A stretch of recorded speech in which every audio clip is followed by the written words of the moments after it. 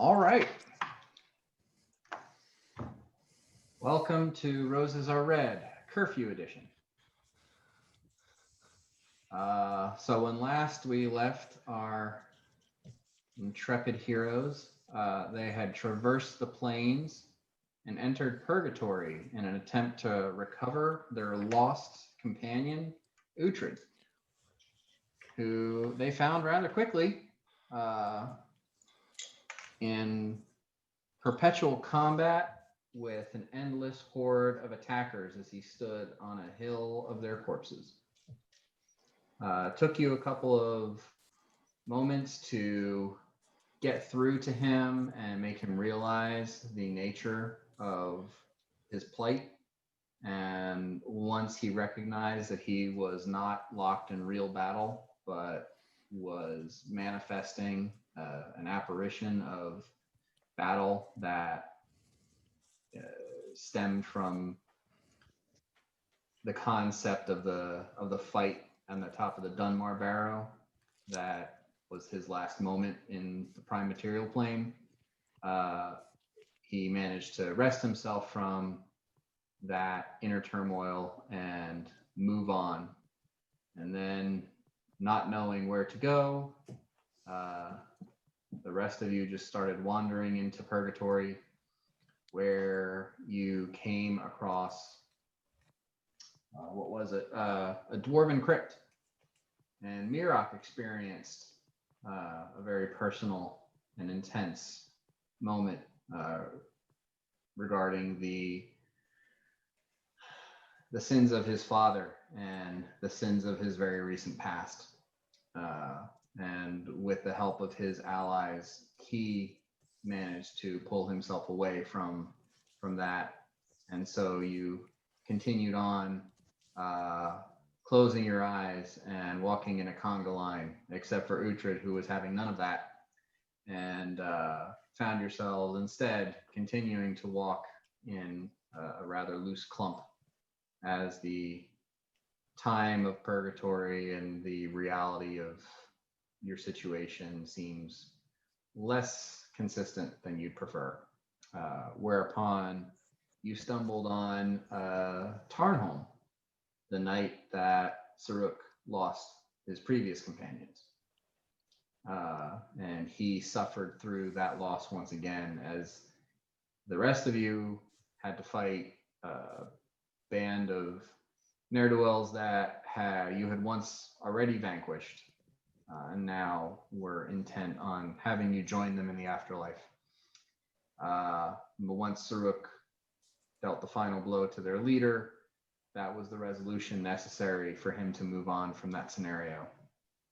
And move on you did, where after another short or long, really hard to tell, jaunt through the endless gray expanse of Purgatory, you came upon a forest filled with dying gnomes and spectral orcs, where Largo relived the worst moment of his life so far.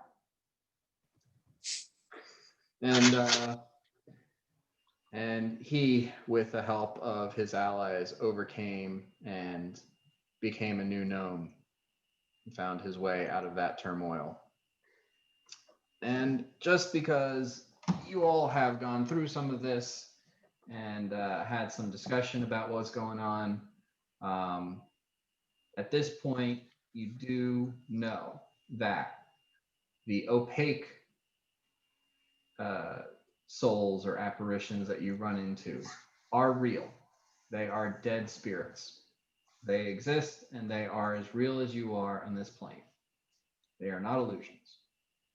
What makes them appear and what makes them disappear is your emotions, your history, and your unresolved issues with those who have parted. What makes them return to rest, or at least leave you, is your resolution with that scenario, or your realization that you have moved on from it or don't need to address it right at the moment. It's personal, and it's more about resolution than it is about disbelieving the illusion, because it's not an illusion. It's real.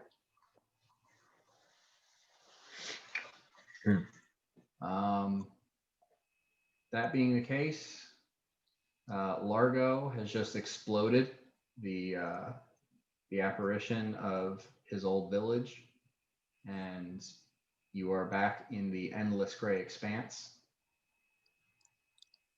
And the limbo of purgatory is at your disposal. I feel like a new gnome. I truly do.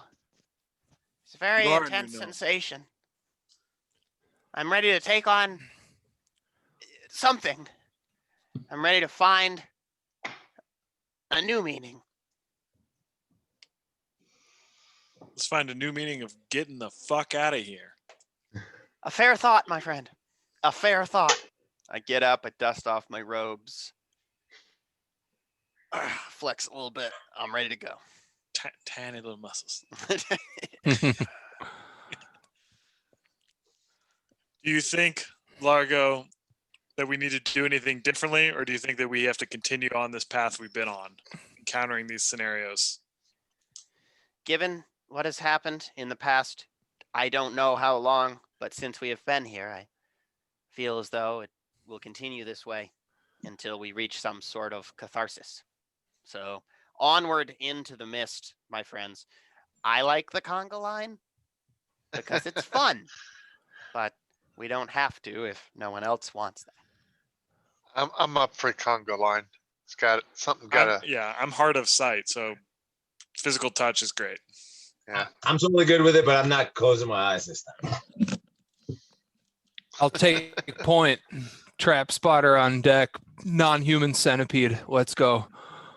All right.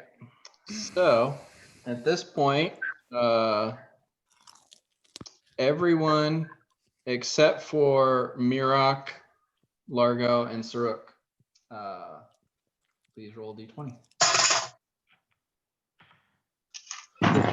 20, right? And I'll just call out your name and you tell me what you got.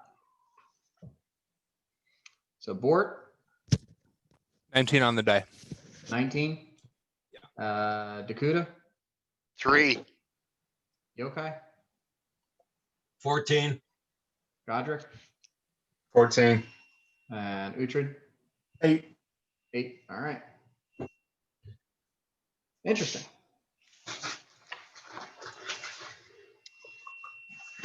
So you guys start your conga line, and as I'm sure most of you have predicted, but at this point, after you walk for a minute or two or 7 hours, really fucking hard to tell, you find yourselves separated from the conga line, just kind of wandering in the same direction in a loose clump. And as this realization comes to you, you can see a silhouette of a structure up ahead. You move closer and you see it is the shape of a small cottage. But this cottage seems to be that the 2 walls closest to you are not there. So you can just kind of see into the cottage. You can see a peasant style 1-room building where 2 people live in humble comfort. But as you get closer, you notice that the 2 occupants are there, and though the building seems cozy and comfortable, the situation between the 2 in residence is rather tense. With his back facing you, you see a figure of a boy, spectral, translucent, maybe 8 or 9 years old. And he's standing there, rather tense, perhaps frightened. It's hard to tell because his back's facing you. Can't see his facial features, but just the way he's holding his body seems apprehensive. There's a woman standing in front of him, or well, kneeling down. So look him eye to eye. And she is an impressively attractive blonde woman, except for the fact that she has a massive scar that cuts down from her hairline across one eye, making that eye white from damage, down her cheek. It continues on her clavicle and into her cleavage. And it's a nasty, deep scar. She's trying to reassure this little boy. And as she's doing so, she's also putting on a kind of crappy set of leather armor that looks like it's maybe sort of cobbled together from two, damaged sets of leather armor. So it's not consistently setting on her. It looks like it wasn't made the right size for her. And she promises this little boy that he's going to be safe and that he's not going to take him away from her. And she has the plan. He knows the plan, and it'll work. And she's reassuring him over and over again that this will work. I'd like to have everyone give me a perception check.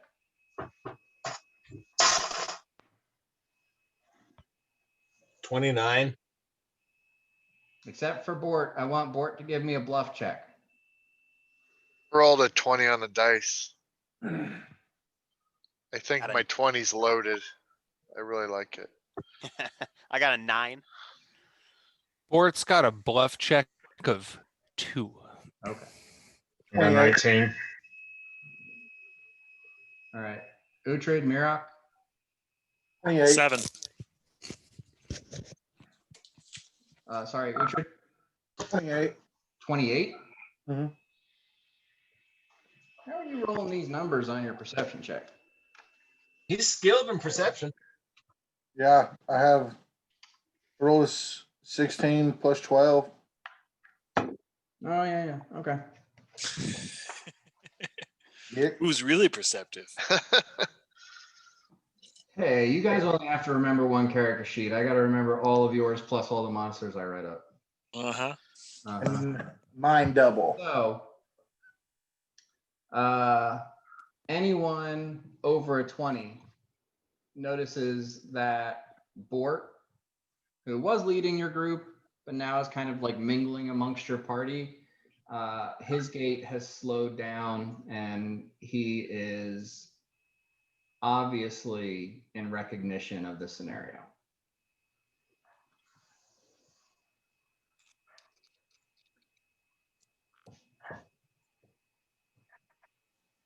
Hey, Bort. What? You look a little off, bud. What's going on? Whore of yours? Just chill. Just chill, bro. Just fucking chill. Pretty thing she is. Yeah. Yup. Sure was. As you're saying this, you can hear a sound coming from further past the cottage. A deep, sort of gravelly voice yells out, "Send out my boy, wench! I don't have all day, and I will tear that little building down to get him."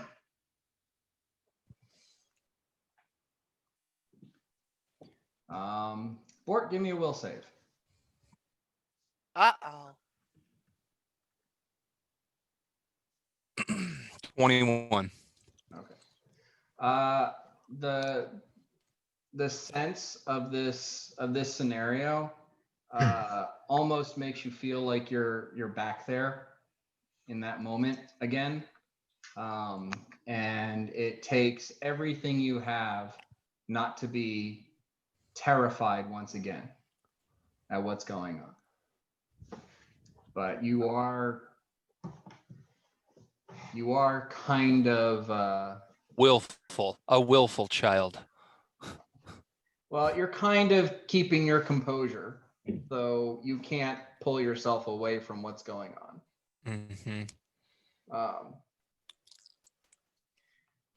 And the rest of you see this woman, try to reassure the little boy one more time. And then she stands up, picks up some like short sword that looks heavily used and secondhand, and a shield made of wood that looks kind of cobbled together, like maybe it used to be pieces of a door or a fence. And she walks out of the cottage, and as she does, as that door opens, you can see on the far side of that wall 15 or 20 orcs. And almost all of them are opaque. There's like 2 or 3 in there that are spectral. And the woman comes out and says, I challenge you to single combat for the possession of our child. And you can now see the orc who had that deep gravelly voice, and he just and he gestures back to he gestures towards the woman and looks to the other orcs and says, the wench thinks she can fight. That's funny. Single combat you want. Yeah, honor, battle, the true orc way. And he looks over his shoulder and towards like a couple of orcs that have crossbows and bows, and says, shoot her. And they look at him, smile, big tusky toothy smile, raise, and she goes, no, no, no, and is immediately pelted by 4 or 5 arrows, which successfully drop her. Is the big orc with the mean voice? I might have missed this. I have an unstable internet connection at the moment, but is he opaque or Opaque? Okay. There's one orc that's directly next to him, sort of standing just behind him, that's spectral, and then there's 2 more that are kind of in the crowd somewhere that are also spectral. And the woman drops down, and as she does, she sort of twists and turns and starts trying to pull her way back into the house towards the little boy. And as she does, she sort of coughs out blood in her mouth. The mission. Abort. Abort. And she hits the dirt. And at that, the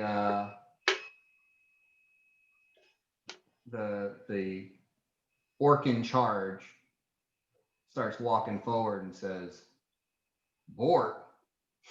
That's a stupid name for a little boy. Oh, well, you're coming with me. And he walks into the cottage, and you see the boy just standing there frozen. And he literally grabs him by the back of his shirt and picks him up and starts wandering off. In what condition is our friend Bort right now? In what condition is their friend Bort right now? Bort is staring at the group of orcs, and he's looking at the orcs that are transparent. He's locking eyes, like stone-faced, and like memorizing the faces of the orcs that, to his knowledge, aren't in the like purgatory, like are still in the land of the living. As the lead orc, who is just sort of carrying the little spectral boys like a suitcase, he's actually walking towards you as he does this. And Bort, you can remember this, like the orientation of the cottage where you guys are standing. This is the direction that he left. This is the direction that he took you. And you can see now as the spectral boy becomes closer and closer, the tusks, the pointy ears, the half orcish features, that this little boy is a half orc. Mm-hmm. And as the orc chief gets closer, he locks eyes with Bort and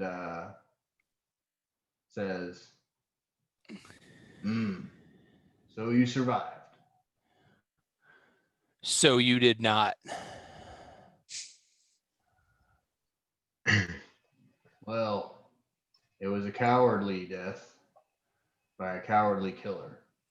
I'm surprised that you managed to survive, being the little piss bitch that you are.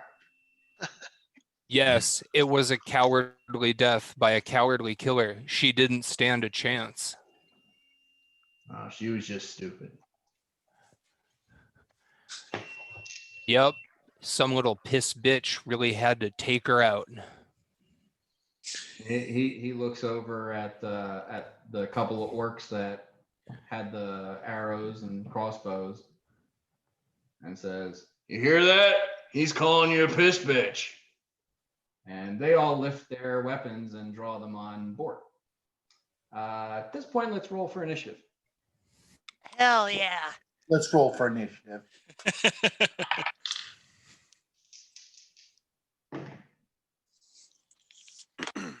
Ugh, God, I forget how shitty Mirok's initiative is. Yeah. We doing 12s or 20s? 12s. Oh, shit. Shit. Damn it. Oh! I did too. I'm gonna go with my 20 roll.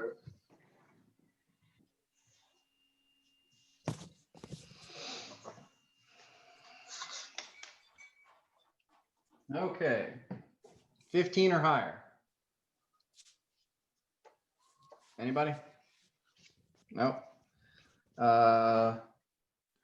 or higher. 14. 14. Well for Bort. 13. Numbers coming in a little late, guys. Illusion. Okay. Above a 5. 7 for Mirok. I got a 7 as well. 6 for Uhtred. All right. I guess I'll roll for Saruk.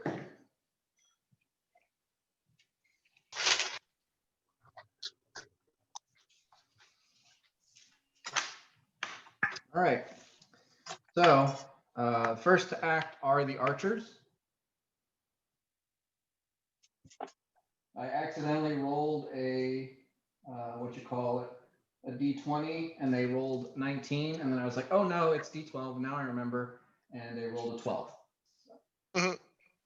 It was meant to be.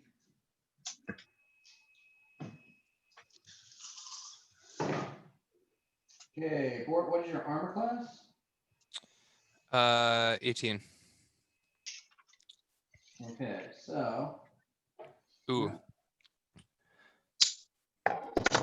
actually only one of those is going to hit. And you're going to take 5 points of damage. Reasonable. I'll take that.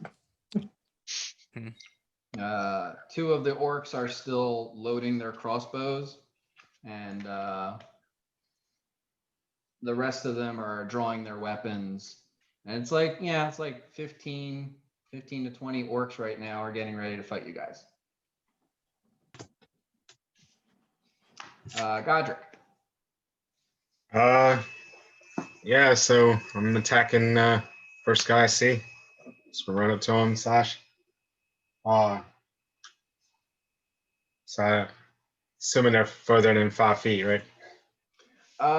Yeah, they're the orc chief that has the little boy is probably the closest to you guys, about 10-15 feet from Bort, and then you guys are all about 5-10 feet behind Bort, and the rest of the tribe is like 5-10 feet behind the orc chieftain.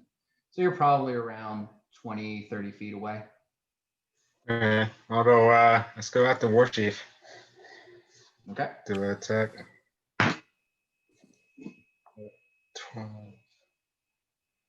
That's 24 to attack. Oh wait, sorry.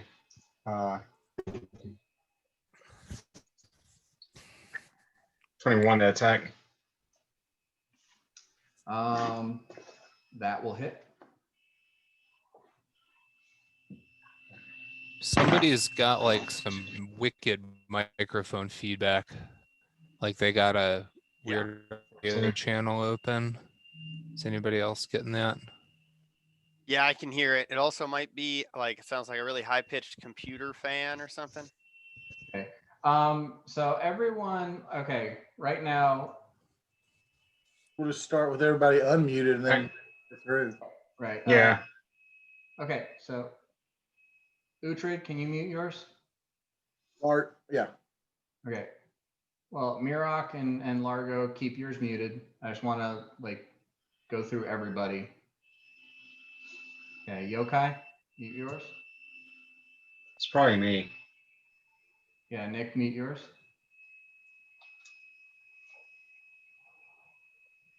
No, mute you on the thing.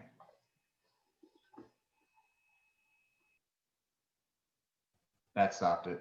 It's Nick. Do you got Oh, like yeah. you got a mic channel open on your like computer and your headphone mic? Like 2 mic channels open? It's my auxiliary plug is something's messed up with it. So like I have my cables like slightly hanging out. Gotcha. So Yeah. just when you're not talking, keep your mic, keep yourself muted on the Okay. okay. Okay. So with that said, like my attack is, I got 15 on the attack, or on the damage. 15 damage. Yeah. Okay. All right.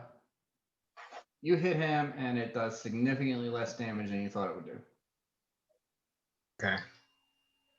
And he also seems to like recognize that that was a weak blow, and you put a cut on his shoulder, and he just doesn't even seem to be interested in acknowledging you. Okay. So that brings us to Yokai. All right. I will, can I advance and flank on that same dude? Without Yeah. provoking an attack of opportunity? What's your movement speed? Should just be 30. Okay. If you want to flank without incurring an attack of opportunity, you are going to need to, double move, use your standard action. If you want to. No, then I will not. Then I'm gonna be whatever I can get to not flanking, but before I do it, I'm gonna do dedicated adversary as a martial flexibility, well, as a swift action. Okay. So that'll be yeah, that's 17.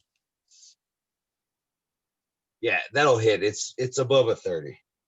Okay. So this Who are one you might attacking? the or the dude who's got Bort, young Bort. All right, so that's. Damn, why didn't I power attack? I should have totally power attack. And then-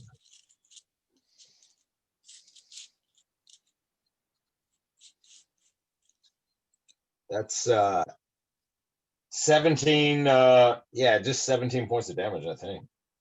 17. Okay. As well, this seems to do significantly less damage than you thought it would. Right.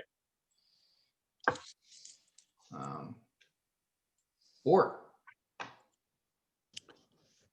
Which way around the guy did Yokai and Godric go? Godric went straight up the middle, and Yokai came and sort of flanked on the left. So your father's right. All right, I'm breaking right around Dad. Add 2 damage. I forgot about dedicated adversary. Okay.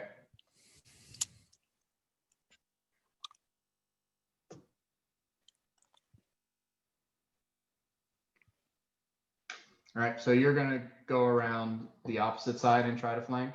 Yeah, with Yokai if he's on the left. Okay.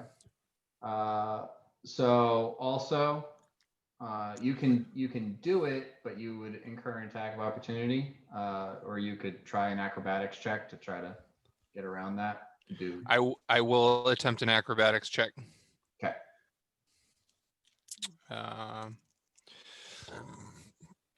30. 30. That'll do it. Mhm. So you do get into a flanking position with Yokai. All right. I'm gonna flank and roll to attack with the rapier. Now, this does basically put you flanked by your father and the other orcs in the tribe. Oh, so like, Like behind your father is the rest of the tribe. gotcha. I thought like Godric was in front of Dad, and Yokai was on his left, and then I would be on his right. Right. Well, Like not Yokai couldn't like get far. You know, like if he. gotcha. Yeah. Totally. I mean, how close is the nearest orc? You said they were about 30 feet back. Yeah. Here, I'll the- lay something out for you. Like the old man walked up to grab young Bort, and so he like sort of took point, and then his goons are back a couple of 30 feet. No, they were leaving right along with him. So, Oh, so like that's your dad. That's Godric. There's Yokai. There's Yokai. Move to there. And so you to flank had to move to there.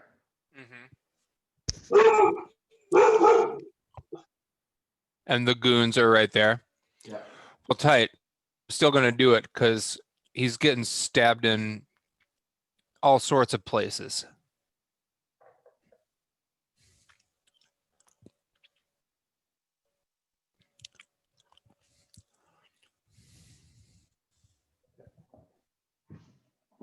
Alrighty.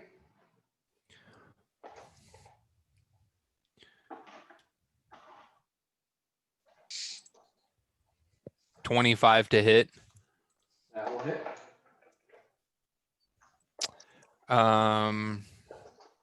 All right. This is a sneak attack. So that's 46 plus 6. So that would be let's see. It's 46 plus your weapon damage plus so it'd be 5d6 plus 6. Oh, cool. 6, 10, 16, 18, 24. Oh, wait, 5d6. Yeah. 27. And in my flanking position, I'm eligible to add a debilitating injury to this attack. I am going to bewilder him for a -2 to his armor class and a -4 for me, should I be able to attack him again. Okay. And remind me, how much damage was that one more time? 27. Cool. All right, that seems to strike true, and you did exactly how much damage as you want. And while he shook off the attacks from Yokai and Godric as though they were just a scratch, you jumping in behind him and like stabbing him right in the kidney, he does wince and sort of recoil at that. Dakuda. I I am going to get up in the bestest position and cast haste. And if I have any movement, I will move back a little bit again. I mean, you can get all of your allies with haste where you're at now. Oh, I was thinking it's 30 foot. It is. It is. Oh yeah, I see. Yeah, that's plenty. Right Yeah, there, the fight's right here. bam. Plus 30 move, +1 attack roll, +1 dodge AC, +1 reflex. If you use a full round attack, +1 attack. Okay. And that brings us to Saruk, who takes a couple of shots with his bow. He's going to shoot at the archers.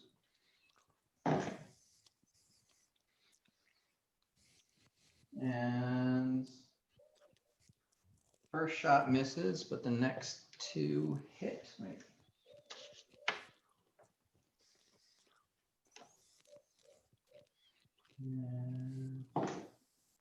And the fourth one hits, since now he's hasted. Remind me, that has a number, haste has a number of targets equal to your level. Yeah, 1 creature per level. Okay, and there's 8 of you, so that works.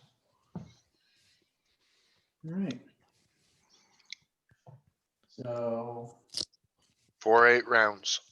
that actually, Saruk's arrows do drop 2 of the archers.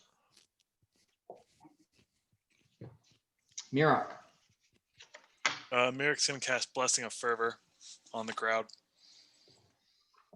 Okay. And I'm gonna take my full move action of 20 feet to the left-hand side of combat towards the archers.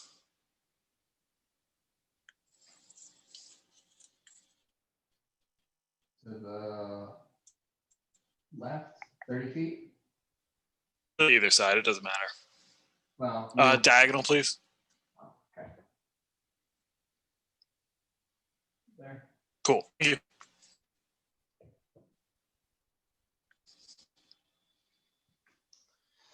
All righty.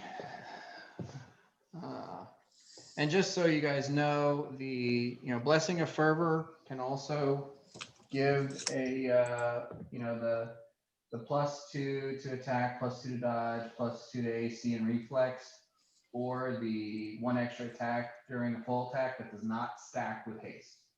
Yep. Those are haste effects, so they will not stack.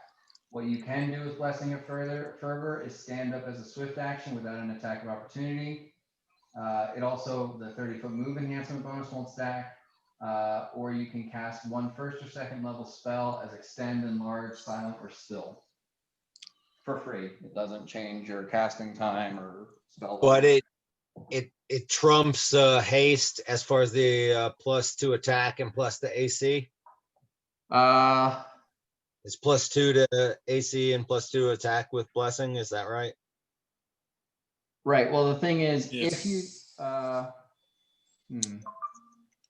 I'd say if you take the +2 to attack AC and reflex, you do not get then you're taking the Blessing of Fervor and it doesn't stack with the haste. Oh, okay, I got So you. if you take that, you're going to give up the extra attack per round. Yep. And I put it in the group chat. Aaron, I'll shoot you an email with the spell on it for future reference. I was reading off the card. Okay, cool, fine. All right. Largo. I create a pit. So what I'm seeing on the haste card side of the enemies there, I want to create it centered around the guy who is diagonally more towards the haste sign than the person who's mainly shrouded in red, and I want to get that whole side of enemies to fall in this 10 by 30 pit. There? Yeah, precisely. Reflex save DC 19. And 3d6 falling damage, which I will roll presently. So just remind me. So it's +2 to avoid falling into it if you are adjacent to the pit rather than in the pit. Right. I'm just curious. Do you want Bort to be adjacent, or do you want to put it back far enough that he's not? I want him to be adjacent because he is a slippery boy, and I think he'll be fine. Okay. Or actually, you know what? If you could kind of pivot it more towards the center to try to get the guy who's in red and take Bort out of that adjacent situation. Okay. Yeah, more like that. And then so Bort's not so close to it. All right. So what was the DC on the save again? DC 19. Okay.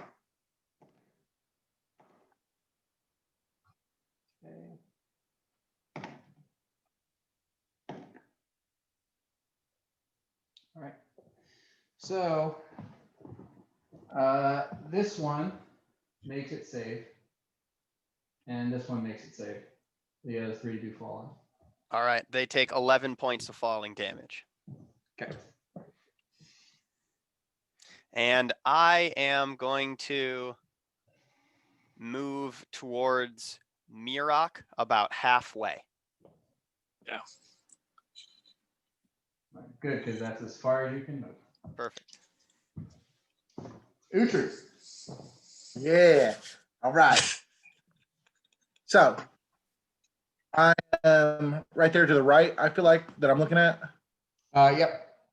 Okay. A lot of people forget, but I'm one of the smartest people in this group, and I notice what I want to do is I'm gonna rage immediately, and when I'm raging, I want to rage at that leader that is holding young Bort. Okay. Okay. Still on that? Okay. In my mind, this is what I'm doing. Tell me if I can do it or not. When I get to him, pivot, roll around, take my axe, and hold him to my body so Bort just has easy access to stabbing this dude. All right. Can I? So you want to try to grapple him? Basically, yeah. Like I'll take my axe, put it around his body, hold him to mine. All right. So you move up to there, and let's see. You're raging.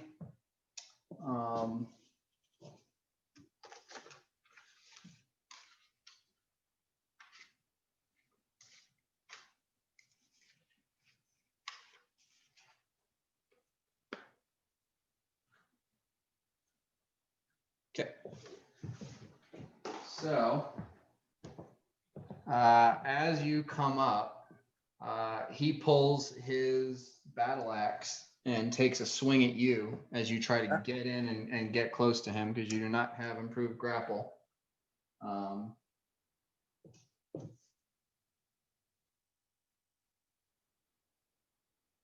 I do like a acrobatics or anything. No, it's you're trying to combat maneuver. So he's all right. So and you're raging. Yeah. So that is going to hit a 16.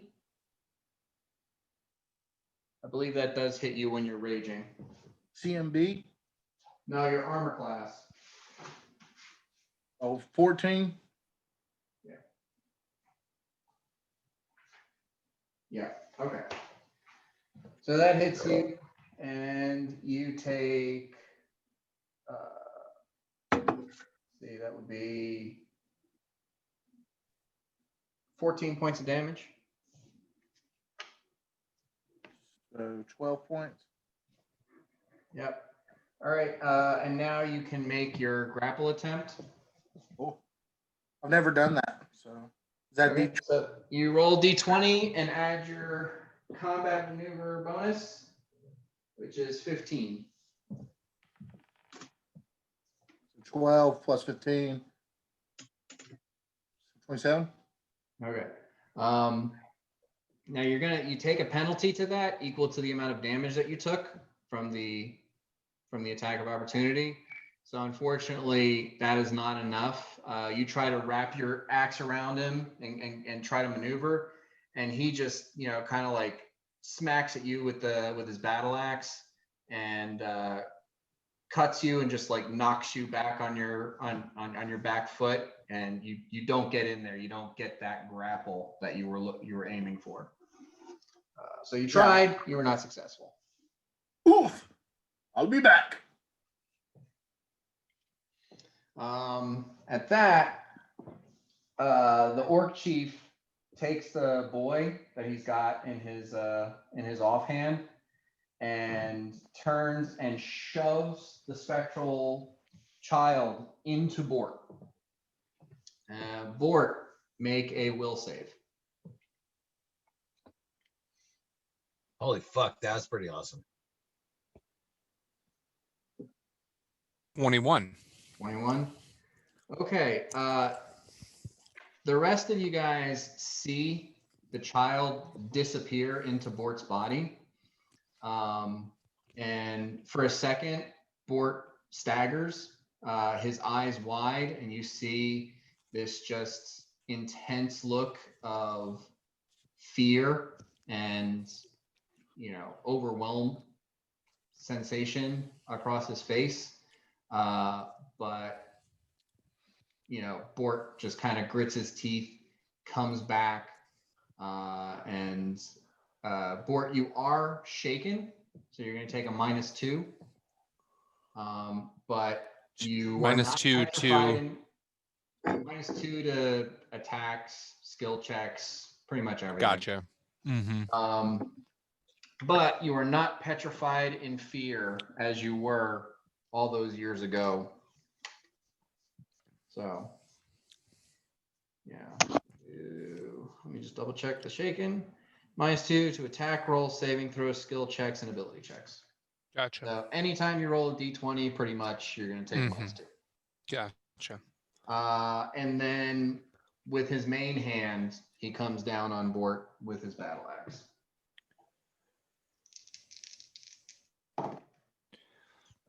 And that'll hit a 22. It's gonna hit. All right. Also for 14 points of damage. All right. And that brings us to the orcs. The orc behind Bort is going to take a swing at him with like a hand axe kind of thing. Really like to go on the recording to note that I wish I would have grabbed that guy, but Okay. That is going to hit. That's going to hit like a 14. Nope. Yeah, okay. Let's see. That one moves forward and attacks yokai. That's gonna be a, let's see, it's about 24. Well, you know that will hit. Right, for 12 points of damage. All right. One moves forward and also attacks yokai. That one's missing. These two rush Murok.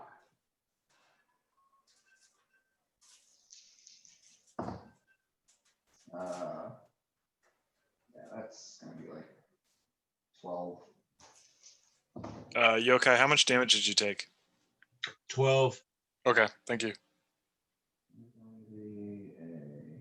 Yeah, so Murok, your AC is like 22 or something. AC is 22, yeah. So neither one of those, they just slam into your adamantine full plate and do nothing. This female orc kind of moves over and looks at Largo and casts a spell. And Largo, give me, hold on.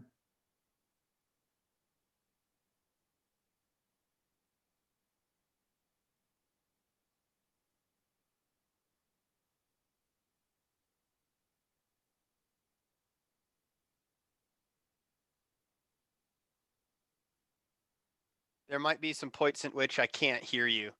So Yeah, just it's a fortitude save. fortitude save. Okay, cool. I wasn't sure if it was a fortitude or will. But it's, Okay, cool. For some reason, I think I need to call my ISP, but I don't know. It's like my it's acting like my modem's overheating. But anyway, fortitude save, but it's not hot. Ooh, wow. Yeah, fortitude save 21. 21. Okay. You see your vision start to cloud and dim, and the tiny little anemic sort of constitution that you have forces back against it, and you do not go blind. Fuck yeah. All right. Several of the archers kind of off screen take shots.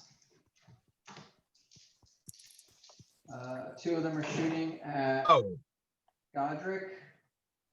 Those, let's see, one of them misses. The second one hits a 19. Is that enough for Bort? I'm sorry, 21 AC. Godric, I meant Bort.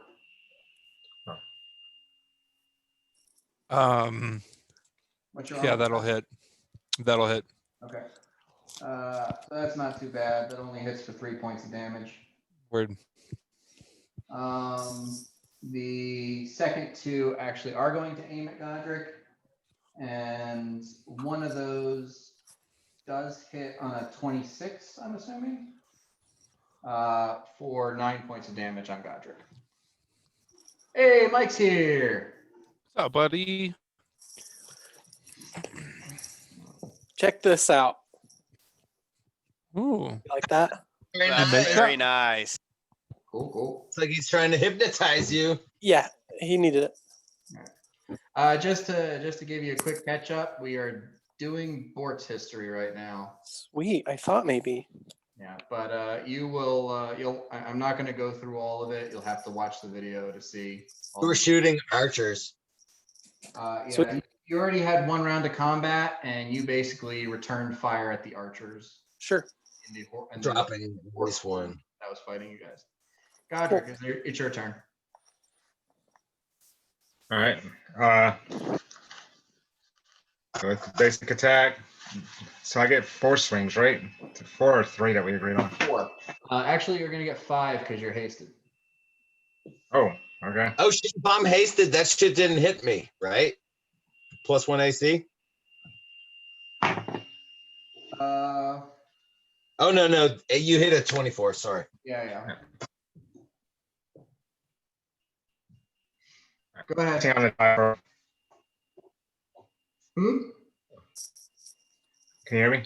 19 on the die on the first attack. Okay, that threatens a critical.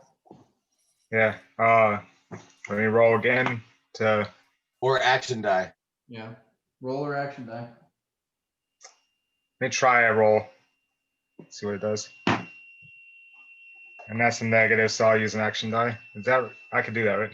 Yeah. Yeah. Okay. So I'll use an action die. And then 20 times 2, so 1d6. 20.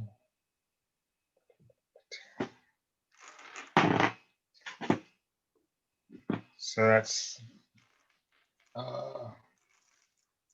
30 on damage. How much? 30. 30? Okay. And that's the first attack. Okay. The second attack. Oh, rolled a 2 on that one. That's gonna miss.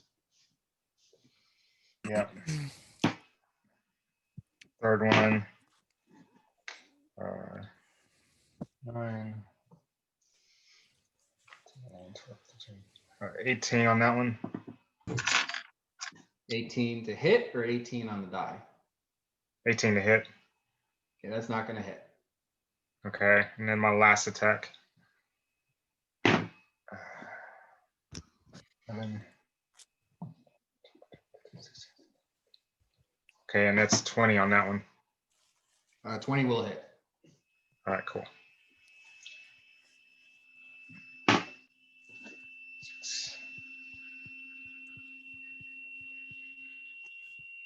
17 damage on the. 17. Okay. All right. Was that your fourth or was that your fifth attack? That was my fourth. Okay, you get one more. This is at your highest bonus. Okay. So like it was your first attack. Reason art. Yeah, that's 16 to hit. Will not hit. Okay. Okay. And Yokai and Skodrick, give me perception checks real quick. 15.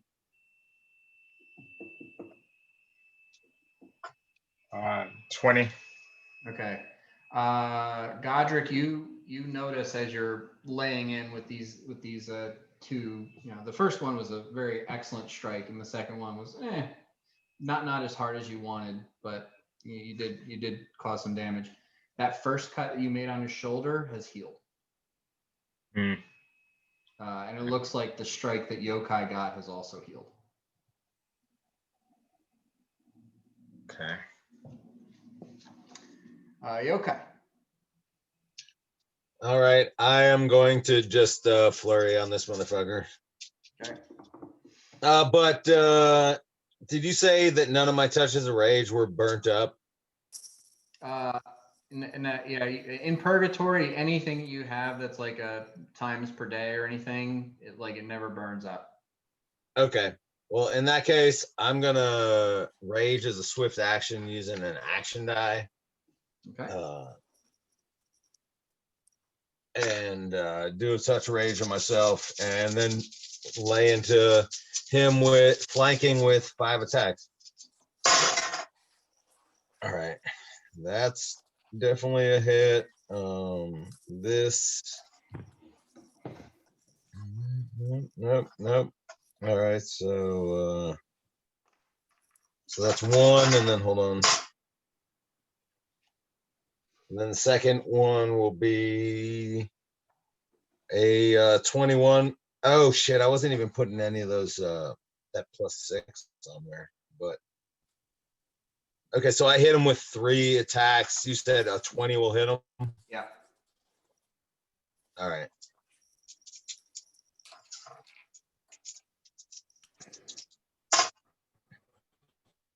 All right, so that first is good. That's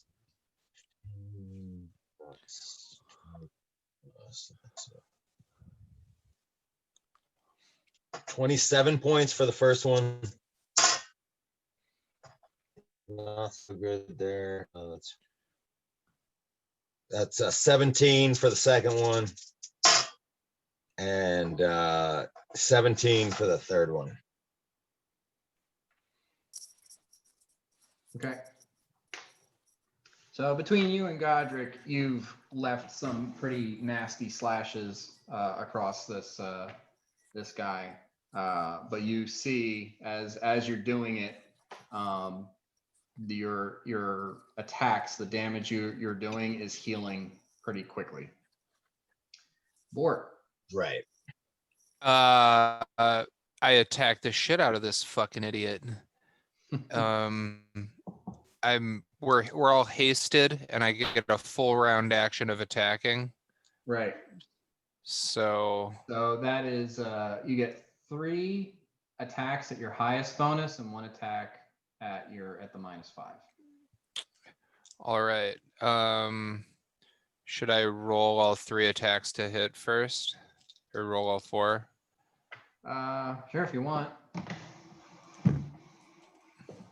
Just make sure Natural 20, 2, 7, 16 on the die plus 9. Yeah. And the last one. 2 again. Okay. Right, so you're going to hit him twice. One of them threatens a critical. I'm going to confirm that critical with an action die. Okay. And he is taking a -4 to AC on account of that bewilderment. Right, but you're taking a -2 to all your attacks. So it evens Yeah. out to a +2. Gotcha. And then technically another +2 because you're flanking, so you're back up to +4. Cool. It is so what is that critical? The critical is 66 plus 12. Mm-hmm. Okay.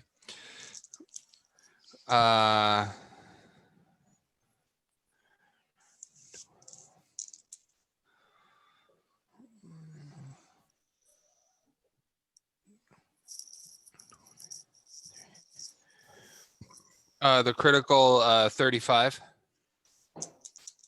Okay.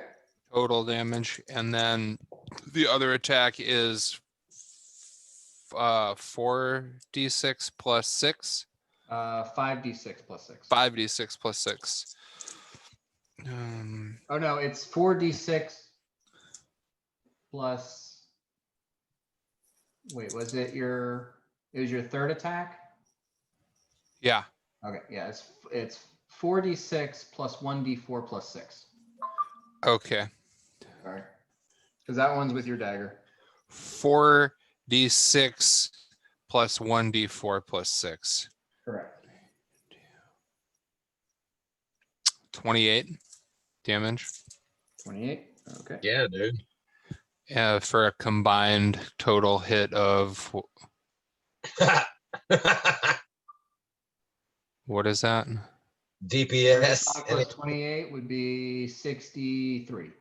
Gotcha. Yeah. Very nice. I'm doing both at the same time type maneuver. It's their bitches. And as a free action, I say, you're already fucking dead. I've already killed you. I'll happily do it again, you piece of shit. Yeah. You managed to get that out. There is a little bit of a waver, a little bit of a crack in your voice. Yeah. You are scared. You are. I would imagine. You're also sort of. There's a couple of other things that are happening, or that you're experiencing in this moment. One is it seems like, especially when he shoved, the spectral form of your younger self into you, Mm-hmm. he got bigger. He got bigger. and more, not necessarily that he grew, but you were more restricted or reverted to your childhood Mhm. perspective. And secondly, you remember, seeing him fight and seeing the way he could battle when you were a child. He is significantly tougher now than he was when he was alive. Like the amount that you have laid into him would have definitely dropped him when you knew him in life. Mhm. Dakuda. Well, It just sort of lends to that, oh shit, sort of sensation that you're feeling, that totally. he's scary, he's big, he's strong, He's a full-on work chief. Him am big and him am scary. All right, Dakuda. I am going to put some grease on bad guy battle axe. It'll be a reflex or drop it right off the bat. And I'll have to check every round for, let's just say ever.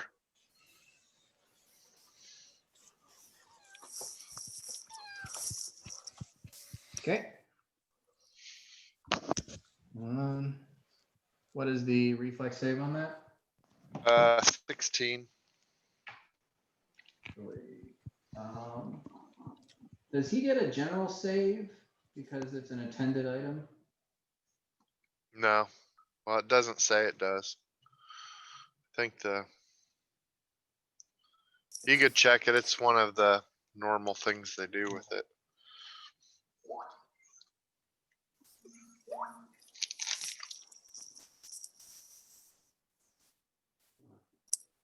While an object wielded or employed by a creature requires its bearer to make a reflex save throw to avoid the effect. If the initial saving throw fails, the creature immediately drops the item. And then has to make the reflex save over and over again to hold on to it. Very annoying spell. Natural 19 on the die. So the grease misses. Or just does not, the grease does not adhere to the axe.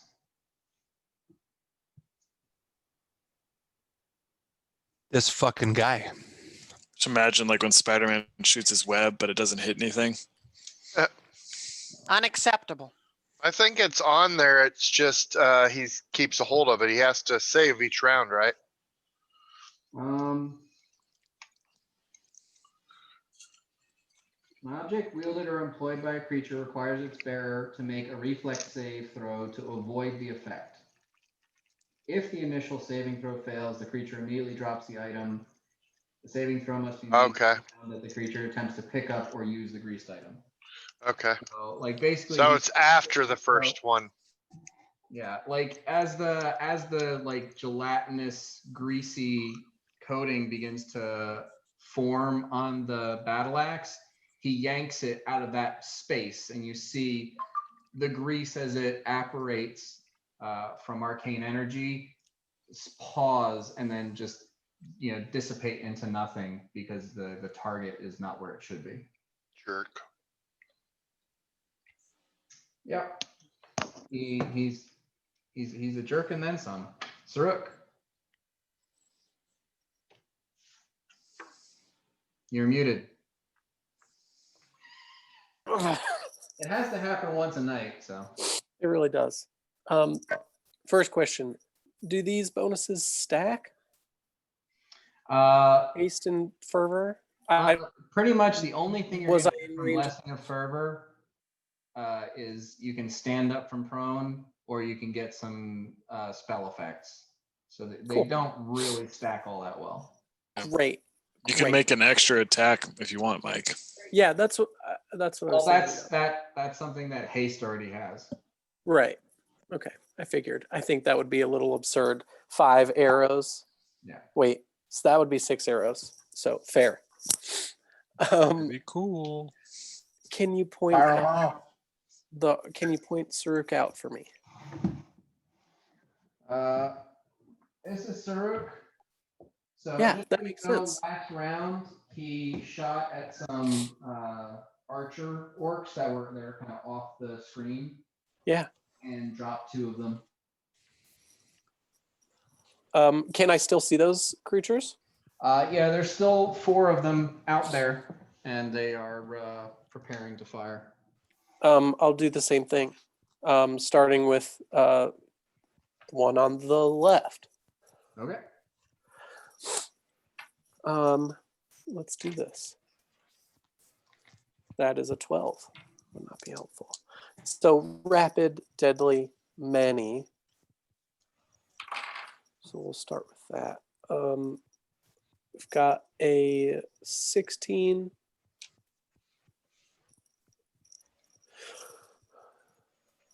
Sorry, a 16, a 26, and a 17. Okay, all of those are going to hit. Okay, cool. The first target. Okay, perfect. 6, 8. That would be a 26 on the first. A 17 on the second. 19 on the third. Okay, that drops those 3 orcs. And can I get the haste extra attack? Yep. And so when it says highest bonus, does that wouldn't include in the minuses for deadly aim? No, it would. It would be. It just wouldn't be like the secondary attacks to take a -5. Yeah. So.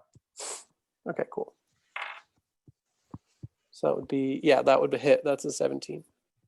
Okay.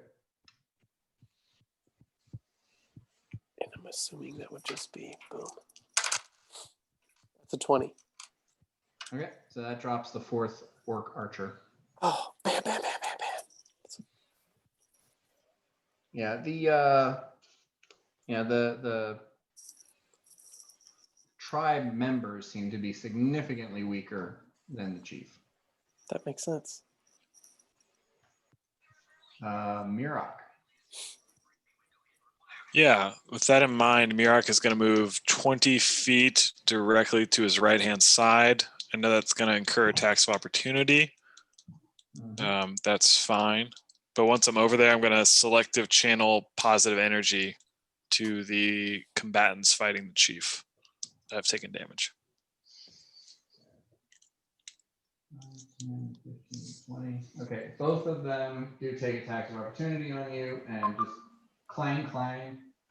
I'm gonna make a perception check to notice that.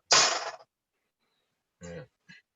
All right, so I mean, you can just sort of. Well, you want to. Okay, so you want to hit this area so that you get Bort. Yeah, I'm trying to get Bort, Yokai, Uhtred, and Godric. Selectively avoid these 3. Yep. And I can pick 4 people because that's my charisma modifier. Right. Yep. No problem. Cool. And it's 3d6, right? Isn't it 4d6 at this point? Is it 4 now? Great. Pretty sure. All right, we'll double check it. I'll roll 3, and you tell me if I need to roll 1 more. Okay, 5, 7. So it's 7 points unless I need to roll 1 more. That is 4. Yep. Tight. Nice. And that was a 6. So 13 points of healing go to Godric, Uhtred, Yokai, and Bort. 16 points of healing. 13. 13 points of healing. Yes.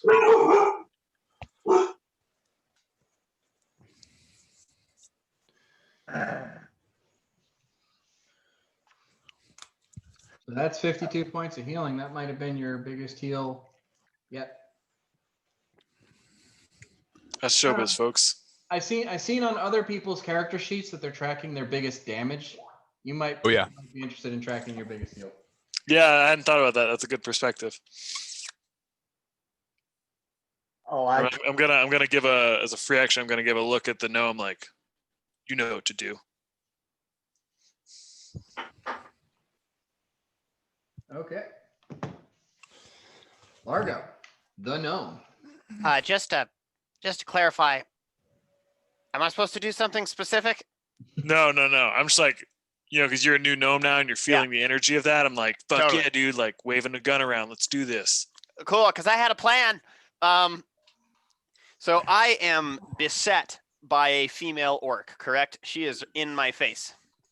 Well, she is about 20 feet away from you. She just cast the spell that made your vision go dim before you forced it off.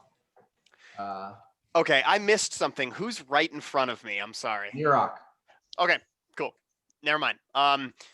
Let's go with the original plan. I am still going to cast this spell as a silent spell. So hopefully it will be difficult to track because I don't want to incur any more of her attention.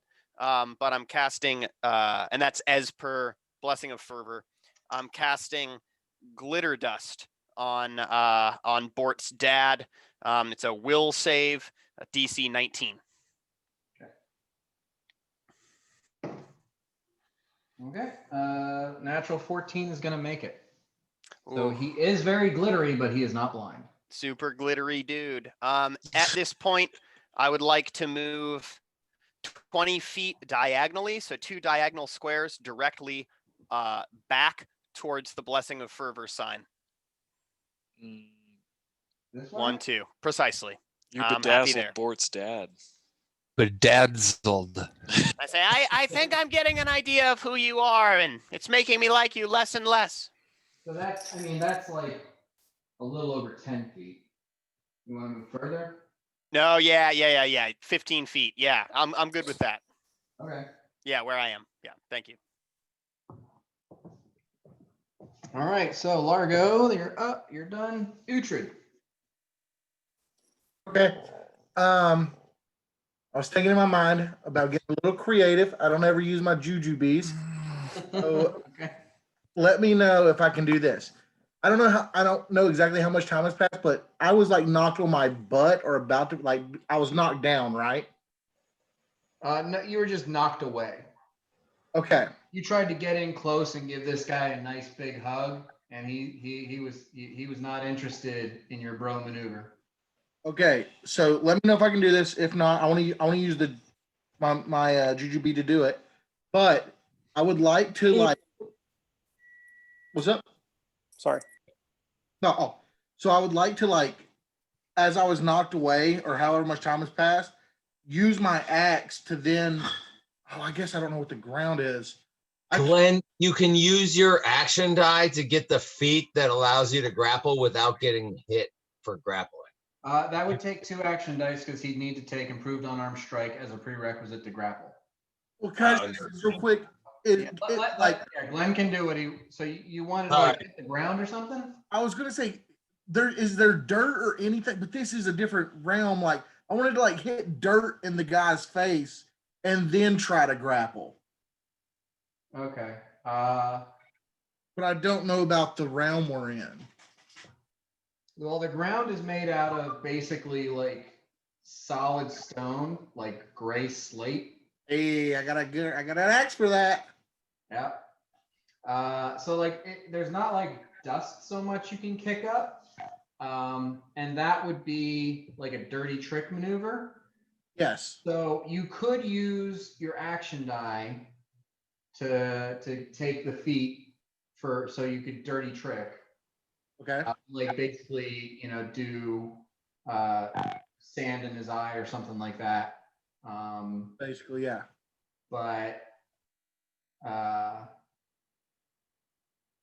yeah, if you want to do that, go ahead and roll a d6. All right. And you're spending an action die for this. Yeah.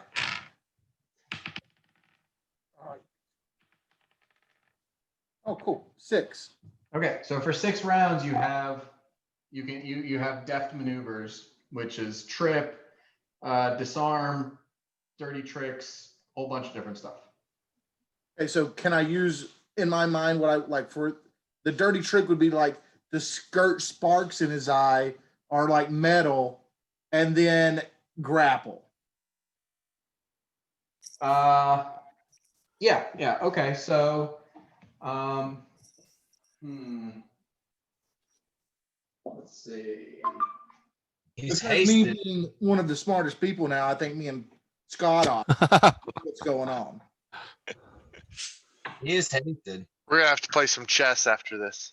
All right, so let's see what you're gonna do. You try to like get him off balance to have him take a penalty to that grapple. And to do that, you take your axe and you glide it along your bracer to like cause sparks to fly off your bracer into his face. So give me a combat maneuver attempt. D20? Yeah, D20, you add 15.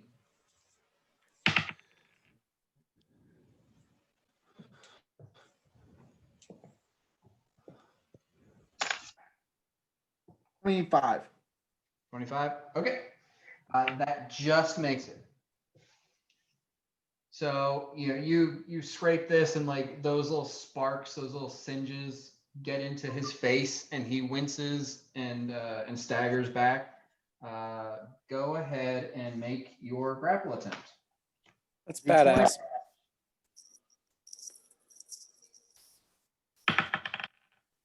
18. Yeah. Is that plus anything? You said 18 total?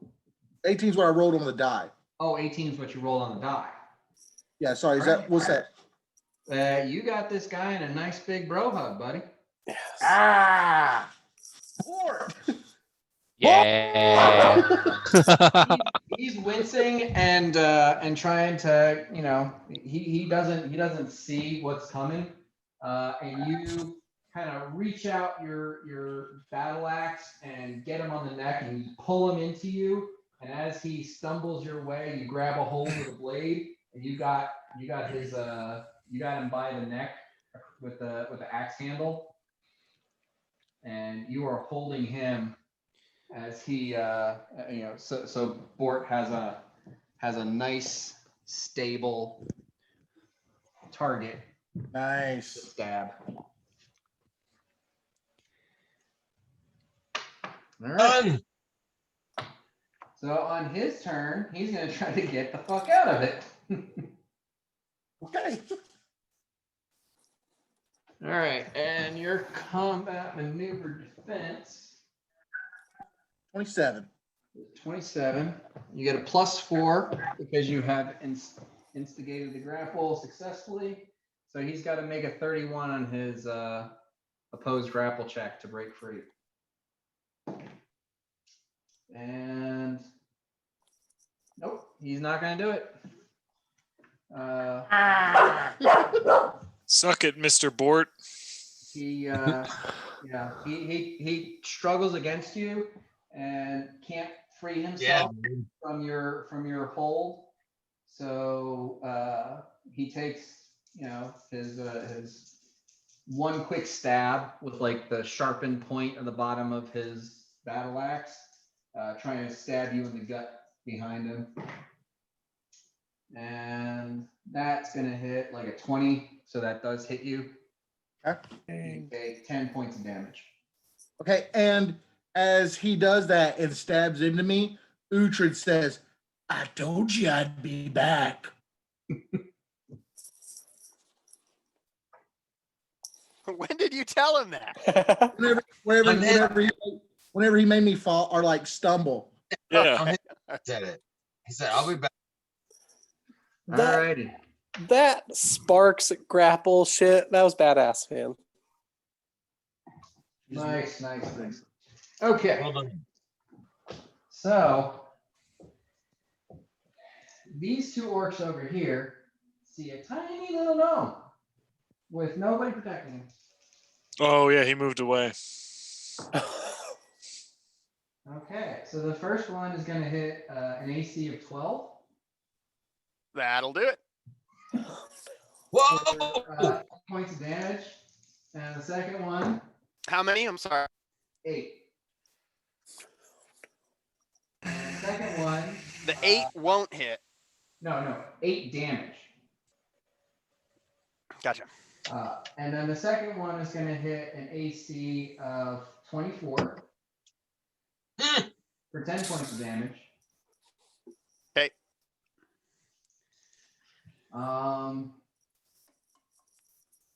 And then the orc caster comes around and casts Burning Hands on Mirok. So Miraka, you're going to need to give me a reflex save. Okay. Are you hasted? Yeah, we all are. My reflex save is 14, not counting any bonuses. Okay. That's not going to be high enough. You are surrounded in flame, and you take 12 points of fire damage. Okay. This guy moves there. This guy moves here. And one of them takes an attack on Yokai, misses. One of them takes attack on Godric, misses. One flanking Bort attacks Bort. That is going to be an 18 to hit Bort. My AC is 18. Okay, so that does hit. You take 7 points of damage from there. Okay. And these guys are still in the pit. Or is that with the plus from haste? Oh no, that's not with the plus from haste. Okay, so then it doesn't hit. Slick. So just letting you know, Largo, they're not getting out of the pit. In fact, they're all dead. But there are other orcs.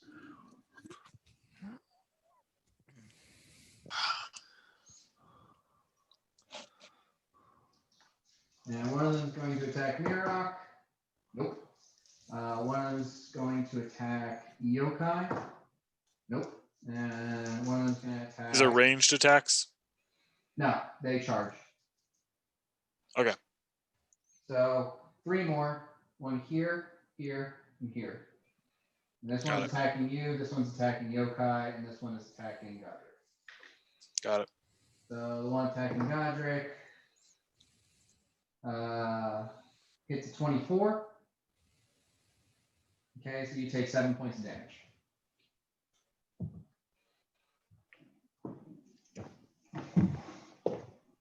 And all the archers are dead. So Godric, it's your turn. Okay. Can I do like a perception check, kind of combined with a spellcraft check to see if I can see what's killing this guy?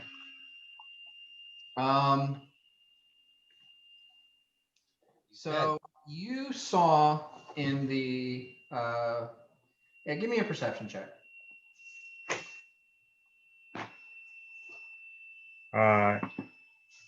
18 on the die. Perception 9. So 27. 27. Okay, so when you guys had a similar fight in in the Purgatory version of Tarnholm, you fought against Saruk's manifestation. You saw a very similar thing happen. That the attacks that you made healed unless they were dealt by Saruk.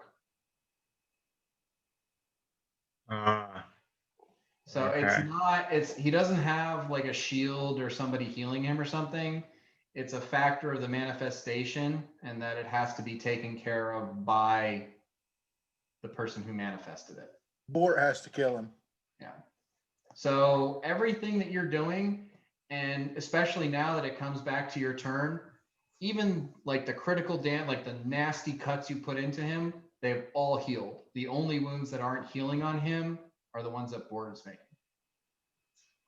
Okay.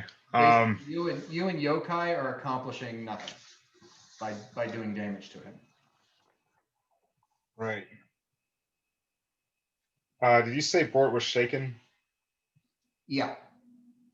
Okay, can I use my lay on hands to, or whatever? Yeah, I use lay on hands to get rid of the shaken from Bort. Yeah, but you'd have to get to Bort. Okay. And try an acrobatics check to do it. Okay. Yeah, I'll do that.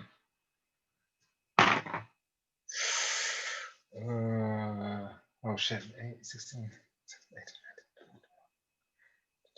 22. Okay. 22 is good enough. You basically like as one of the orc leans in towards you, you push your foot off of his knee to hop up and jump onto his shoulder with the other foot and just jump over him and land on the other side next to Bort. Nice. And then you said you wanted to do a lay on hands? Yeah, lay hands to just get rid of the shaken. All right. Use my mercy. That will also heal him for 46 points of damage. Sweet.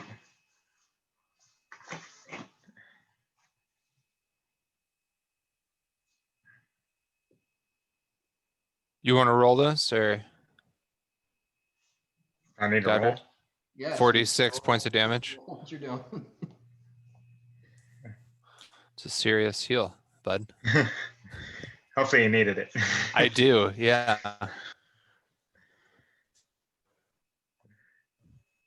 Roll it. Roll to 46 hit. No, roll the heal. The lay on Roll a hands. heal. Oh, is it just a D20?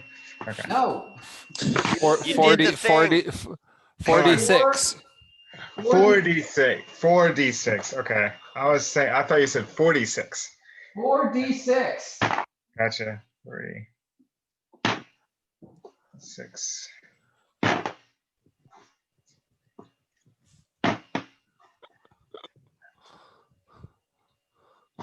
That's 14.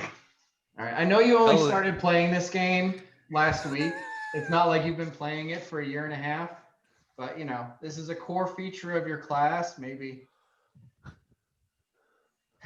Never used it though. All right, Yokai. All right, so I've got a couple of folks around me, right? Yeah, you've got 4 separate orcs who are all within striking range of you right now. Yep.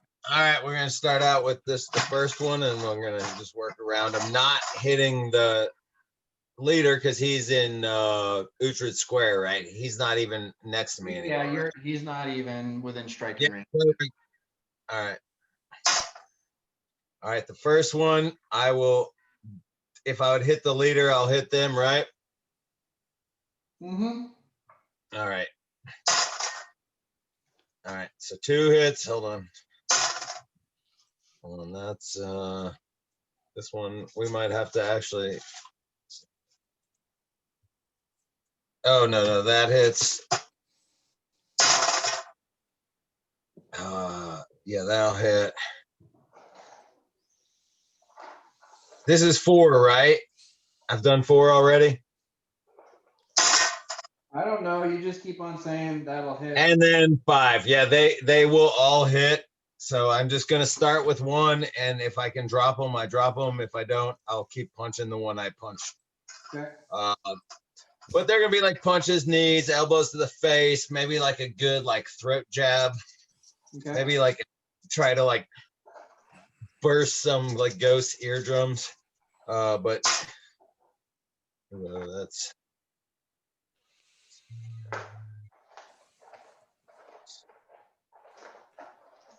that's 23 for the first hit. Damage? Yes. 17 for the second one.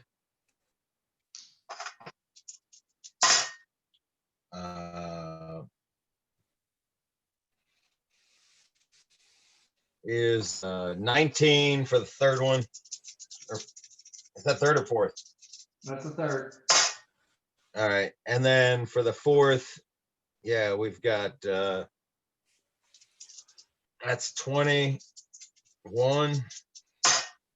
And for the last one, 14. Okay, so for the last one, there's nobody left. Nobody's around. down. You can take a 5-foot step this way and go for the chief, or you can take a 5-foot step this way and go for another tribe member who's attacking Mirok. I do the one attacking Mirok. Okay.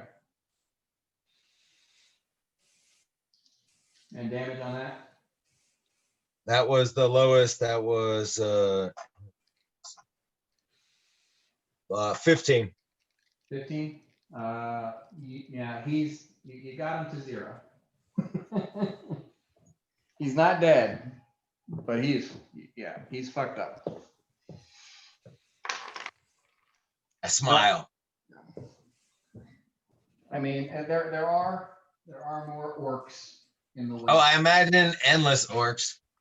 No, not endless. There were about 20 of them. So they just all couldn't crowd you at the same time. It's okay when they crowd me. That helps me out. Yeah, apparently. Bort. I'm attacking the old man. Full attack. We're all still hasted, right? It's 8 rounds. Yep. So I can. That's still 4 attacks? That is 4 attacks. I mean,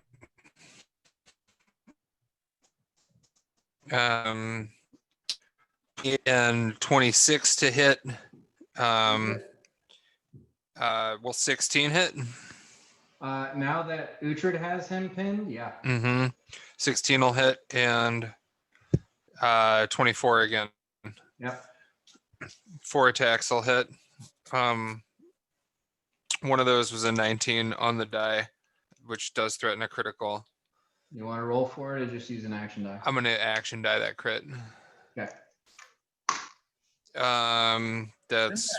I'll roll the critical first. That's 5d6 plus 12. 66 plus 12. 66 plus 12. Yep.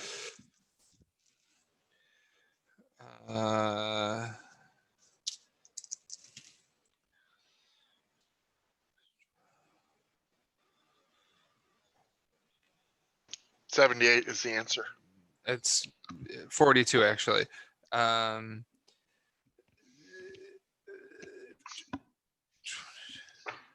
It's sorry, 34. 34 for the critical. Okay. And then second attack is 5d6 plus 6. Is that correct? Yes. 5d6.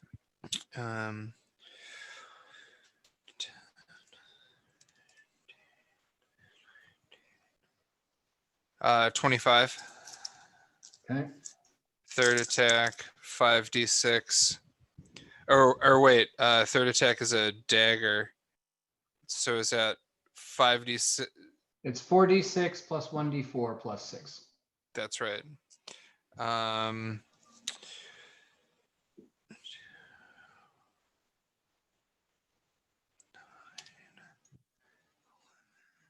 17. And the last attack also a dagger. Oh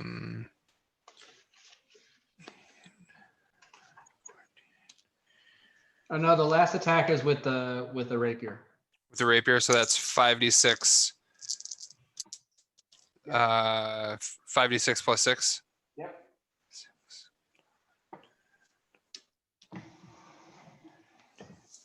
19 points of damage on that one.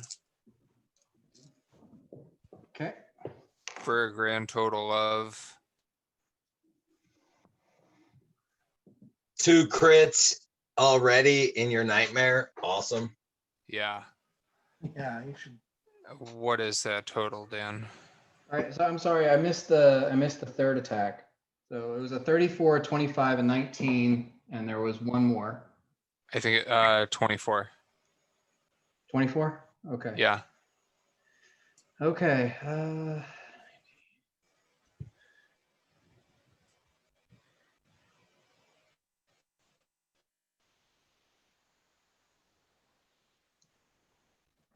Okay. So yeah, that's a total of 7.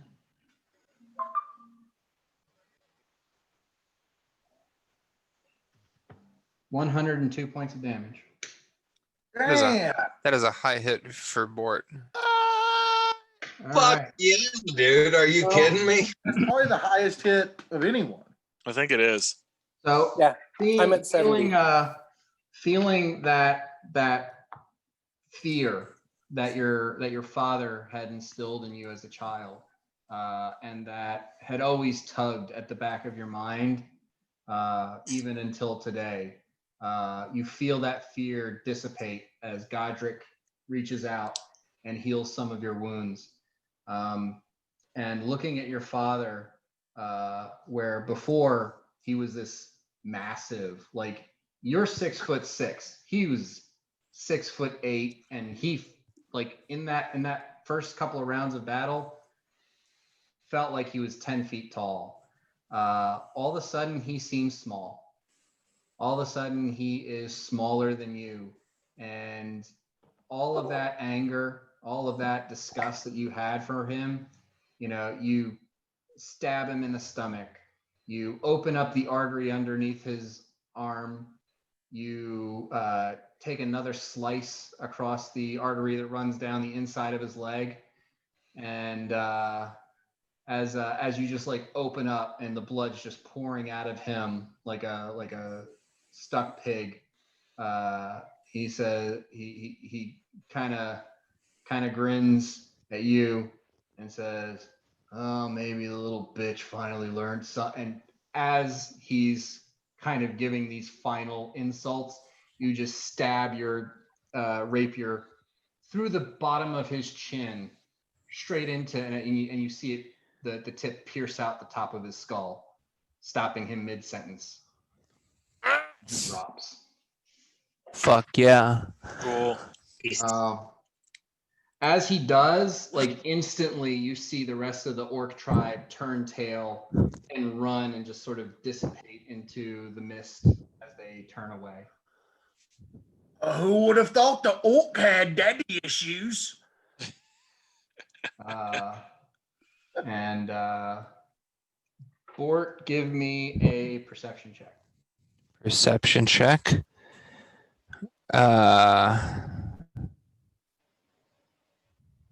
15. Yeah. Well, it's not that hard. You turn and look over your shoulder, giving one last look back to where your mother lay on the ground, and the cottage is still there, and she is still on the ground. Go to her. You have to talk to her, Lord. Come on. Put her to rest. Largo, do you hold his hand and walk him over there? I Did walk work up. away and lower her body. Sorry. I walk over to her. You walk over to her, and as you approach, she sort of turns over. The wounds, the arrows are gone. And in fact, as she turns over and you can see her face, it's not a face you remember. The scar that went from the top of her head down her face and across her chest is gone as well. And she leans forward and looks up at you, with sort of a bittersweet smile on her face.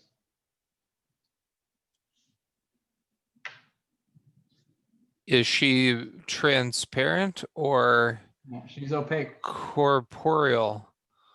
She's opaque in. Okay. She's a dead soul, She's a dead soul. which in purgatory is physical. Yeah. I approach. Yeah. I place my hand upon Bort's shoulder. No, you I don't. reach. You get like the tip of his elbow. I reach up to his Uh-huh. elbow. And I say, my friend, my large, powerful, very stealthy friend, these things pass. I'm glad that we could all be here together. And then I just close my eyes and I clutch my fist and I put it to my heart and I look down and I turn and I walk back to the group. I look at my mother and I say, "Can you hear me?" She nods, and kind of looks down for a second. Largo, give me a perception check.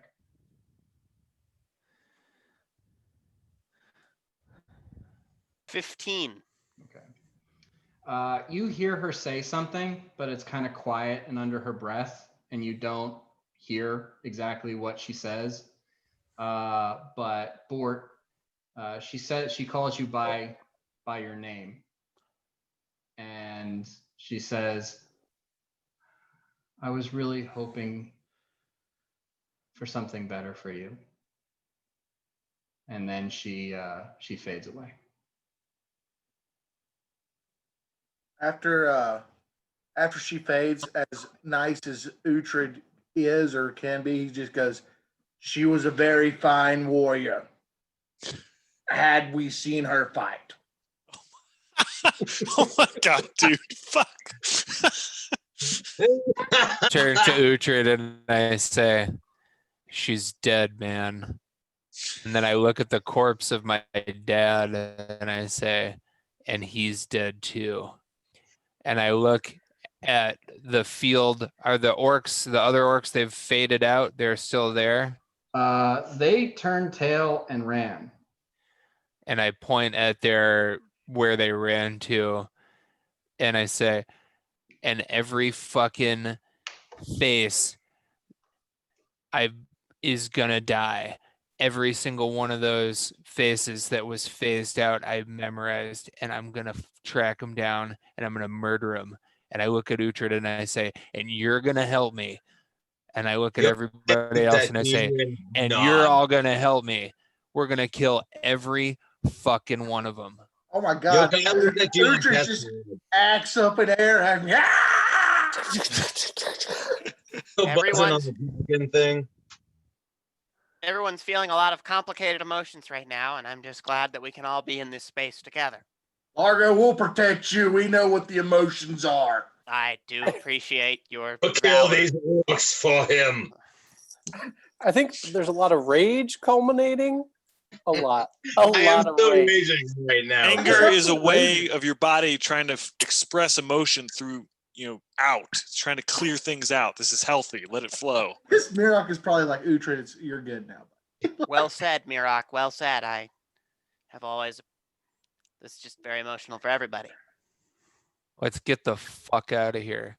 Before we do, I'm gonna, if we're all gathered together, I'm just gonna spam cure critical wounds on everyone who took damage. So everyone just like top up your HP. Nice. Yeah, Dan, so just- like Mirok, as you do that, you're hitting people with this. As you move across from like Bort to Yokai to Uhtred, by the time you get to Godric is healed somehow already. I get near him to like lay my hands on the heel and I go, "Oh, you've been touching yourself?" Because I'm assuming like he's been laying on hands. I'm just gonna move along. So like, all right, he can well, heal. actually, yeah, Godric, you haven't been laying on hands yourself. You just all your wounds went away. And then Dan, I'm not just- perceptive enough to notice that. I just assume that you healed yourself because Mirok's not very attentive and he's already gone. So this is your own personal realization, Nick. Yeah. Also, Mirok, something that you have perceived or basically have realized you're lacking in perception. You have the clouded vision, which you have only vision out to 30 feet. Yeah. 60 now. Well, never mind. Just keep going. Yeah, you only have vision out to 30 feet. Yeah. I'm Like thinking. as you have, that the oracle power that has improved your vision over time. That is no longer affecting you. So I can see fully clearly. Is that what you're saying? No, you still have your curse. You just don't have the benefits of your curse. Got it. Okay. You know, as you level up, the effects of the curse are ameliorated. Yeah. The amelioration is not there. Okay. So I'm more blind here. Okay.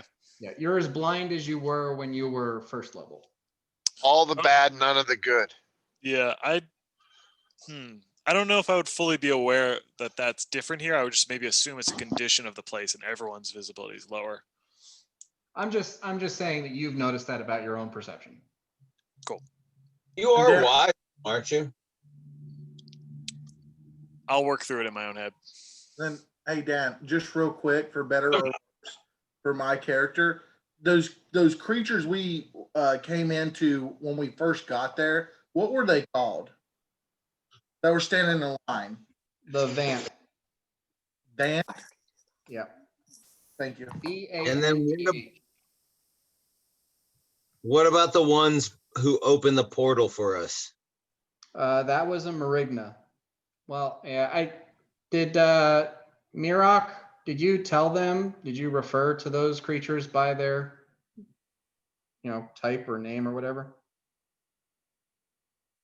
I wouldn't remember anyway. Wait, no. Hold on. Let me check my I notes. thought we did. I thought. Yeah. No, I communicated to the group what we were seeing. Plays that to the group. Okay. Thank you. So yeah. Were they both Marigna, or was it a Marigna and something else? It was a Marigna and Marigna was the one that cut the it was portal a open. Marigna and a Katrina. The Marigna was the spider lady, and the Katrina was the more elven looking one that you're kind of talking about is Chubb. Let's continue on. Onward and forward, forward and onward. The first thing, well, I wasn't there, but you got to keep moving in purgatory. Let's go. All right. So at this point, I need a D20 roll from Uhtred, Dakuta, Godric, and Yokai. I'll be right back. Just the roll. Yeah, just a D20. 6. I got it, Aaron. I say 4. 10.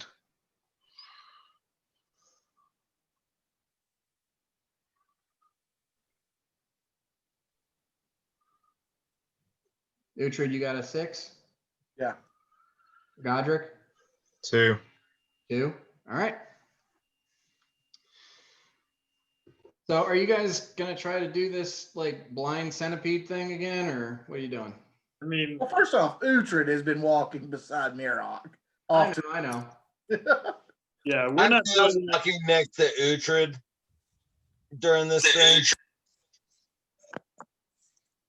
All right. Sorry. What did you say, Yokai? I said I'm walking next to Uhtred during this thing. I want to make sure I toast off any of that alcohol I have left in my kettle, that stuff up. With any luck, that alcohol just stays there forever, and I get to keep drinking it. But otherwise, I'll just put it up, and then. But yeah, he'll start walking next to Uhtred. Yeah. All right. Okay. So you guys. And I'll be doing it full defense in Crane style. Okay. So you guys continue walking through the gray mists, and it is getting a little concerning to you at this point, because it's hard to tell. Like I said, this might have been, you might have been here for a half an hour, 2 hours at this point, but it's just as likely, or your senses also tell you that you might have been wandering through this plane for weeks by now. And Uhtred, you've been here, according to them, for over a month. And it's, you have no frame of reference. You feel like you've been walking longer than you were on the top of that hill. Yeah. Nice. So I'd also like everyone to give me a perception check real quick. And let me just call out your name to get it, okay? Bort, 27. Dakota, 26. Largo, 8. Yokai, 24. Godric, 23. Mirok, 0. Rolled a 1 and I got a -1 on my All right, initiative. Farouk, 5, and Uhtred, 29. 29. Okay, so Bort, Dakota, Godric, and Uhtred. As you are wandering, oh, and Yokai, I'm sorry. As you're wandering, you hear a sound that is not coming from any of you, which in and of itself is surprising. This place is the most silent place you've ever experienced. There's no wind, there's no rustling, there's no living creature. Only when one of those manifestations appears is there any sound except for the sound of your own footsteps. And sometimes when you guys pause for a second, you can hear your own hearts beating in your ears. The silent Godric's bed chambers at a night with a whore. What? That doesn't even make sense. It's silent. All right. So as Who's you're Or why is it silent? walking, the sound of your feet shuffling across the slate stone ground, you hear another sound, rhythmic and beating, and the 5 of you sort of turn your heads to look in the direction of this sound, and far above you, you see a massive black shadow moving through the mists, and oddly seems even further away than you could perceive yourself, like than you could see through these gray sort of nebulous clouds. But as it passes over, you can also see like strands of mist moving beneath it at different distances. You get the impression that this is several hundred feet up, but still enormous. Maybe 170 feet from nose to tail, and obviously draconic in shape. It flies overhead, turns, and sort of banks in a circle above you, as though it's something like a crow or a vulture circling over, roadkill that it plans to consume. And after about 2 circuits, 2 wide sweeping circles overhead, it continues off into the distance and disappears. It's that fucking Yamirage, guys. What? Did anyone get an idea if that was corporeal or incorporeal? I think it might have been the princess. What do those words mean? It's lucky it didn't want to get in a Well, fight. First off, Mirok, you notice none of this. Yeah. So unless the rest of them start describing it to you, you can't make a guess. Yokai said the princess is circling above. That'd be about cryptic kind of way that he might say that. Well, with the time that we've been here, as hard as it is to track time, we were told not to linger, or the Yamirage would be our new problem. And it seems the Yamirage is. This seems draconic, like the princess. I lean in, like, because you're smaller. Like I'm like leaning in when I talk towards. But anyway. Yeah. was like, Yokai, seeing this thing above, it's well over twice as big as the princess was. Well, yeah, but now we're in hell. You're just making a leap, though. Yeah, but yokai have no intelligence, no wisdom. I'm yokai. Okay. Cool. All right. So you pause. Scott, are you good? Because your image is frozen on my screen. I was wondering if that was the same for everybody. For me, it's just black. Yeah. Blackness. I'm here. You Oh, want to yeah. reload your video real quick? How do I do that? It's next to mute mic.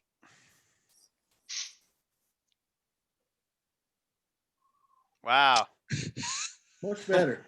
There you Now- are. Now I see a photo of you It's very your close. eye.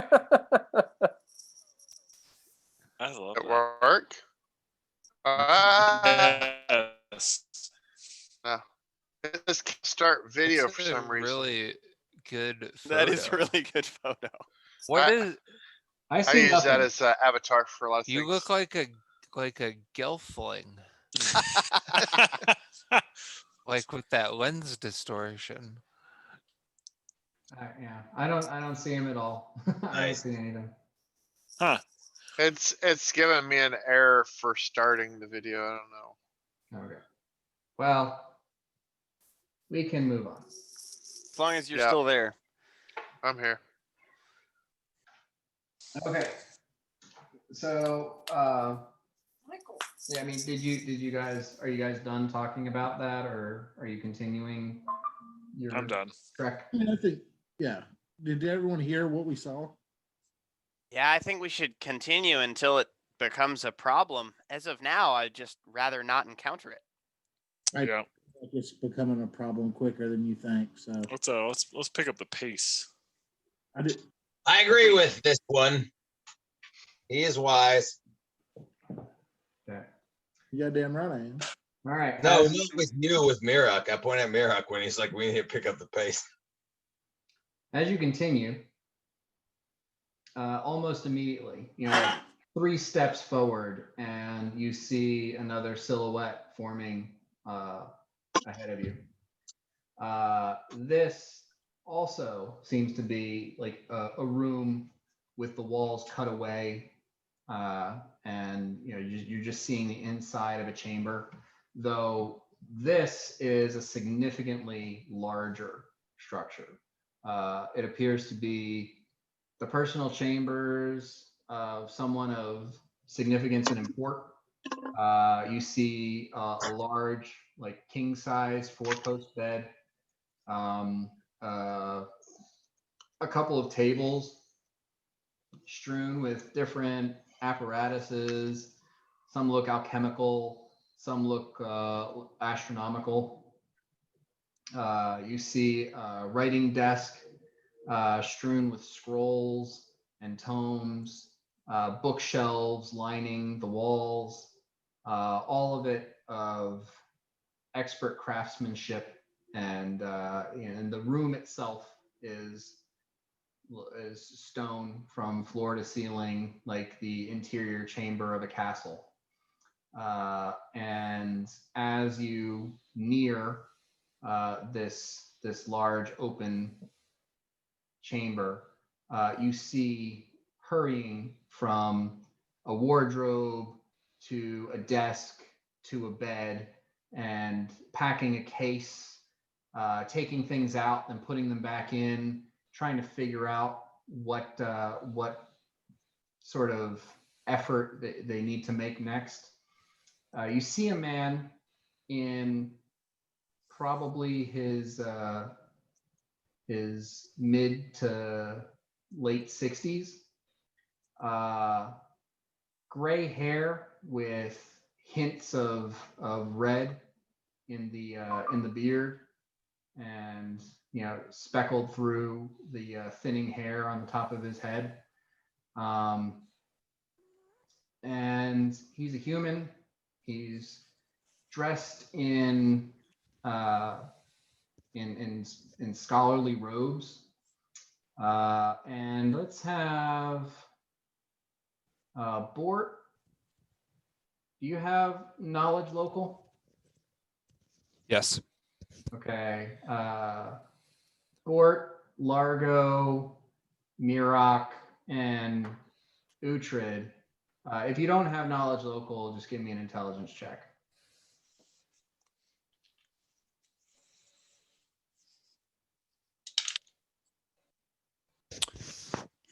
23 on that knowledge local.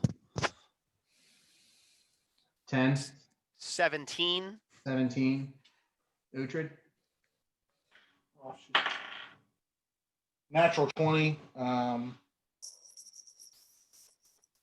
Was intelligence? Yeah. 34. Check out the big brain on Brett. Okay. Not a heart. Uhtred, it's not your intelligence score, it's your intelligence bonus that you add. Oh, sorry. But we are running with the rule that if you roll a natural 20, it's a 30. So it's a 32, not a 34. Right. Thank you. All right. So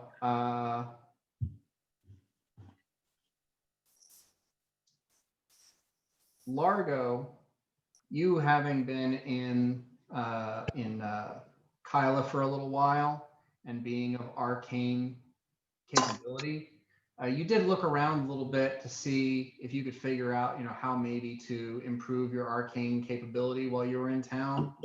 And you recognize the colors and some of the symbology that this guy is wearing to be indicative of one of the mages at Motorbond's Academy. Is he opaque? He is opaque. Bort, you also recognize that this is one of the mages from the prestigious school of arcane magic in Kyla. And this guy is wearing like some insignia to signify he's like a professor or something of high ranking in that establishment.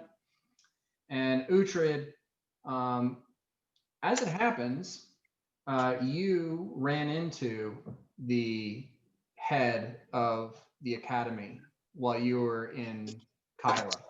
Like quite literally, you ran into him. You were drunk and you stumbled right into the person who was the head of the academy. You know Uhtred too well. And you even though drunk in a haze, you remember that you were so glad that you did not throw up on this guy. Though this is not the guy. It was another person. It was like an elven man that you ran into who was wearing the exact same robe, the exact same insignia with the same pendant and the same circlet on his head that signified, and he cast a spell on you that paralyzed you immediately after you ran into him. And then he said, if you're going to be some sort of filthy gutter trash, please stay in the gutter and don't soil the good people of this city. And just like kind of dismissed you and walked past. And you took that as a strong insult and you went looking for, you explained to other people, this dude, he was wearing this and he's like this and like, and they were like, oh dude, you should be happy he didn't just like incinerate you. That's the head of the college, Motorbond's College of Arcane Magics and Mysteries.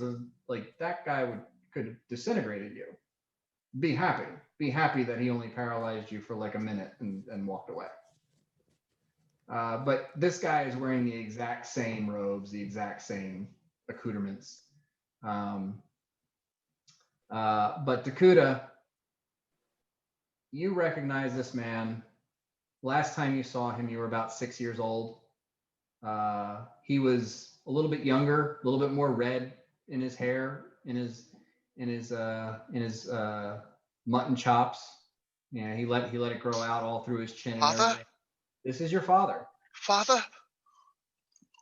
And as you see him walking around and maneuvering through this chamber, it appears he's getting ready to go on a trip. And as you get closer, you notice that he stops and pauses and rubs his arm, kind of furrows his brow, and then continues to prepare for the travel that he's about to go on. You gonna have a heart attack? I don't remember my actual father's story, other than I don't think he was around. Yeah, Dad was good. your mother went to Motorbond's Academy as like sort of a exchange student program, and met your father there, had an affair. She was quite young as elves go. She was maybe only 50 years old. So even though she was technically older than him, he was robbing the cradle with her. And it was the whole getting pregnant and having you was quite a what do you call it, scandal. And she went back to Solomon with you, and it was only like a couple times that he came to visit, as your mother could make arrangements so that it wouldn't be the biggest fuck up of all time for him to come and visit. A prestigious, powerful wizard in the human lands coming to visit the little elf trollop that he knocked up. Right. So it was poorly viewed on both sides.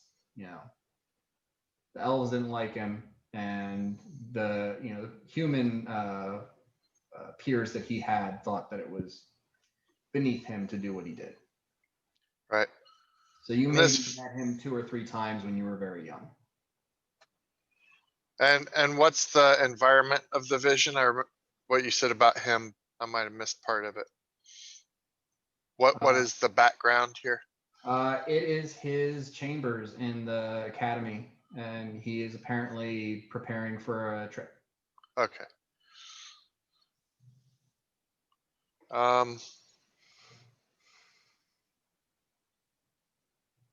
So I walk up to him.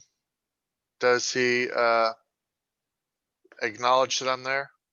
As you approach, he does look up and acknowledges you, and says, "Oh, you new here at the college? Are you? Has my carriage arrived yet? Is it prepared?" Yeah. I just put my hand on his shoulder and I say, no, Father, it's not here yet. It's nice to see you. I wish you well. And I back Yeah. off. I don't think I have a whole lot of, might have some resentment about him, but I don't think I have a whole lot of like an attachment to him because I was never around him.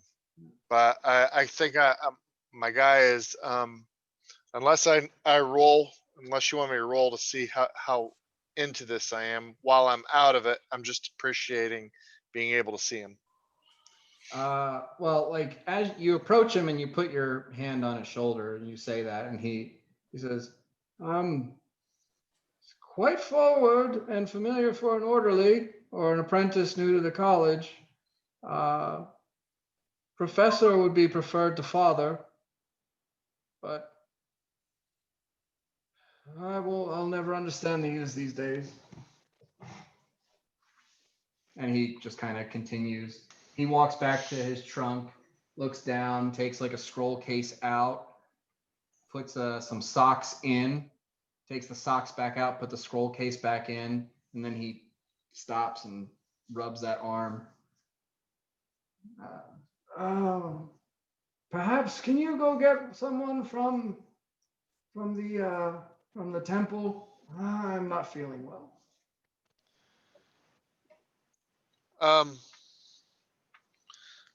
I look back. Actually, I pull out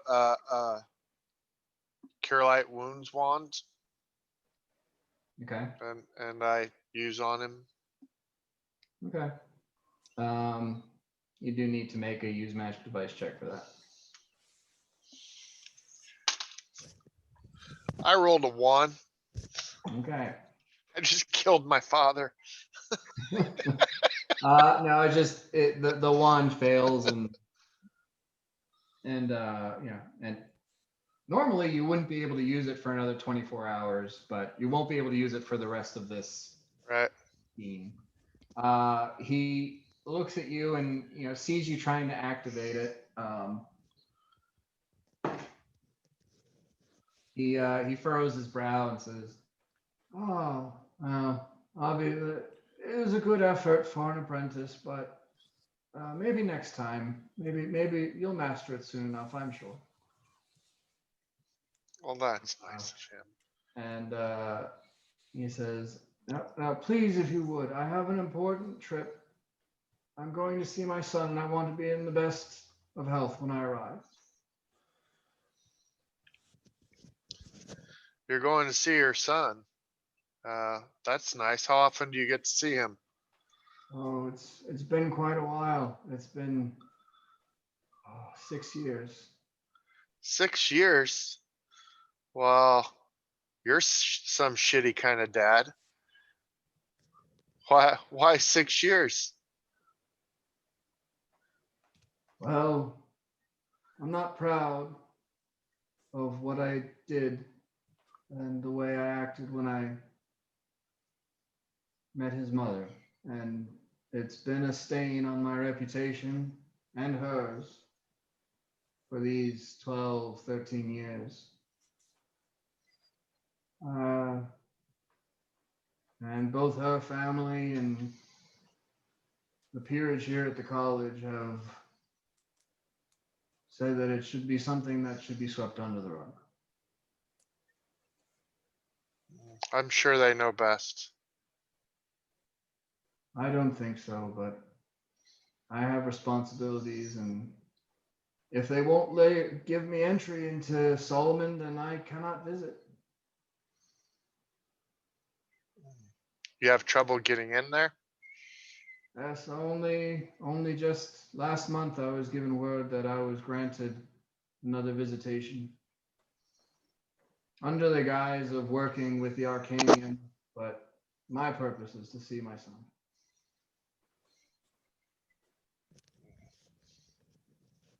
I approach upon hearing this with a cure light wounds potion in my hand. And I say, "My name is Marzipan, and I'm definitely a cleric. Here you go."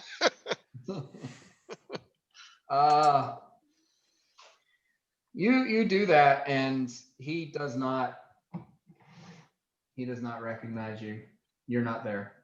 Oh, damn. Okay, I was going to say a 21 bluff check, but never mind. I hand the potion to Dakuda.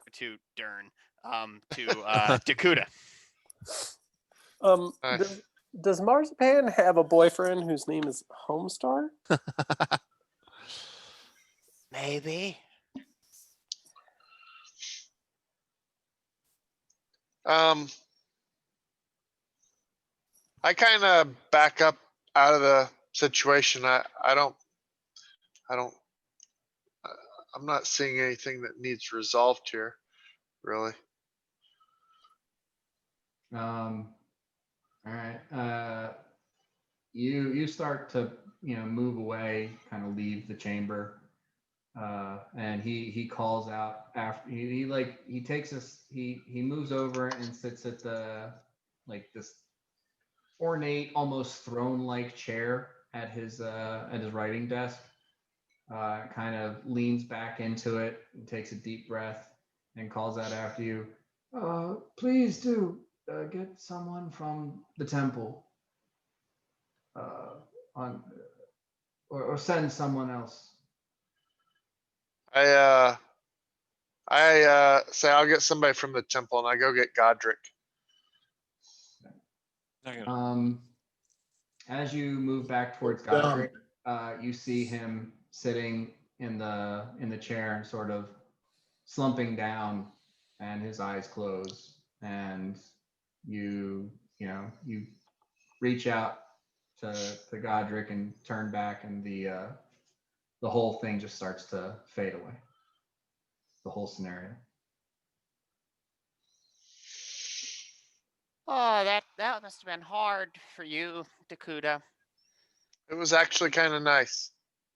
Should I have know the feeling. There's some fucking dad issues, man. One last time. One last time.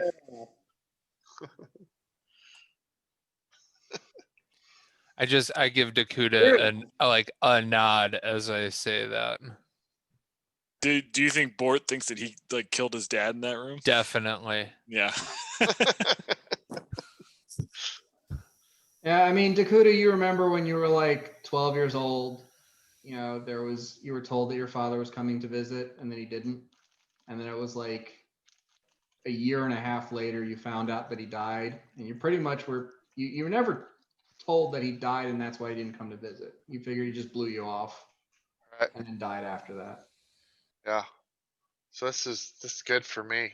Just wanted to see his boy. But he was dying. It's easier Yes. the second time.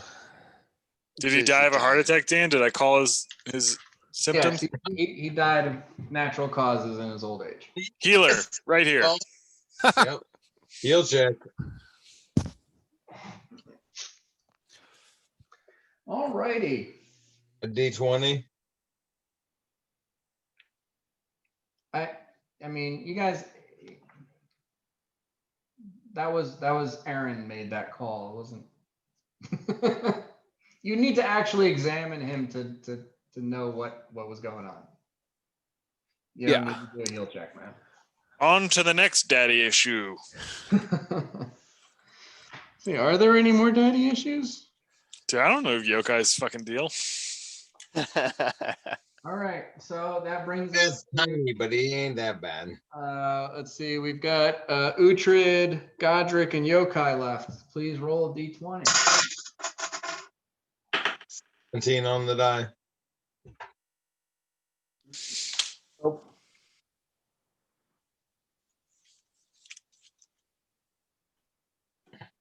I got a 20.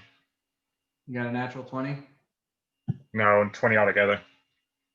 Oh wait. Perception. What are you adding to it? Or the perception? No, just a d20, man. Oh, okay. 11. He's spaced out.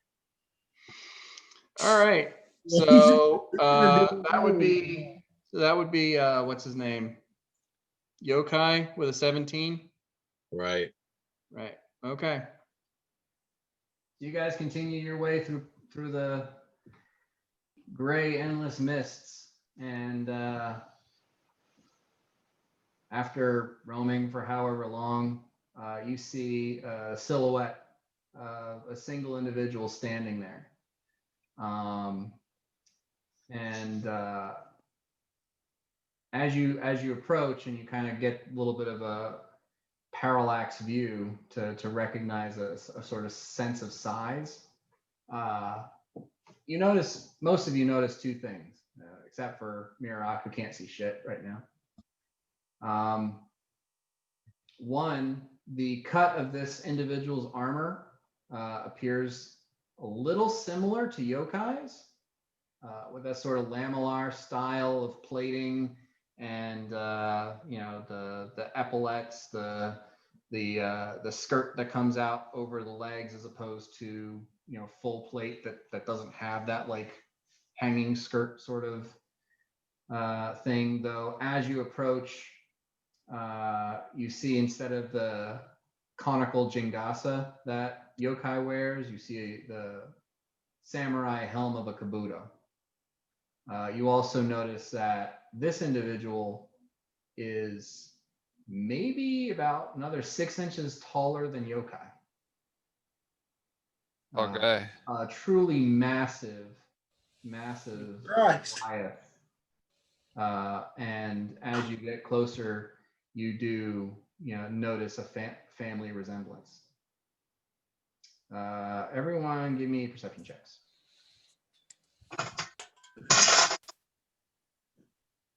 21. 22. 13. 7. 20. 14. 15. All right, so Bort, you notice that unlike all of the other opaque spirits you've seen here, this guy seems to have fresh wounds. Wounds that, like a significant gash, a piercing wound to the side of his head that would kill somebody. This is a like a knife into his skull. Looks familiar, You yeah. can see the trickle of it coming down from his temple, down the side of his face, across, like a different style, but the same sort of kabuki style face that yokai has. But this dark red blood kind of coming down the side. Like a Giuliani drip. And also similar, you've seen the sort of vascular damage that a deadly poison causes someone, and you see that he still has the darkened veins on his neck and running up the side of his face from being poisoned. Yokai, this is Ichiro. Hold on. What was that again? This is Ichiro, your older brother.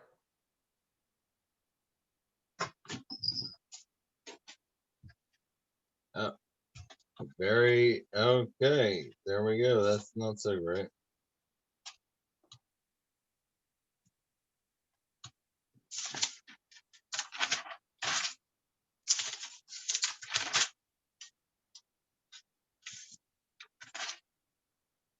It's not my brother who betrayed me, right? No, that's the one. Oh, it is my brother who betrayed me. Mm-hmm. Oh, I smile so big. So big. I just smile ear to ear. So big. Like where this is going.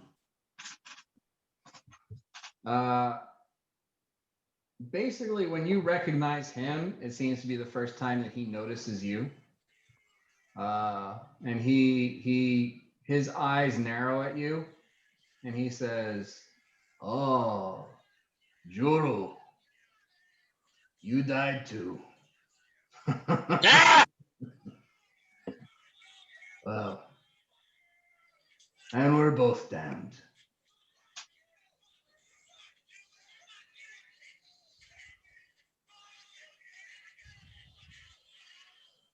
All right, so are we not in initiative yet? No, neither one of you have made any sort of. Oh, nice. I was like, it was where it was going. I want to make an intimidate roll and move closer to him. Okay. All right, that's only a 21. Okay. That is not going to intimidate him. Yep, I'm just moving closer to him. And as you move closer to him, he says, "Somehow I do not assume that my brother comes to embrace me." And he holds his hand over his head, and you see this. All of you see this like 9-foot long stone club apparate in his hand, and he slams it down on the ground, and like the ground literally shakes under your feet as he does so. And he says, "Then we will embrace as we were always meant to in battle." Now you can roll for initiative. all right. Initiative? D12. Yeah.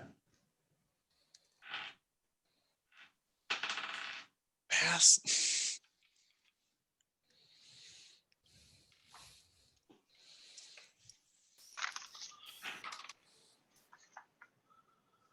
All right. Anyone over a 15? 18. So I am still in full defense in crane style. Okay. So anyone else over 15? Above a 10? 11. 14.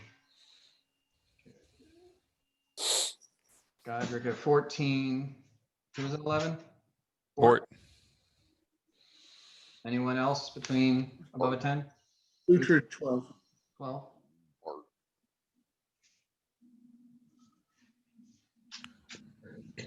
Okay. Above a 5. 8. 5 Okay. exactly. Yokai at 8. Saruk, where were you at? 8 also. Okay. You got higher decks. Mira or Largo was at 5. Yes. Mirak 1. 1. Killing it today, Mirak. I know, my initiative's on fire. All right. Dakuda.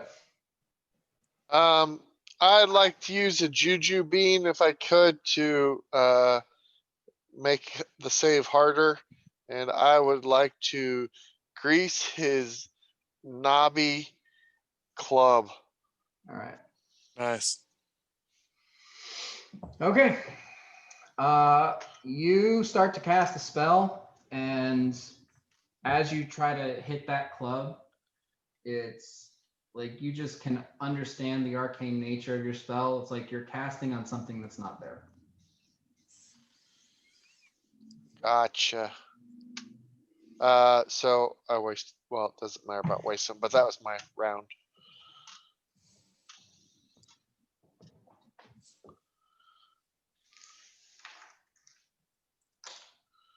Hurry up and do nothing.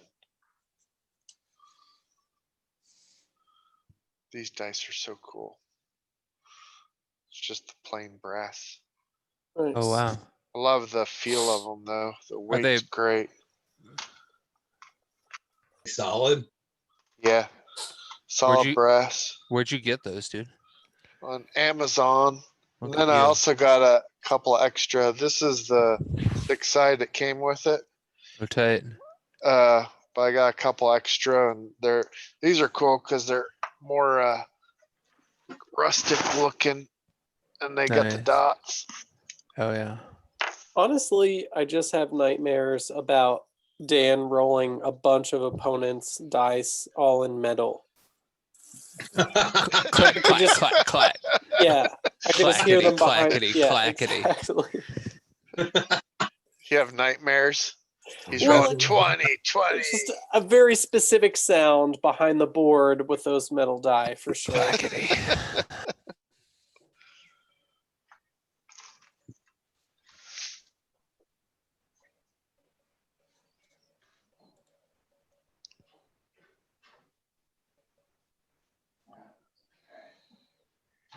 Okay.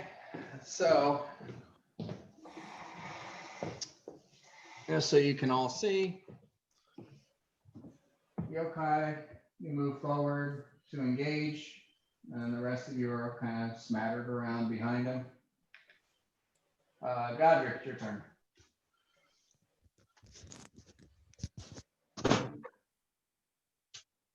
Can you hear me? Yep. All right. I'm gonna run up by the guy, and I'm gonna try to do a sweep, like just run by him and sweep him with my blade to try to take him down. Okay. And I don't know if this can work, but could I use another Juju Bee? Well, let Godric make his it's his. I know I wanted to do it out of like when I saw someone attack, but okay. Godric, you run up and try to sweep his leg out, and your sword just passes through him like he wasn't even there. You Oh, make really? action. And as you run towards him, full of fire and fury, he doesn't even, his eyes don't leave Yokai for a second. Okay. He Yeah. acts like you're not there, and as far as you can tell, according to your sword, he's not there. I kind of like just, get back up from doing my little sweep action, and I put my hand through his body, just like look around, like, okay, guys, All right. is that something that happened? At this point, Ichiro charges Yokai. bringing his sword up over his head, or bringing his tetsubo up over his head. And AC 28 because I got the +6 for the full defense crane style. okay, so that is a 32 to hit. Ah, you suck, older brother. Wow. And yeah, let's see.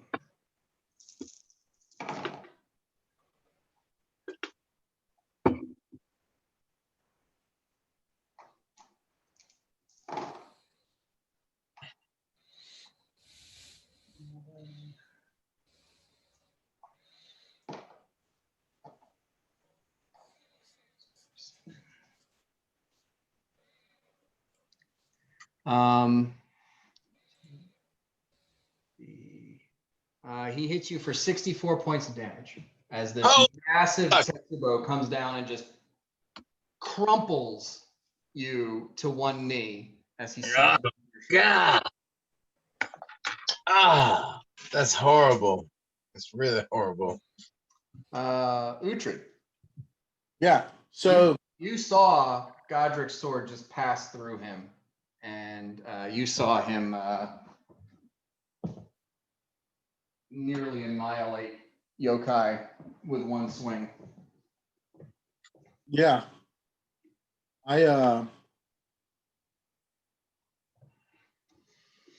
have any healing. I'm not having healing, but I was like potions. I go to yokai.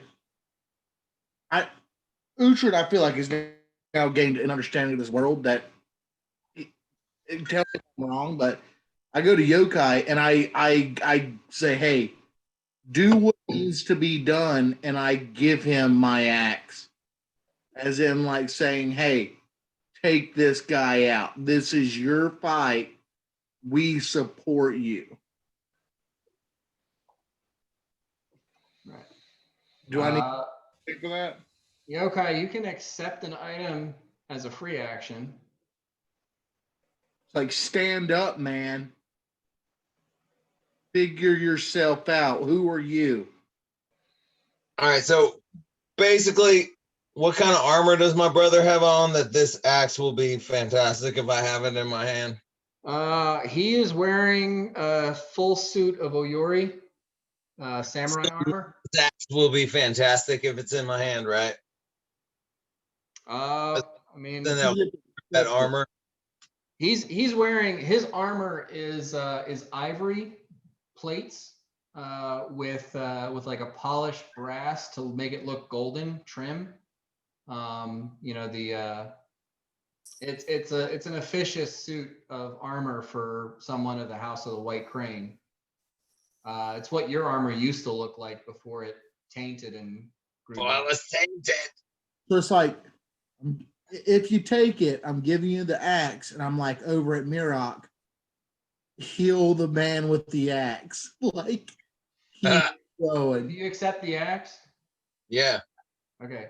You take the axe, and as you do, it sort of disappears. It fades away, and you see that your Tekokaji has become adamantine.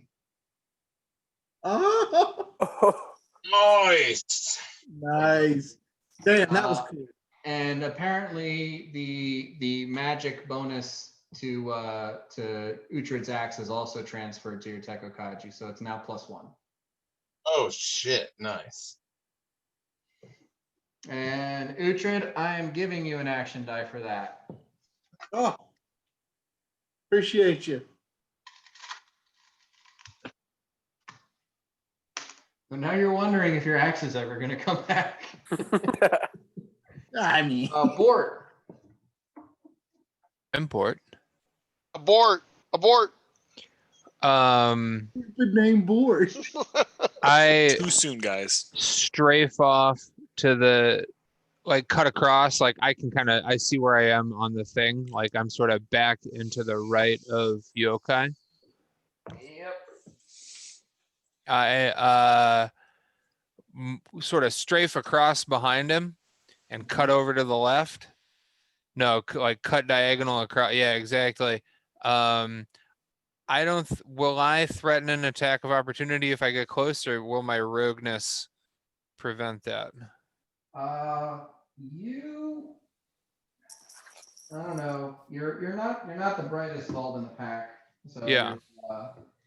you might not have put together what happened with Godric to recognize it would affect you the same way.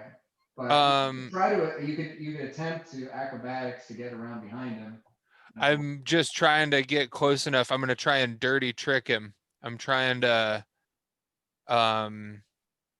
little pocket sand action. Nice. Okay. You can give that an attempt. Uh-huh. Is that a Yeah, you can make a dirty trick combat maneuver. Yeah. Reach into that one belt pouch that you keep with gritty, dirty, nasty sand. Gritty, and throw it in his nasty. eyes. Cool. 22. Okay. You pull out that handful of sand and you throw it at this massive. It's like you felt small when you were facing your father initially. This guy's huge. Mm-hmm. This guy's just like he's like almost 8 feet tall. And you throw sand in his face, and it goes, and the sand passes right through his face and scatters on the ground about 20 feet behind him. Gotcha. And similar to to Godric's experience, you he doesn't even register that you exist. Yeah, I'm sorry. Uhtred got right up to Yokai and handed him the sword, so that's where he is. Saruk. I'm struggling. I'm seeing my companions honestly whiff against this guy. No offense, man.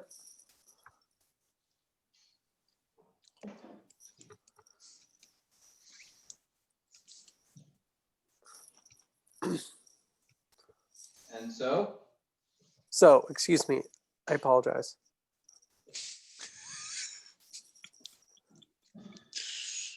I don't know. I'm gonna hold my action and prepare for an attack from Ichiro again. Okay. Yokai. All right. So free action, I want to be like, you care nothing of our line.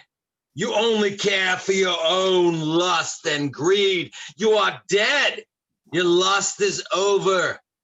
You had your life in the physical realm. Man, 6 seconds. That's it. 6 seconds. I'll say it faster than that, but that's my. Well, I could take a full round action then maybe to say a little bit more. Right. No, I'm not gonna do that. I'm gonna say that, and then I'm gonna swift action. My swift action rage, and then I want to flex into how much I hate myself with the dedicated adversary. And so that'll be swift for that. Move for that. He's right up on me. Oh yeah. Oh no, so I'm not gonna do the I won't do the dedicated adversary. I'll just do the swift to rage. And I'm gonna attack. Okay, hold on.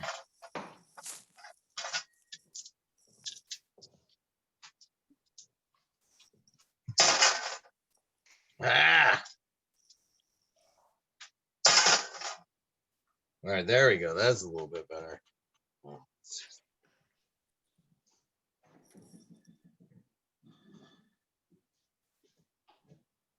29. 29 will hit. All right. I'm gonna roll my other ones. Ah. And probably shit. That's Nah, that's gonna miss with a 18, Yep. right? Yep.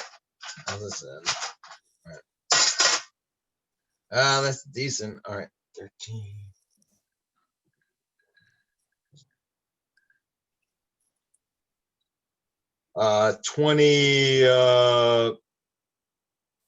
27.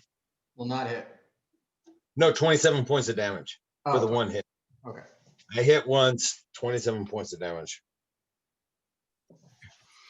Nice. Okay.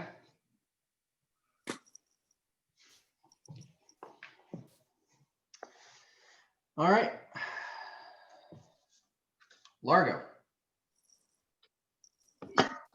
So as I say, the most important part is that you believe in yourself, which Yeah. yokai should know means like don't disbelieve what you're about to see me do.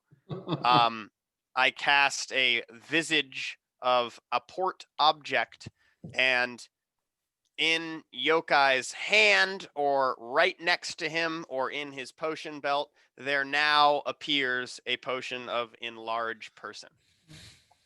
Okay. Give me. Do you have knowledge arcana? Yes. Okay. Give me knowledge arcana before you cast that. Damn it.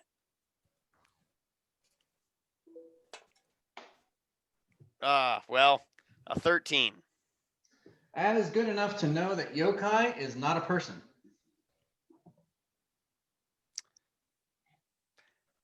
Let's make that a cure light wounds potion. But I do the same thing. Okay.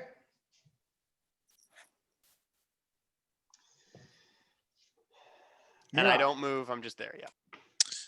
Okay. Quick point of order question. Yokai, how much damage did you take from your brother attacking you? Almost all of it. 64. Great. That's going to inform what I do. I'm going to move up behind him and cast Cure Critical Wounds.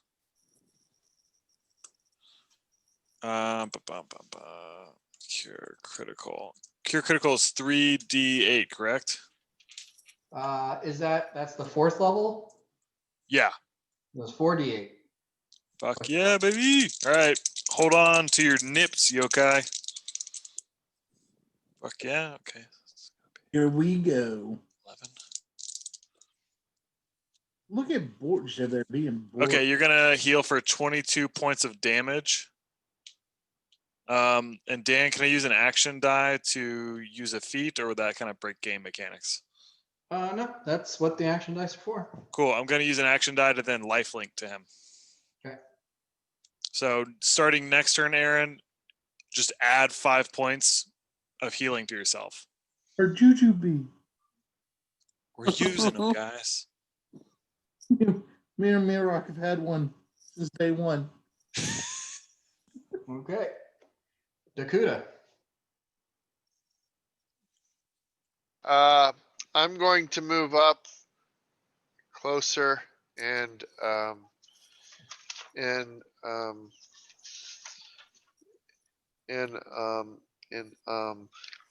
Largo's voice, I'll say, "You're number one," and I'll just cast haste. I just wanted to say something positive. This is an Cast awesome haste. choice. Okay. So you are hasted, sir.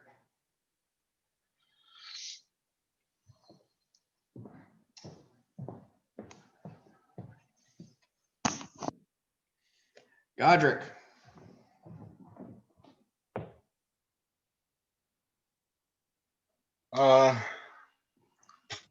I'm gonna hold my action. Guess the defense move to, like, yokai needs healing or anything like that. Yokai needs healing. I do. That's Yeah. correct. That I would be a healed him great for move. 22. Okay.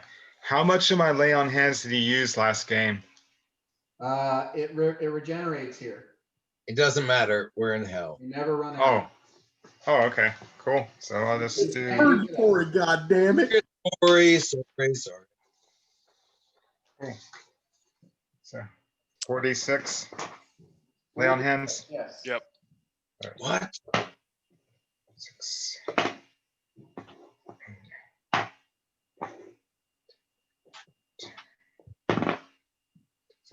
That's 17. So just as a point of order, Largo, I'm assuming you use Shadow Conjuration to do that Apport Object spell? Yes. Okay, Shadow Conjuration only does Conjuration Summoning or Conjuration Creation. Apport Object is Conjuration Teleportation. You cannot use that spell. Then Uh, I was learning We'll a new type gloss of magic. over it because I am pretty sure that Yokai is not going to take a standard action to drink a Cure Light Wounds potion in this moment. Yeah, it was just for the enlarge. It was wasted. It's all right. Mhm. Oh, enlarge would have been baller. But still, good action. All right, so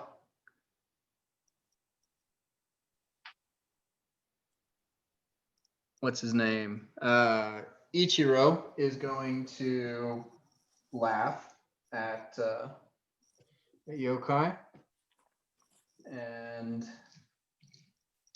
pull his Tetsubo back, and he starts with a familiar flourish that Yokai you've seen before in his practice battles, and takes 3 swings at you. Ah, God damn. Okay, the first one is going to hit a 26. yeah, I'm not defensive anymore. The second one is going to hit a 21. And that will not hit. Okay, and the last one is also not going to hit. So the first one, Yeah, it's a dodge, motherfucker. significantly less than the last attack. Thank God. Well, I don't really believe in God, but anyway. 31 points of damage. Thanks, some. How many was Buddy. that? 31. Oh, a mere 31. All right, there we go. Thank you all for the healing. I'm still alive. Yeah, so you're probably down like 56 points now. That is correct, exactly. Saruk, you want to hop in? Do you have any ideas yet? You're still holding Yeah. action? Can I ask you a dynamics question or like mechanics question? Sure. Shooting an arrow with a Cure Light Wounds potion in it. Yes. It feels like that's weighted a little bit more towards the damage. That's not going to function. Cool. I just thought I'd ask just to clear it up. It sticks in you and then heals around it. Potions You can are, pull are, it are out. designed. Potions are designed to be imbibed. Sure. So unless somehow you manage to like shoot it directly into his mouth. Which would probably kill And him. then Sure. damage, and you're doing a lot more damage than you're healing. Just Over my experience shooting creatures in the mouth before, yeah, I got that. Could I use an action die to do a trip attempt on Ichiro with a bow, with a ranged bow?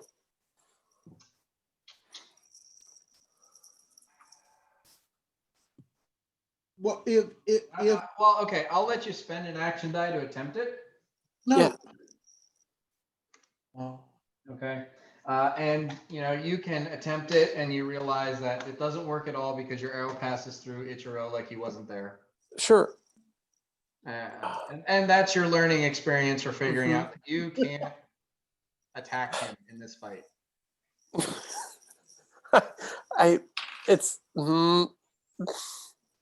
You guys ever seen that Godzilla movie with Shucks. Pat Watanabe? And he has that line, "Let them fight." All right. That's our fight. Sure. Uhtred. yeah. So just been waiting for this for a minute. I am like I was gonna say intimidate, but I don't feel like I need to intimidate my friends.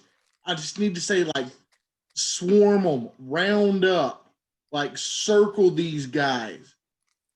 Well, we can help better around them. There's only one of them we really need, so let's circle up, guys.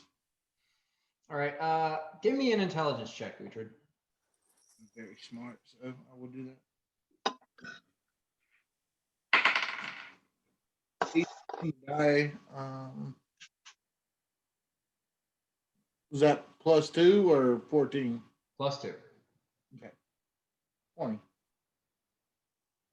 20 total? Yeah. Wow, that's good at intelligence check. So as far as being a martial character and trying to bolster him in this fight, your only thought is that maybe you could aid another to give him +2 to attacks.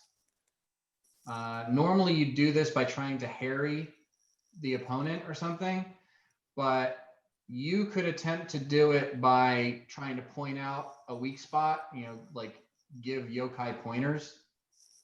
Okay. To do so, you'd have to basically make an attack roll and roll high enough to be able to give him useful information. Does my brother count as a giant in this circumstance? No, he counts as an outsider, just like you. Bastard. Is this Native outsider. Uhtred rage? Just make an attack roll. Don't not as a you couldn't figure this out raging. This is something you'd have to use your intelligence to do, or you'd have to be have your wherewithal. Sorry. 16 on the die. 16 on the die.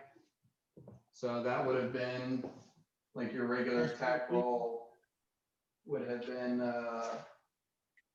like a 30. Yeah, right. Like 32. Okay. Nice. So yeah, Uhtred, you're watching this fight, and you notice that he's dropping his shoulder, and you tell Yokai, go for the left shoulder. He's not guarding it, and Yokai, you get +2 to attack. Yeah. Hit the shoulder, boy. With the claw. You got the eye or the man. Hit it. Use it. Bort. That's what I'm saying. You're like Mickey from Rocky. I take a 5-foot step to be directly behind Yokai's brother. Mm-hmm. Nice. Closely examining him like a Matrix camera move sort of a thing, as I'm looking at him, looking for anything that I could see that would be like a tell, a weak place, a chink in the armor. Okay. Do you want to do the same thing where you're trying to aid Yokai by pointing exactly. something? Okay. Yeah. Go ahead. Give me an attack roll.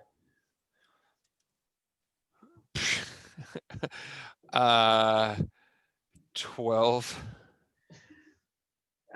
He's got a solid stance. He's like that you're not even really sure what Uhtred meant by dropping his left elbow, but you're looking. Maybe given a little bit more time, you'll be able to point something out. I say he's really big.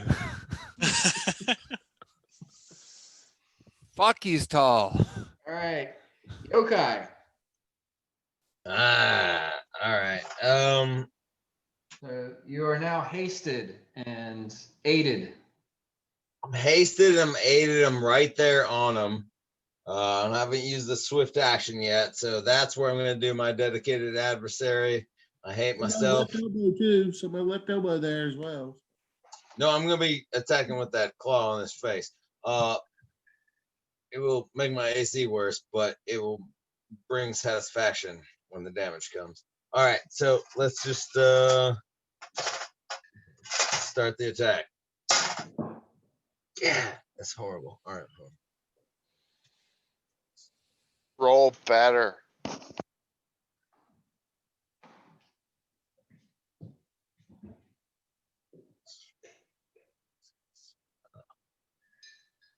That's 23. Will not hit. God, you suck, bro. All right, there we go. All right, that's 30.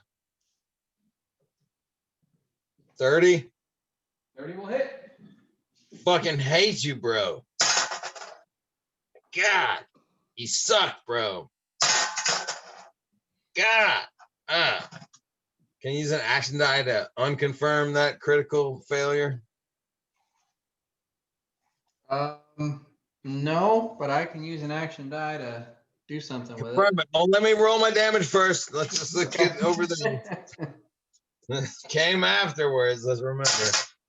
All right, that's still shit. All right.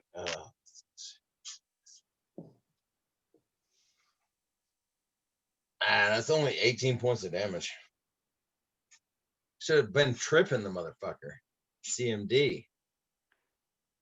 Who am I kidding? He's way more badass than me. Okay, how much damage did you say? 18, I believe is what I said. Hold on. Yeah, 18. Okay. So that was 5 attacks. Well, I rolled a 1. I stopped. Okay. Or attack after the 1, but I didn't bother to roll it. So that was what was it? That was how many attacks before you hit the 1? The 1 was the 4th attack. Okay.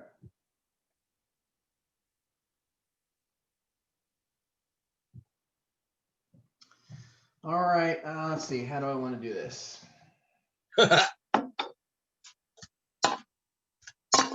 Yeah, I'll just say you lose your 5th attack. That's what I'm gonna critical. All right, and free action once again. Our line can live on. Finish. You infantile bastard. Oh no, I didn't say the last part. Yeah, I did. He looks at you a little confused. He says, "We have many brothers and sisters. Of course, the line persists." Not like us.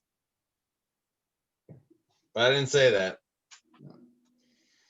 All right, Largo.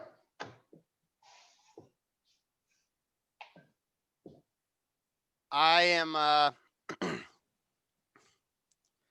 going to do a thing, and now it appears as though Ichiro is wearing a frilly pink dress, and as I do this, I say, "Make it so," which means Yokai can choose to have a -4 on his will check to disbelieve.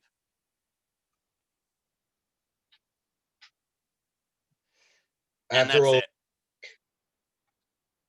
You probably know that it is an illusion. Maybe you appreciate the effort, but that is not up to me to decide.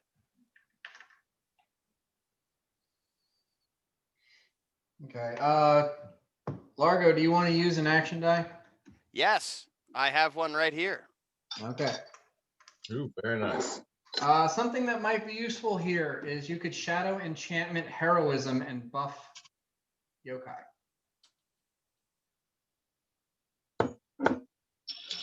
Heroism, what level is that? 2. Is it? Shit. Okay, yeah, I don't have that written down. Yeah. Let's I say the most important part is that you believe in yourself. And I cast heroism on yokai. And I add it to my list of possible spells in the shadow enchantment realm. Let me look it up real quick.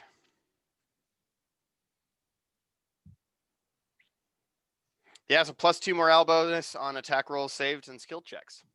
Very exciting. Oh, my brother's larger, right? No. Okay. That's it for me for this round. Okay. Actually, I screwed up there. It is a 3rd level spell for sorcerers. It's a 2nd level spell for bards. I'm gonna let it go through this time because I fucked up. Okay. Yeah. Cool. I thought I had them all written down. Okay, good to know. So I don't write it down. Well, we both made a mistake, so It evens out. it evens out. So that's Two wrongs do make a right. So for Aaron, for Yokai's benefit, it's primarily If just the live, +2 it attack. means the D&D dice conspired in my favor. Mirok.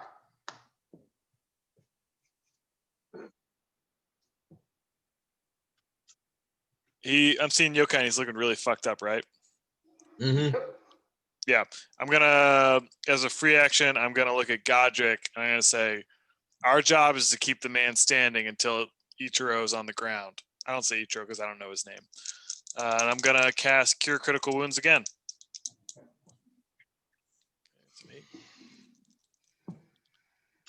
6. So, Aaron, you are gonna heal for 16 points of damage from my Cure Critical Wounds, and since it's the start of my turn, you're automatically gonna heal another 5. So it's 21 Okay. total points. So I should be at 35, right? I don't know what's on your sheet. Well, you were right with 56, but anyway, I'm at 35. Okay. You're at 16 plus You're at 5. 35 hit points. But down. You're down 35. Okay. Dakuda. HP, and I drop 5.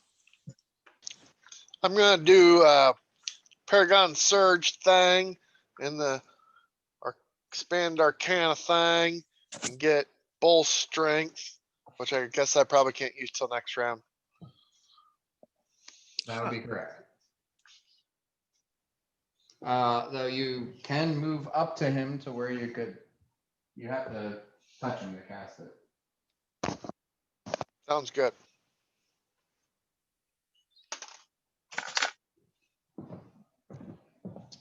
I rolled a 7 to move up. It's a little uneven at a point, but you don't. Godric. All right, I'm gonna attempt something. I'm gonna cast Haunted on Yokai. And that should cure him too, right? Yeah. So like hoping that like maybe this illusion disappears. Or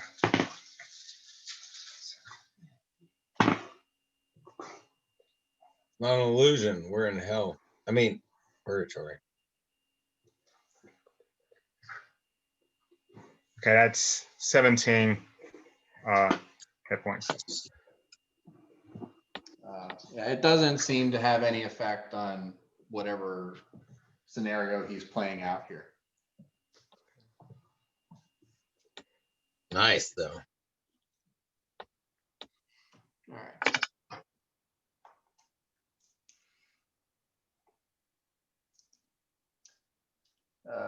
So Ichiro pulls back his Tetsubo, and instead of going for that flourish of 3 swings like he did last time, he pulls back for 1 massive blow. Just gonna dome Godric then. And Like cutting. your defense has improved, Onikun. And that is going to hit a 24 AC.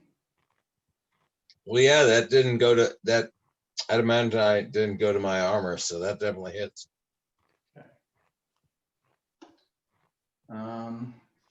Right. So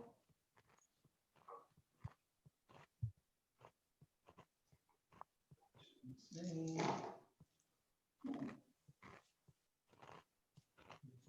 Because yeah, I'm at 21 right now because I'm attacking with my claw. Time Wolverine that dude's face is just hard because he's my big bro. I've got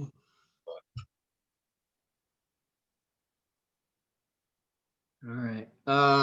So he comes down on you for 79 points of damage. Oh yeah, I might be falling down. Hold on.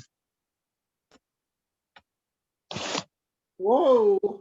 Oh, I believe I'm definitely falling down. Hold on. I told you to believe in yourself. I told you to fuck off, little buddy.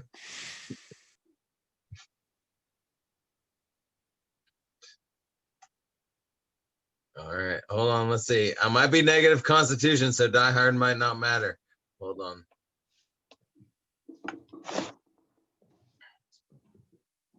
No, I'm not negative constitution. I'm stable. I'm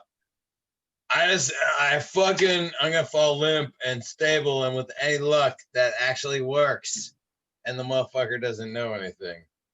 But he might just try to kill me, and that might be that. But I'm gonna just stabilize at -10. Okay. Die hard. Yeah, I'm using die hard. And if he wants to coup de grace me and kill me, then I'm dead. But I'm So gonna you don't stabilize. You're just still conscious. No. You can either stabilize or you can remain conscious and like still fighting. You're I guess I could just stay staggered. I mean, I guess I want to stay staggered. I'm raging. Fuck that. I'll stay staggered. Sure. Why not? Yeah. So I'm staggered at -10. But if I do anything, I'm gonna fucking pass out. If you do anything, you take 1 point of damage. Yeah. And I'm not gonna be stable anymore. I'm gonna be at -11. No, I'm reading Die Hard right now. You do not. Okay. Yeah, you stabilize, but you need to make a Constitution check each round to avoid losing additional hit points. So I either fall to the ground in purgatory and I'm bleeding out, and my brother's gonna let me stay in purgatory, or I. All right, that's fine. Yeah, whatever I need to do. well, okay. So you automatically stabilize. Right. You're fairly certain that falling down is not going to do anything. It's only going to leave you entirely open to an additional attack. As I said, I'm keeping with it. So I'm automatically stabilized. I'm awake, but I'm staggered. So I can only make one action around, and if I attack, I will fall down prone. And No, if you attack, you'll take 1 more point of damage. Oh, okay, cool. All right, got 6 rounds if nobody hits me. Saruk.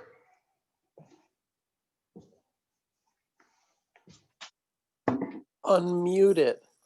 Yeah. I'd like to get haste is in the mix. I can definitely move around the back of Ichiro. Mm-hmm. I'd love to do that. I'd like to try maybe a cold iron arrow on this creature that's close. How close can I get with You are 5 feet away from him. point blank master? Okay, 5 feet away. That's perfect. I'd like to try to use a cold iron arrow on this. Okay. Give me an intelligence check. Sure. Oh, that was a natural 20 on that one.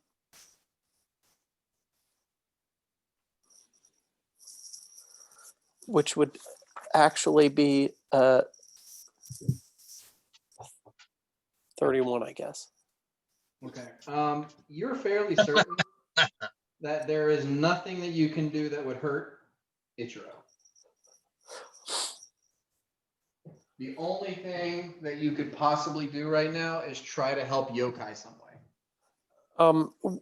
Can I assist in his next attack?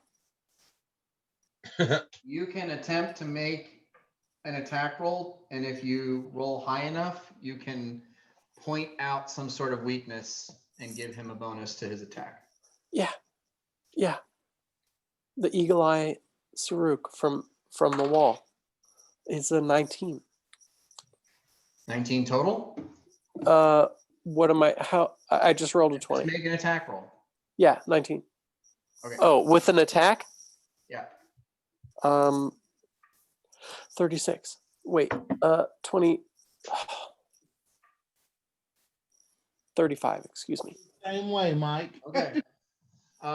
Yeah, you do notice as he's moving around, the way he raises his arms over his head pulls his armor open around his midsection, and you point that out to Yokai, and Yokai, you have a 1 so far, 1+2 to hit from Saruk.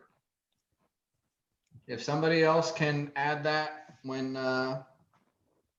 before your next turn, then the 8 and others do stack. Uhtred. Hello.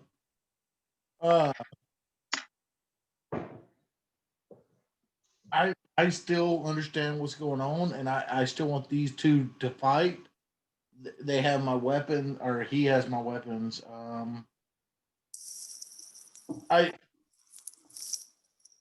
say heal him, heal Yokai, or don't, but let's help him. Like, I don't know what else to do. So the pointer that you gave him last time only lasts 1 round. You have to do it every round to give him that bonus every round. You're gonna make another check. You understand what I'm saying? So what do I need to do? Make another attack roll to figure out some pointer, some assistance you can give Yokai. 20. 20 total? 20, yeah. Total. Yes. Okay. You're not seeing a weakness that you can point out to Yokai at this point. He's lifted his shoulder after that last attack. He's covering that weak point. You don't see something that you can, you're in his corner, you're trying to find something, but right now you're not seeing it. What the fuck? Bort. I'm going to attempt an assist as well. Okay. I'll roll to attack. Natural 1. So there you go. Build the tooth. All right, we are back to Yokai, who has left the building. Oh, no, there he is. You got this, Yokai.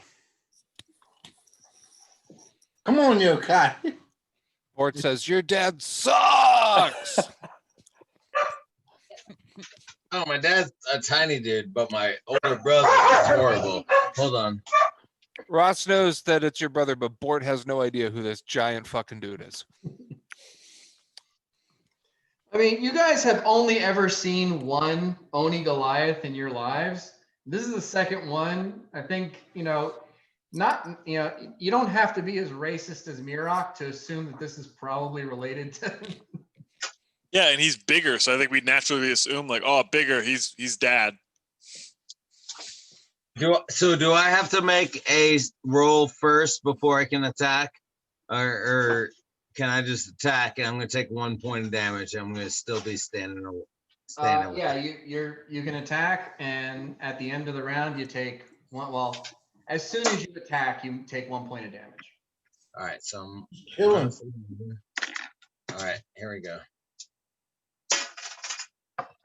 First attack is a 31. That will hit. Second attack is not 20. I'll confirm that I still have got a Jujubee. Yeah, dude. All right. Third attack. That is a 27. No, 29. 29 will hit. All right. 3 attacks with 1 critical and 2 more attacks with a 28. Will not hit. All right. Use this one. Yeah, there we go. That's what I'm talking about. That's a hit. That's a 33. Okay. That'll hit, right? Yeah. How? Or that would be with your. Am I not hasted? Yeah. Yeah. So that's 5 attacks. Oh, so you did. Okay, so you did a plus 11, a plus 11, plus 6, plus 6, and then another plus 11. Yes. Okay, sure. With my dedicated adversary and my rage. Yeah, and you're aided another, and you got heroism. Oh, yeah. I've got 1 aided another. I forgot the heroism, but I don't think I would have made the one I missed. Anyway. So 4 hits. First one.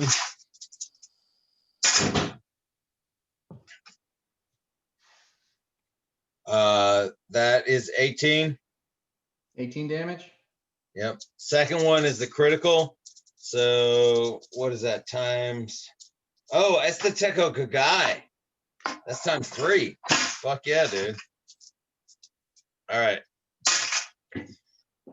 Nice. Fuck yeah. This is my tiger style brother in his face. That's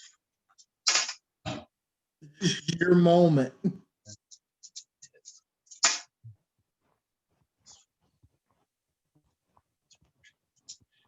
What do I multiply times 3 on that? All of the extra damage?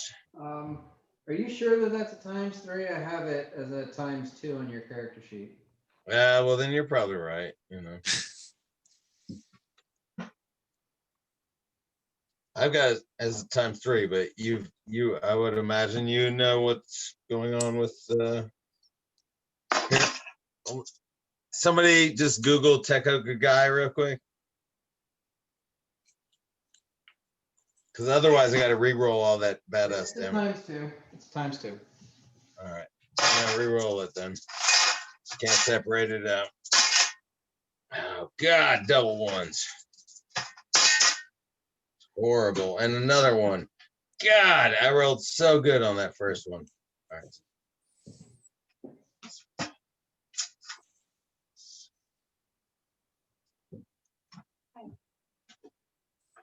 And I double the extra damage, right? Yep. Double everything. That's only going to be 31. Okay.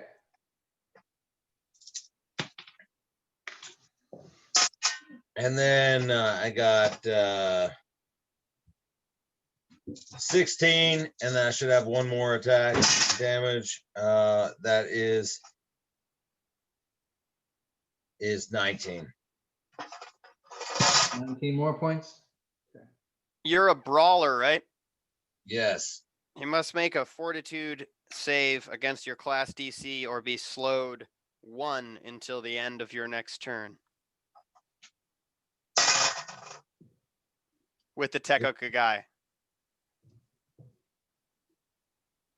Or be what? Or be slowed until the end of it. I just looked up Teko Kagai and it says there's a specialization effect with it. And if you have brawling as a class feature or feat. I'm speaking out of turn. I think it's true though. I'm not sure where you're getting that. Core rulebook page 283.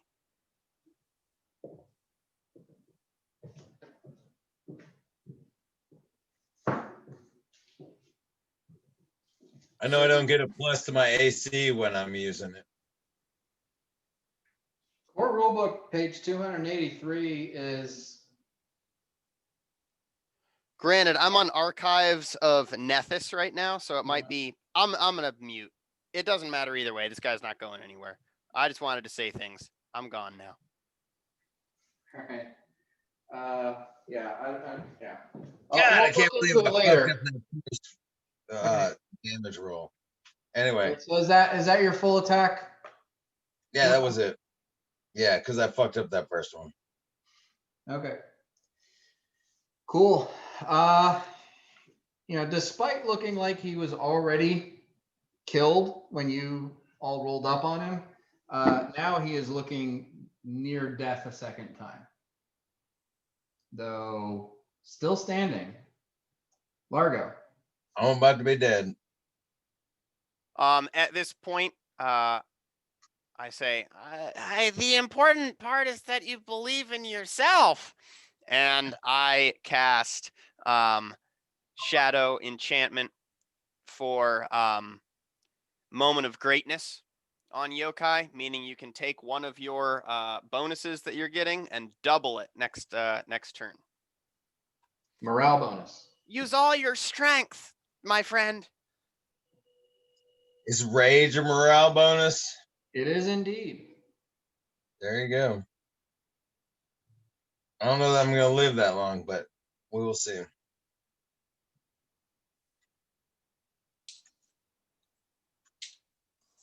That's a good bonus, though. Let me tell you.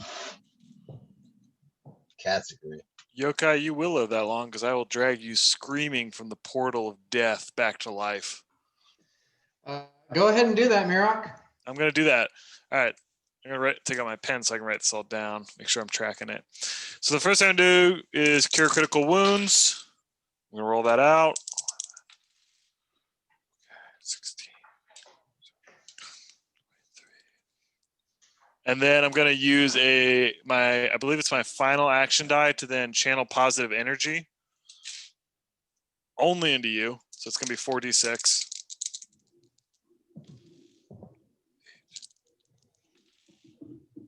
Are you using your action die to take up the class skill quick channel? Yeah.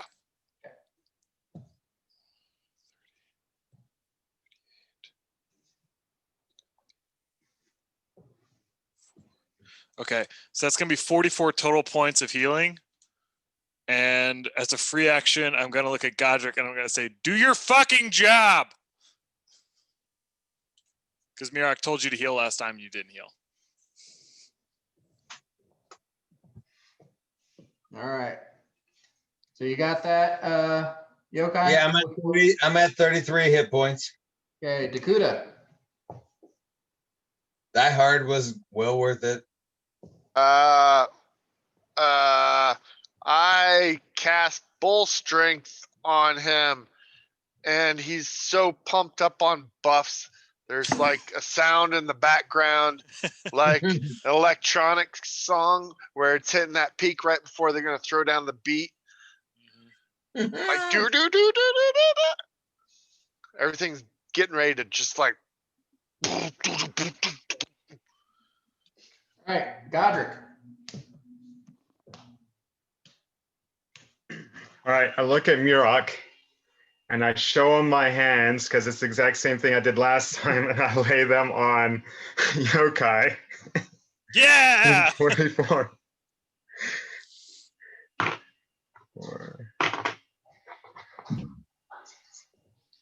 I Could Be Your Hero by Enrique Iglesias plays softly in the background. That's 17 points to heal damage. Fuck yeah. All right, I'm at 50 hit points. I will drag you screaming back into life. All right, at that, your brother looks down on you and says, "What keeps you going? The end is inevitable." Hi, friends. And Hell no, it's not. he pulls back for another one of those massive swings. Mmm. Mmm. Mmm. That's telling him yokai. Carefully here. Does a 24 hit? Oh yeah, 24 hits.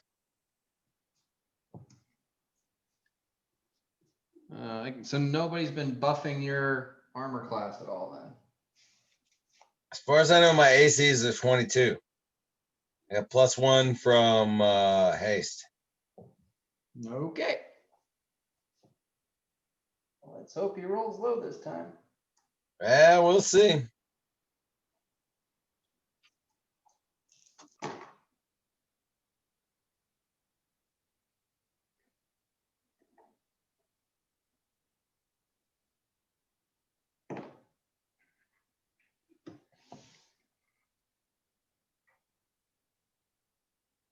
Okay. How many hit points do you have?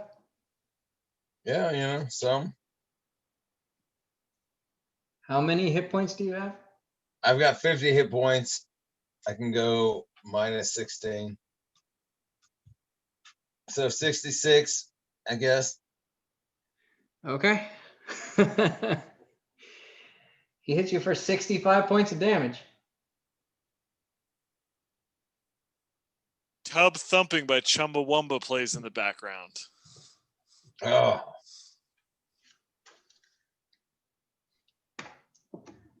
Wow. Saruk.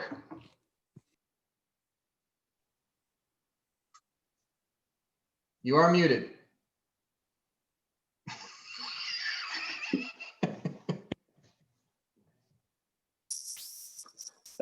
I told myself I wasn't going to do it that time. I'm not gonna let you cry. Could I position myself physically in between Yokai and Ichiro? No. No? I'm so skinny and wispy. They are toe to toe with each other. Yeah. Not to mention, you're fairly certain that you will just pass through Ichiro, and all you will do is make it difficult for Yokai to fight. So I couldn't just stand in the area where his spirit is. not without just fucking me up. Not without making it difficult. I'd like to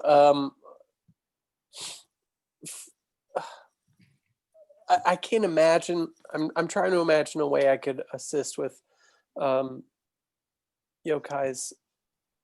armor class per se. But I guess I could just assist and attack again. Unfortunately for you, Bort and Uhtred, that's pretty much your only option right now. I'll take the only option. That sounds good. It sounds delicious and Sounds like formidable. freedom. Sounds like freedom. Freedom. So that would round to a 30 of an attack roll to assist. Okay. Yokai, you have 1 another for +2. So I have 1 another right now. So far, Uhtred, let's see if you can also successfully aid Yokai.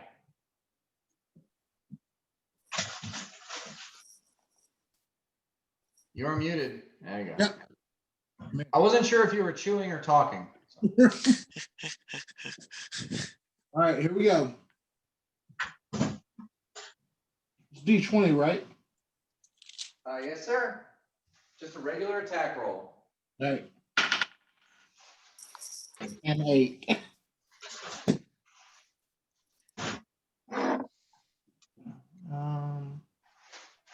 Throw 8 on the die.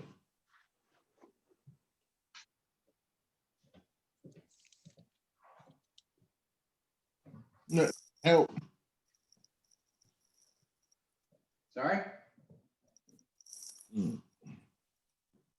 What was your total? Huh? What is your total?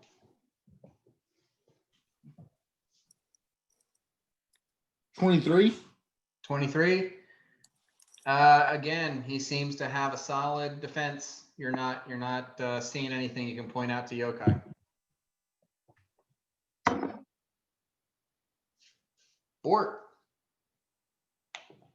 I'm gonna do the same thing.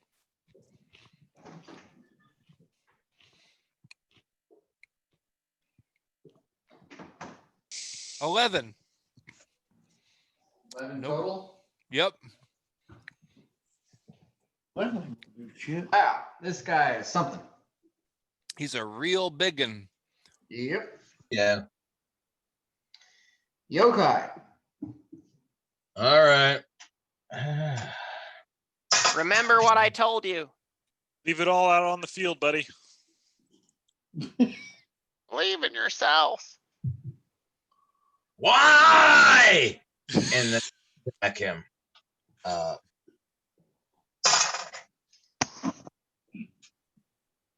Oh yeah, that's good. That's definitely gonna hit him. With a 37. Okay. Oh yeah, hitting him. Yep, hitting him. Come on, 2 more. That's pretty low. 22 will miss him. Come on, natural 20. It's spinning better than anyone. Come on. Well, hold on. 30. Does the 30 hit? Yes, with that. I've never seen a die spin that long in a while. All right, let's go. Piece of shit.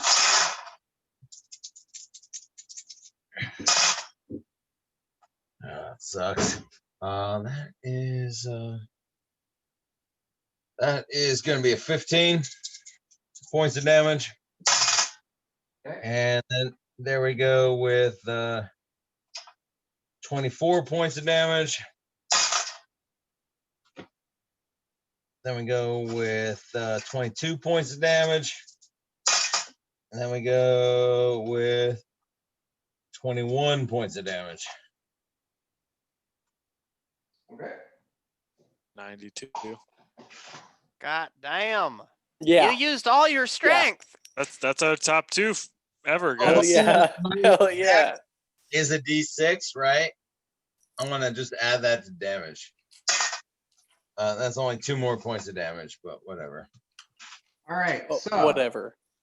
you use that last hit point that you have to go and full out slaughter your brother, bringing you to negative your constitution score and killing yourself.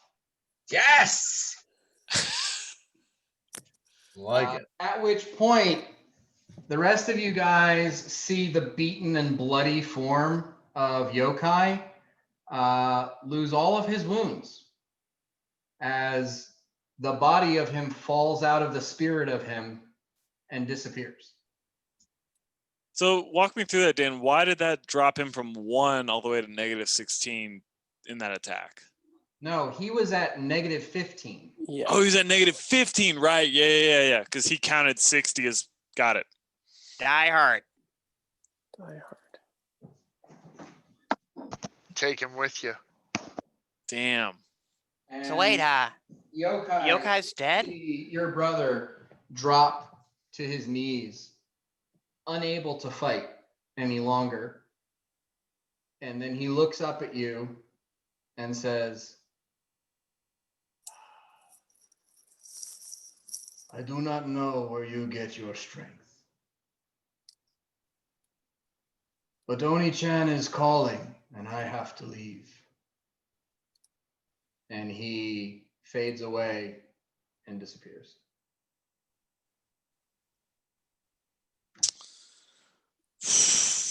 Fuck. I like it. I like it a And lot. Yokai, you know that when he says Oni-chan, he means big sister. Yeah. Nice.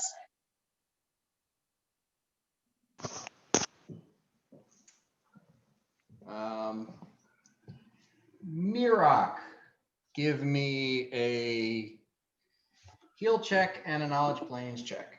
Got it.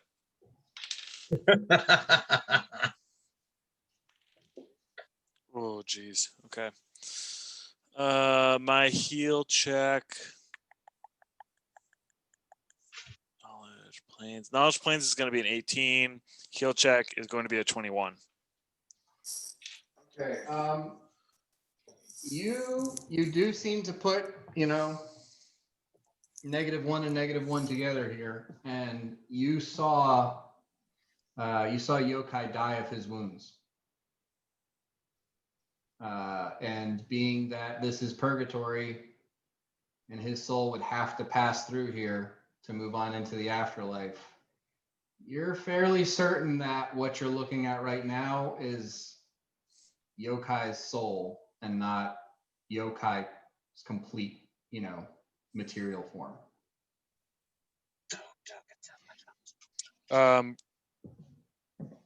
I see Yokai's spirit, and I ask him, and in kind of a confused way too, because I'm confused by what I saw him do. I say, "Are you at peace?"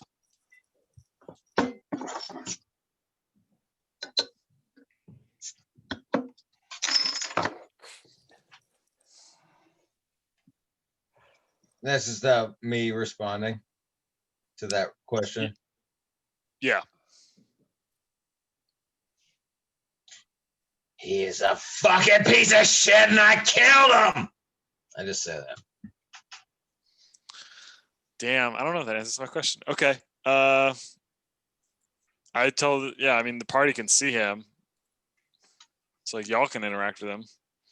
Actually, anyone who has spellcraft, give me a spellcraft check.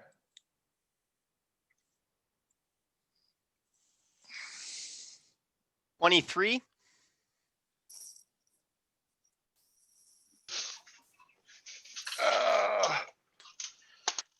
About 100. 27. 31. About 100. About 100. All right. So, I think all of you rolled high enough. You noticed that when he said Oni-chan is calling, and he looked up, there were thin wisps of necromantic energy that were pulling at him as he faded away. Oh. I think Yokai's brother is somehow returning to the material plane. No, not the material plane. Necromancy. Oh. I see. Okay, yeah. Okay. So there's some component of him still down there.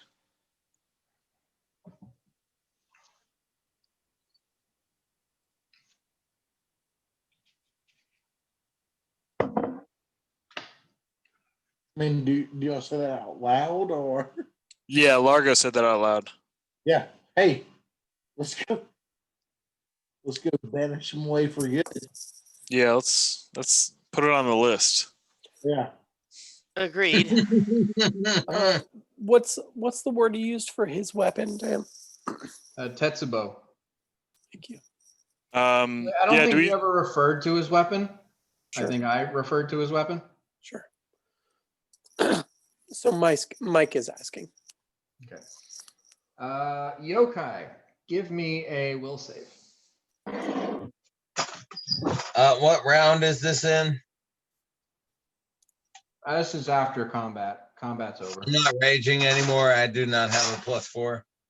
No. All right. Oh, look at that roll. 19. I don't know. Pretty bad. Okay.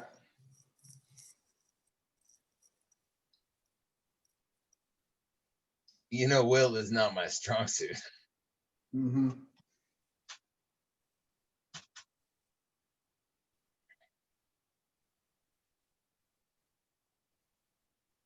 I did happen to be raging. Oh, no. All right. So moving right along. Can I continually rage in the underworld? It won't work. Okay. Because of the way that time passes, unless you are actively doing something, you'll forget to do it. It'll wear off before you remember to do it again. Okay. It just won't. It won't function, the way That's you want determined. it to. All right. So all we have left is Uhtred and Godric. Please roll d20s and tell me what you get. 20. Don't roll high, roll low. We'll see. Roll middle. Low. High Just- fucked me up. Sorry, 15 for me. 15. Oh, wait, there's a 12. What? I did D20. Okay, roll a d20. All right, 15. 15. Okay. All right. Before we move on, is anybody? I mean, Mirok, is there anything you're going to do with what you know about or what you guess about yokai?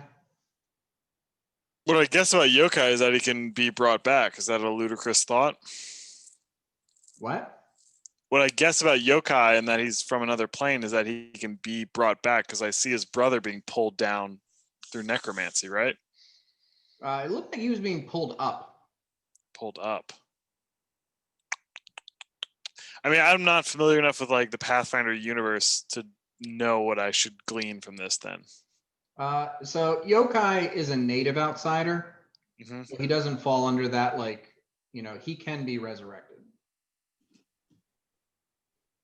Right. As easily or more easily or than a mortal? Because I know for like a mortal, you'd have to do like a wish as a spell. mortal. Same as a mortal. Yeah, Yeah. okay. Yeah, we're talking about not gonna happen. Yeah. Okay. No, I don't do that. Mirok's honestly kind of not happy and very frustrated at losing someone from the party in that way. It's like a doctor losing someone in the OR. It's unacceptable. It's very unfortunate. Yep. Well, Did we see his shell drop, like his body shell drop?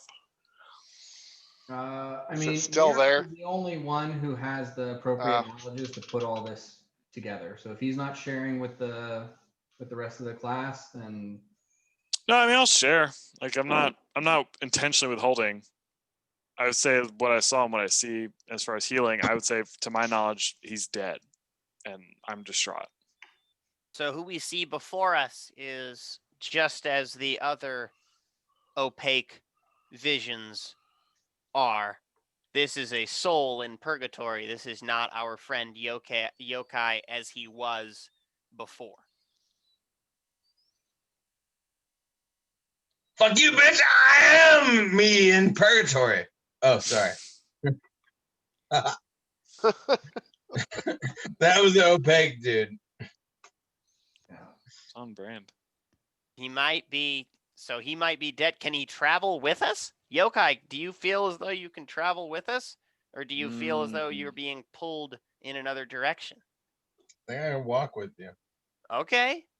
Well, let's see what happens. Mirok, let's see what happens if he tries to travel with us. If he drifts away, which would suggest that he's a spirit of purgatory, or if he comes with us, which suggests that there's some tie that he has to us and we might be able to bring him back. all right. So with that, you guys continue on your journey. Ghost Yeah. yokai. Okay.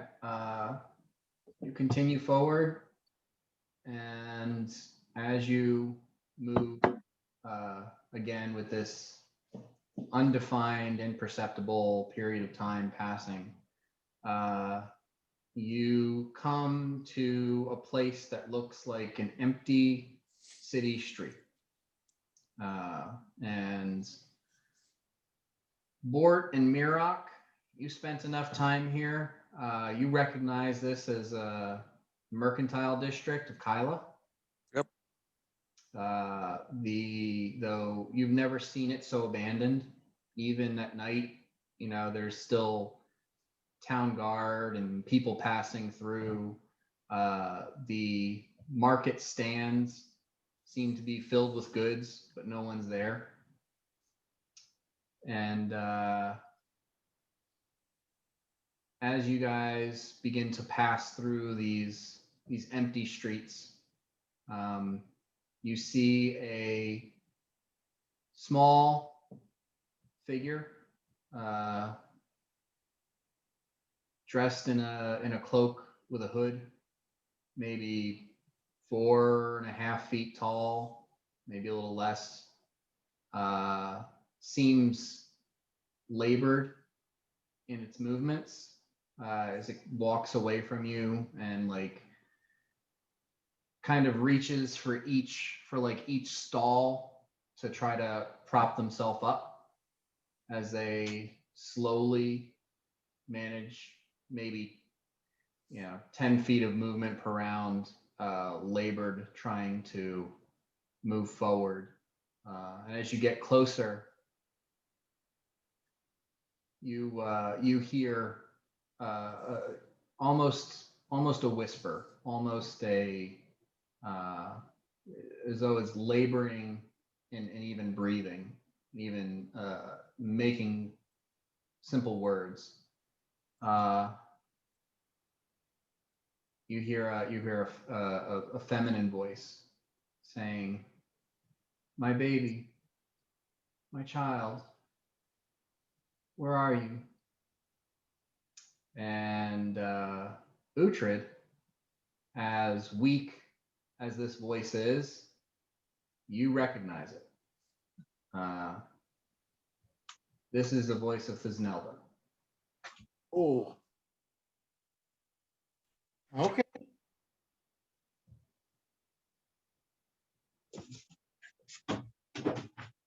Do I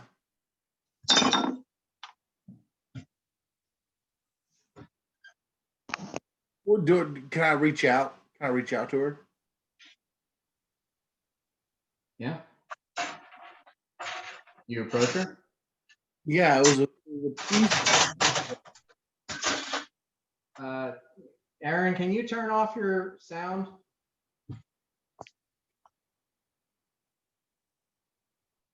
Thank you. Yeah, it was a. Yeah. Go ahead, Richard. Her. Sorry? Yeah, I know her. I know. It was a. I would go to her. Okay. So you go up to her and you can now see, she's not the way you remember her. She's thin. Her face looks sallow. She got sick. She fell ill. But you didn't see her when she was like this.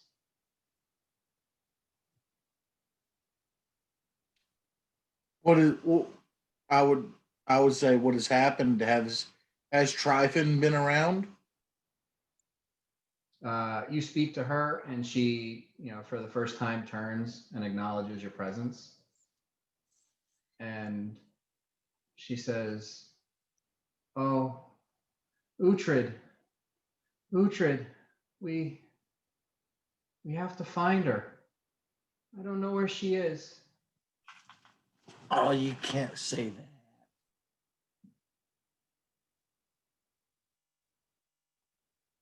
Is the young one okay?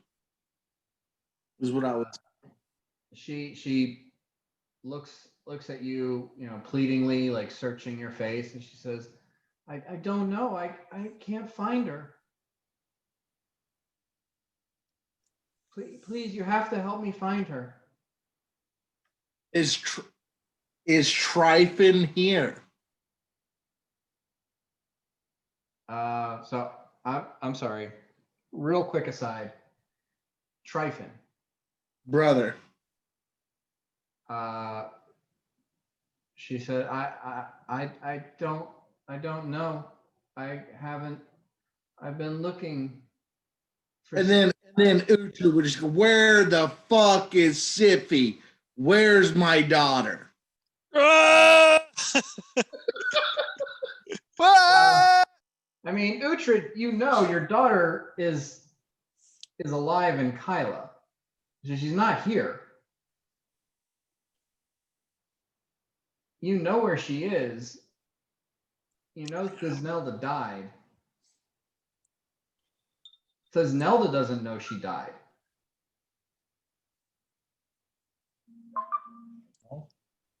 I think that's a natural response, though. I had a little angry response. I was a little upset. All right, you know what? Let's go ahead. Uhtred, give me a will save. Maybe you just bought into the scenario and you're lost in it too. I could have been. Give me a will save, buddy. 2 on the die. Okay. That's a good start. You got to find your daughter, man. Nobody else knows I have a daughter, though. Yeah, Now you we didn't do. tell me that. Yeah, we do. I mean, you've Zelda. You see her searching for her child. Your the love of your life is wasting away in front of you, and she's lost your daughter. You have to go find her, and you don't even remember. You don't remember Mirok. You don't remember Largo. So this is 100%. I've already been fighting people on my plane, right? And now we've went through the whole thing, and now like I am bloodlust again is where I would go. Okay, well, who are you angry at? No, I guess I'm not angry. I am where's my lead to find my daughter? That's where I would be. Well, apparently you are with Thesnelda. You are in the market square. It's late at night, and your daughter is missing. And that's all you know. Okay. Well, I got a Thesnelda, and I say, hey, where was she last? She was in her crib. She was at home, and I went to check, and she was gone. Has Tryphon been notified? That's his goddaughter. Does he know? I haven't seen Tryphon. I went to look for Siffi, and I can't find her. Dan, can I jump in? Sure. I've heard this. I'm gonna come up to Uhtred. I'm gonna ask him, what year was your daughter born? Then I have this. I have a roundabout date. Dad of the year. Is he not really like he knows nothing but Yeah. beer? He knows that of the year. Like your daughter would be probably around 6 years old right now. So 993. It's still in a bomb. Yeah. It would have been 993. Okay, so when I hear that, I'm gonna shake him hard and I'm gonna tell him like Uhtred, and I'm gonna say like, the month of Yanabon, the year 997. Your daughter isn't here. Okay. I don't know his daughter, I don't know this, but I know like his timeline's fucked up. Give me a diplomacy check. Diplomacy. Right, not bad. And then a 30 total. Okay. Uhtred, give me a will save. It was a natural 20. Okay.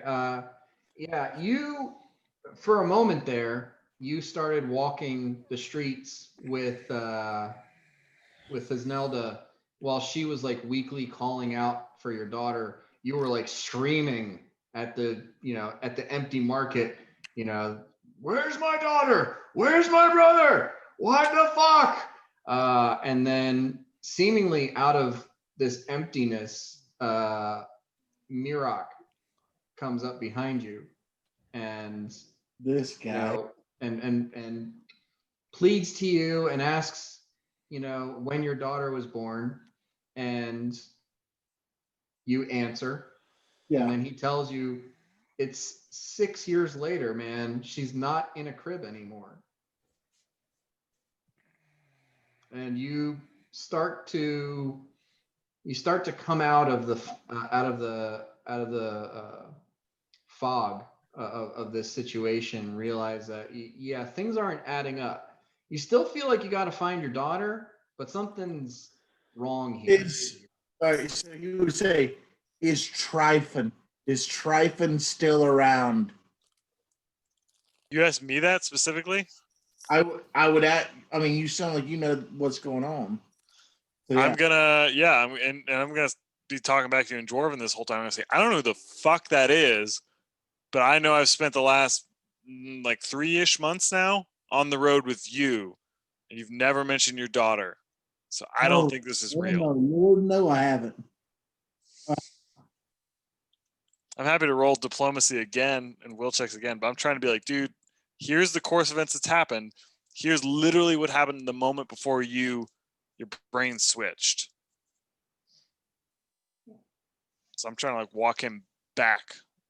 Is Factory that, reset. is anybody else trying to participate in this in any way? Yeah, come on Largo, what do you in. wanna do? Anyone. I would like to assist Murak in his efforts. I'd be like, Uhtred, what you're experiencing right now is impossible. Come back to purgatory with us. This is a vision, and I do that with a not very good, with a 23 diplomacy in an attempt to at least aid Murak. Okay, Uhtred, give me a will save based on Largo's little. Trevor, can you do? 16. Sorry, Uhtred. Natural 1. Natural 1. Yeah. Okay. As far I as you go can into his tell, face, I'm like 16. I'm like, I'm dead. 'Cause that's okay. pretty roll. All right. Largo, as far as you can tell, Uhtred doesn't notice you're here. He seems only to recognize Mirok right now. Shit, Fuck. Murak, Okay. we've lost him again. Yeah. I It's that temper. It's that temper, dude. I mean, Dan, I don't know, but like, I think Uhtred's about to start freaking out. I'm gonna It was a attempt lay on stupid- hands again with haunted. Okay.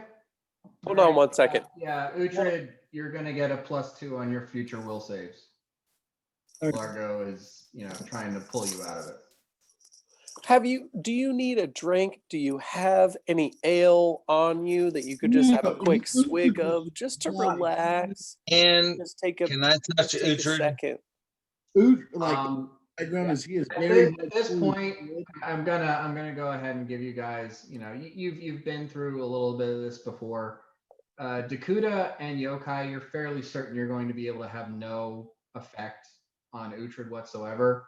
And it's going to be significantly easier for Largo, Bort, and Mirok because they've been with him longer. Right. Godric, even though you could feel Uhtred when you laid on hands him, he didn't respond. He didn't recognize you when you did it. But yeah, and even Largo is having difficulty reaching Uhtred. I'm reveling in being like feeling like a true outsider. Because I'm at this point, I'm at floating someplace where I really am an outsider. So I'm reveling in that and the sensations of that and all the feelings around that. And If you're outside the outside, does that make you inside? Fucking poser. I think Well, I mean, this is purgatory. You feel nothing. There is no feeling. that's what I'm reveling in. Okay. So, Godric tried to give him some assistance. Mirok, you are, talking to him, and he recognizes you, but he does not seem to be out of the moment that he's in. Bort, is there anything you wanted to try?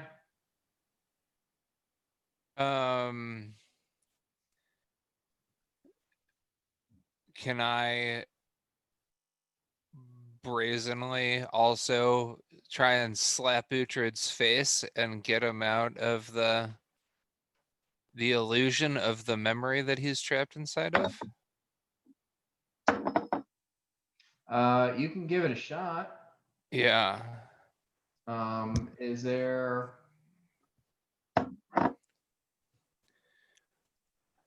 a skill check you want to try to do this with? Is there some way you can feel about approaching this? I would I'd like to try to intimidate Uhtred. Okay. Can you describe how you? Uhtred, you're not a shitty dad. You didn't lose your child, and she's not gonna come back and try and kill you. Ah, All right. Snap out of it, you fuck. Give me an intimidate check.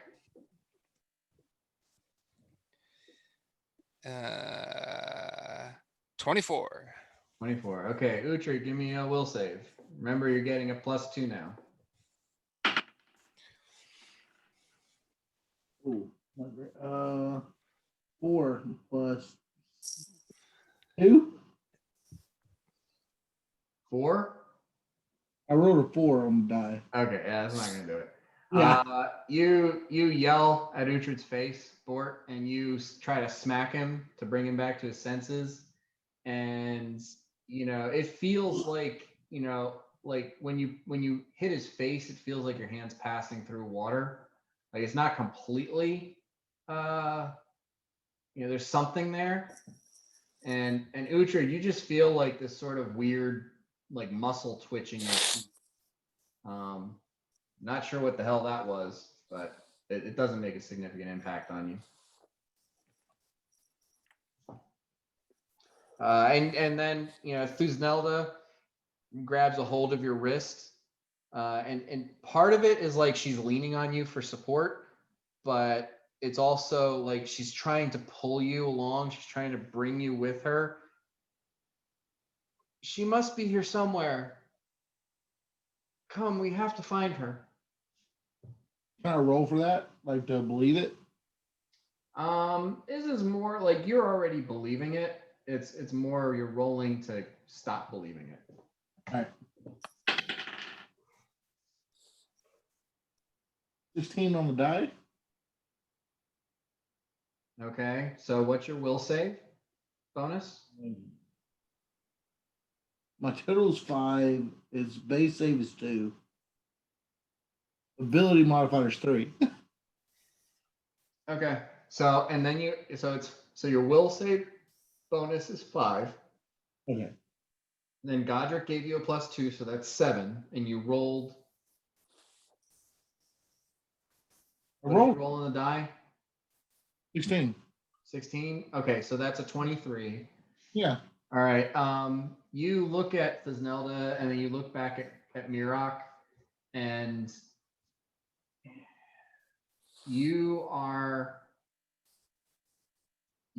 confused. Thuznelda was sick. Thuznelda wasn't going to get better. She was going to die. And you saw Siffi. You saw her not too long ago at the orphanage. You were too ashamed to go in and say anything to her. You didn't even know if she would know who you are. But you saw Siffi. She was fine just a little while ago. She's definitely not a baby anymore. I mean, she's like in dwarven maturity. She's like 4 years old, even though she's like 6 years old. But yeah, something's wrong here. Something doesn't add up. I would like to add to this confusion. Do it. If I perceive it, do I perceive? Can I roll a perception check to see if I notice some sort of change in Uhtred and confusion? It's more of a sense motive check. Sense motive, cool. I would also like to do that, Dan. Okay. Damn it, 6. You're not sure the facial expression is kind of obscured by the beard. Yeah. I also rolled poorly.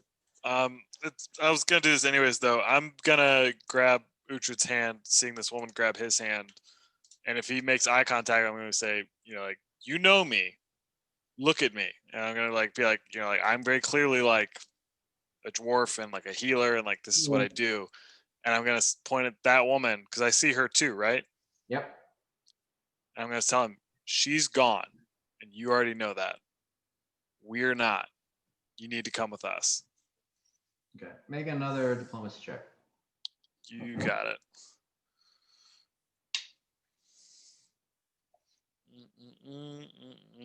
It's a 28 total. Can I use my final action die to add to it with a d6? Sure. Good. Okay, it is now 33 total. Okay. Uhtred, make another will save.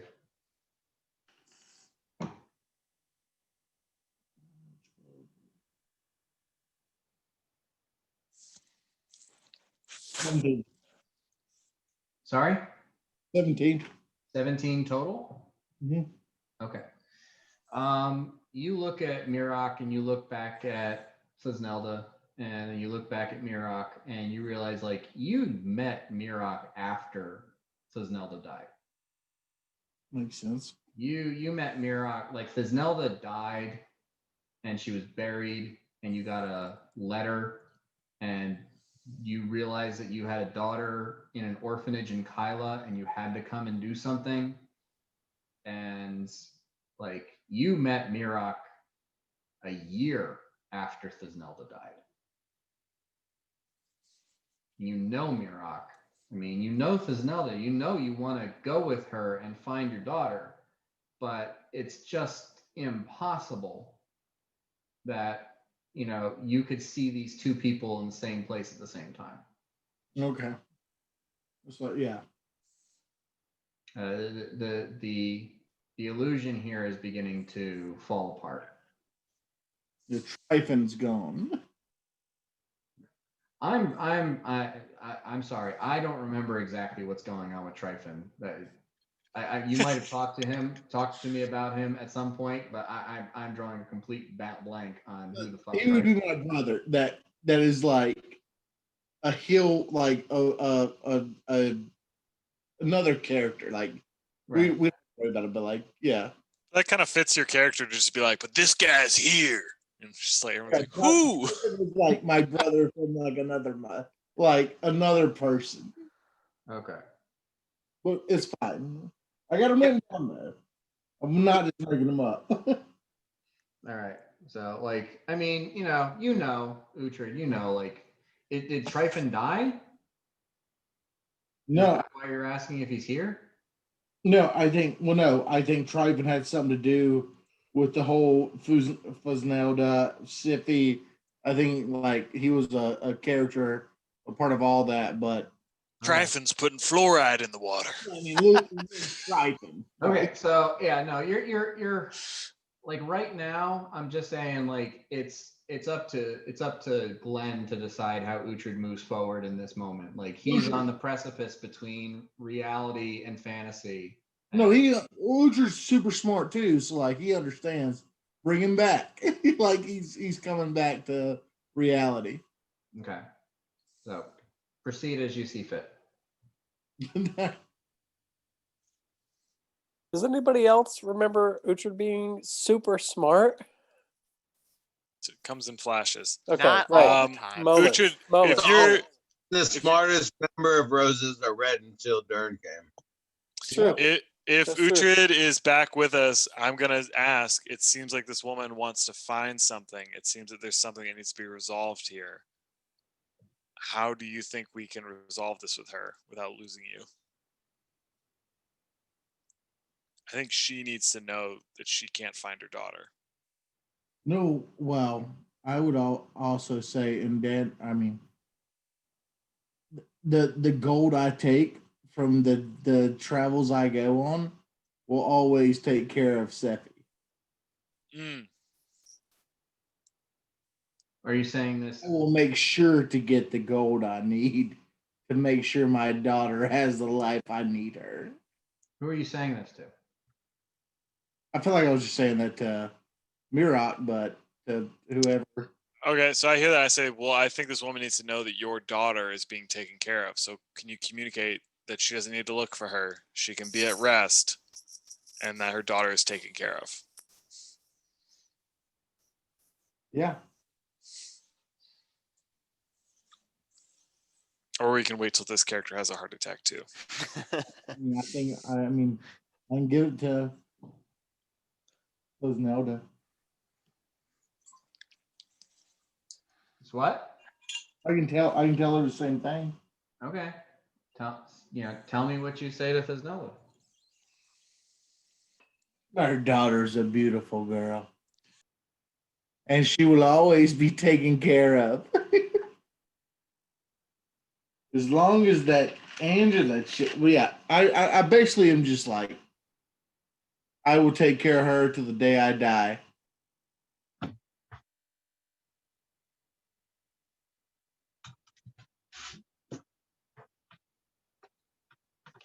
If he that is.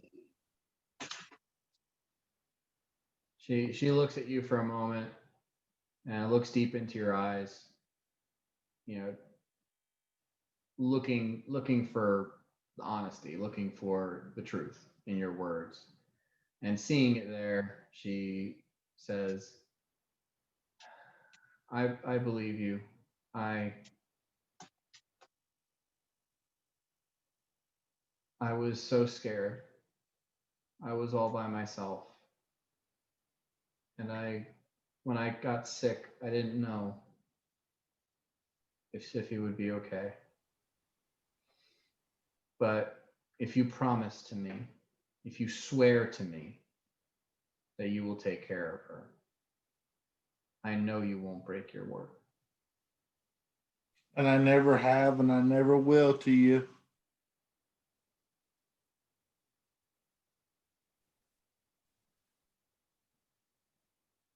The Hallmark Channel movie. Right. I'm so tired. I think I need to go home and lay down. Your final home will be more beautiful than anything this world could give you. And I will find my daughter when ready. She pats you on the arm and says, well, you better, because I don't know how much longer I have. But I swear, if you break your word to me, I will come back and find you. Ooh. Find her. And she turns and starts walking away. And as she does, the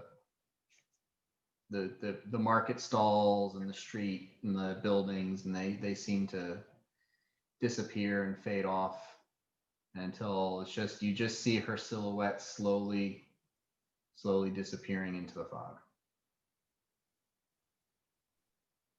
I loved her. So you are a shitty dad. Not great. I go to find gold. And so this woman, was she a dwarven woman? What's the deal? She's a very, very pretty dwarven lady. Yeah, I saw her. I mean, she's not great, but I saw her. She is. You're dwarven. She is Mir- very pretty. What's your daughter's name? My daughter? Yeah, Is Siffy. Siffy. Okay, got it. I mean, Mirak, she was sick. She looked like she lost, she was, very thin, Yeah. because of illness. But you could see that Sippy she less was is the way. quite an attractive woman when she was healthy. Totally. Yeah. Strong beard. Well, like a nice thick Yeah. peach fuzz, like something nice and soft. Yeah. Get a very strong shadow beard. Siffy less. That's hot. Very, very fine facial hair, but thick. So it was peach. You could only tell close up that there was a beard there, but very fine, very soft. Ah, It's a good woman. We're gonna decompress this later, probably at the tavern, Uhtred, but we should get moving. All right, Yokai, give me another will save. All right. Yeah, that's not so great. 13. Okay.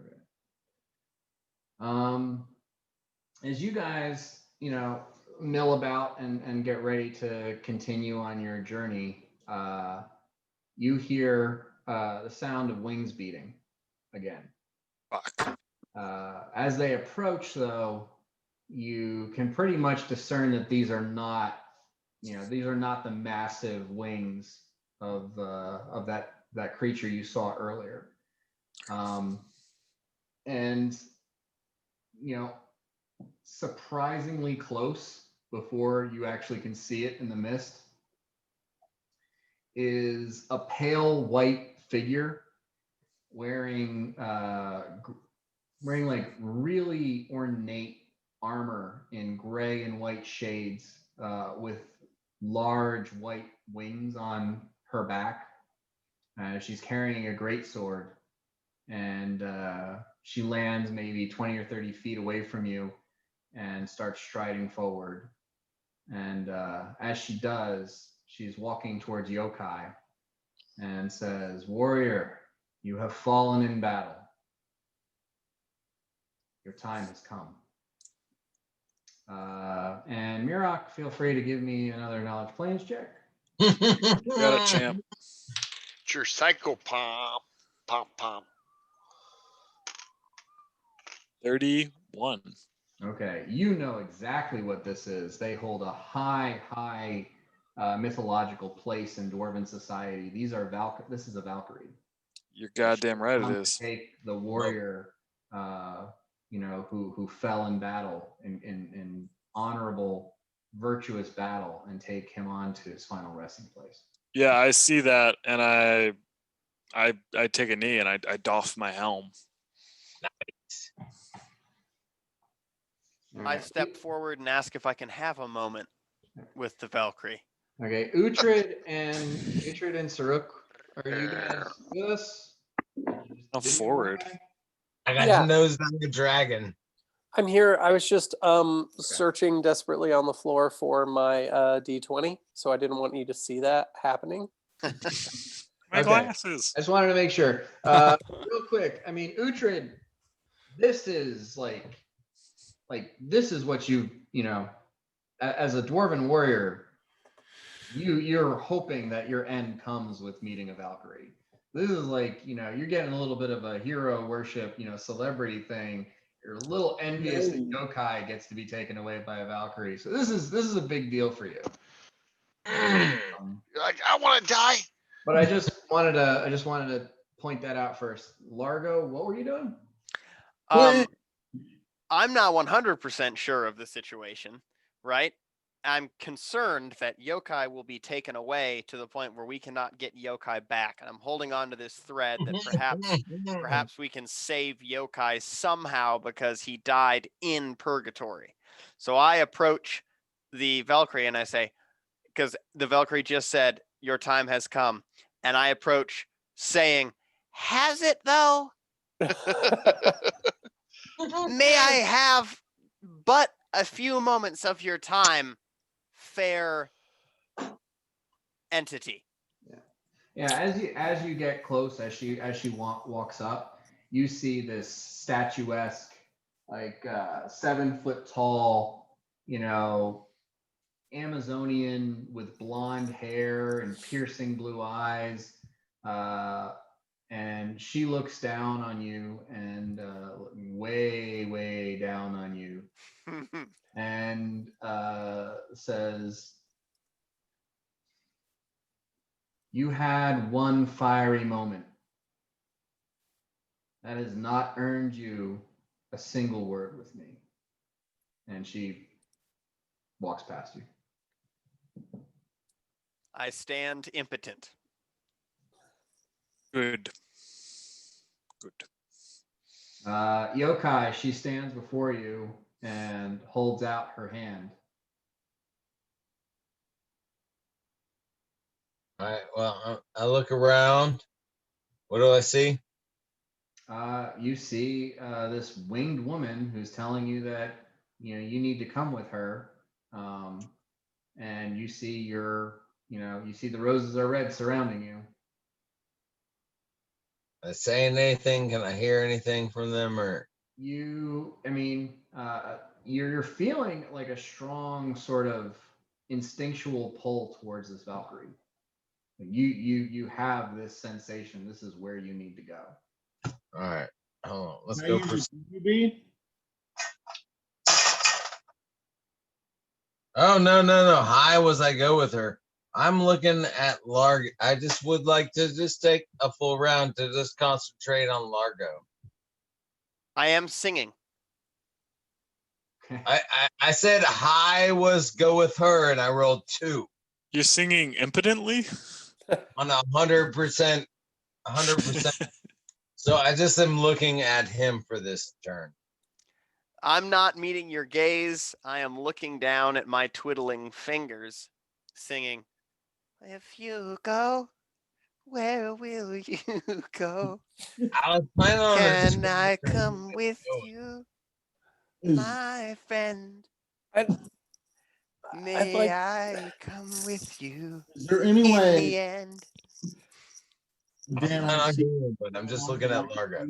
Okay. Sorry, I can't hear you, Uhtred. Say it again.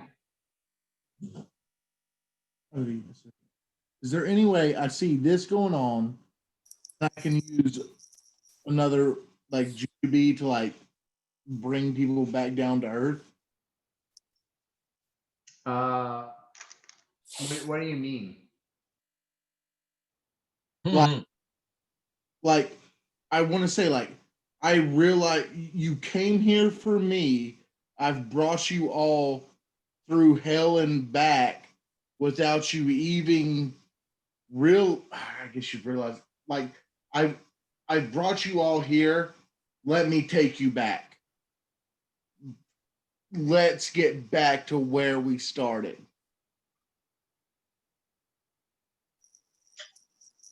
Material plan, bitches. I'd like to also remind Yokai that they grappled a dragon, Oh, that skin is on my back. Are you kidding me? and I don't know if like graduating from that conflict from your brother to a dragon, you could be taken out by something like that. It's a fucking Valkyrie, guys. Just saying. I'm saying a dragon, Valkyrie, dragon, Valkyrie. To grab the Valkyrie's hand. I just happened to roll the 2. I get what the Valkyrie does. If Yes. you go, Yeah, I mean, Aaron, it's your call, dude. I You think gotta go. I think you got to make a choice. With that what you call it, with that roll, and with your dwarven background, like you're fairly certain that Valkyrie's gonna fucking wipe the floor with you guys if you stand in her way. Yeah, it's not an option. But she is waiting for Yokai to. Dude,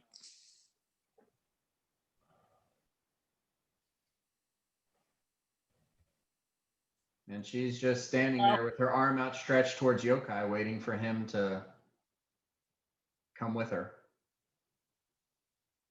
All right, so I get nothing from Largo. That's who I made my roll. I rolled a 2 on a percentile. Mhm. So I looked at Largo. What did Largo do? And then I will go from there. that woman made me feel like I practically don't exist. Like I'm just a speck of sand in the biggest He desert ever. smiles greatly at you and gives you a firm pat on your back, like a good one, like a real good one, where you're like, oh, like you move a little bit, and he grabs her like with a good Klingon style handshake, and like grabs her hand, is like shakes it and smiles deeply, and yeah. Okay, you grab her in that sort of like that kind of grasp, and she does the same, and with a few beats of her wings, both of you are lifting off and going off into the ether. Okay. 2 down. That's awesome. All right. So What's the next character going to be?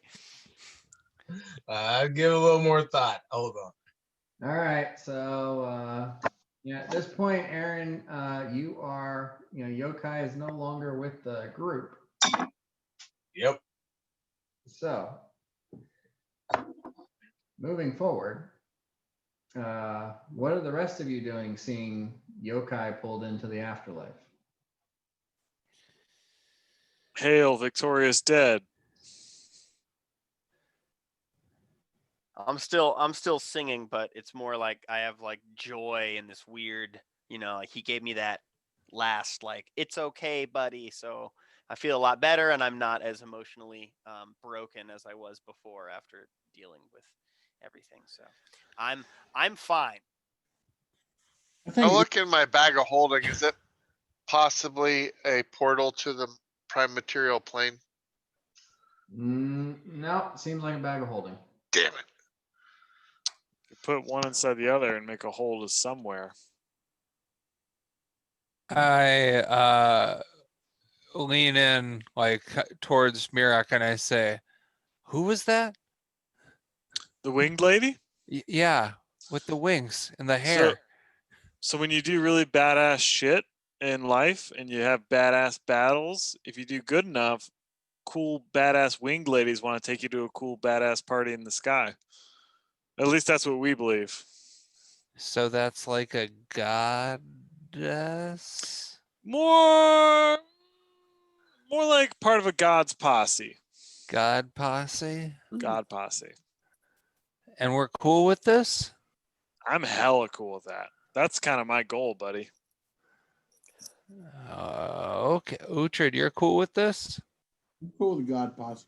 What you gonna do?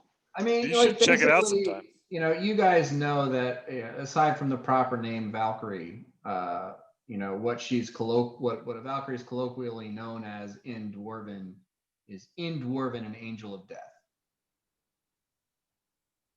It's an angel of death, Bort. Okay. Yeah, I tried cool. to stop her.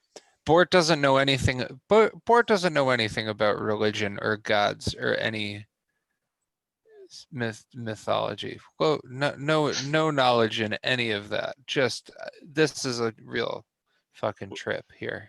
Would you like to learn more sometime, Bort? Don't try it. I have pamphlets.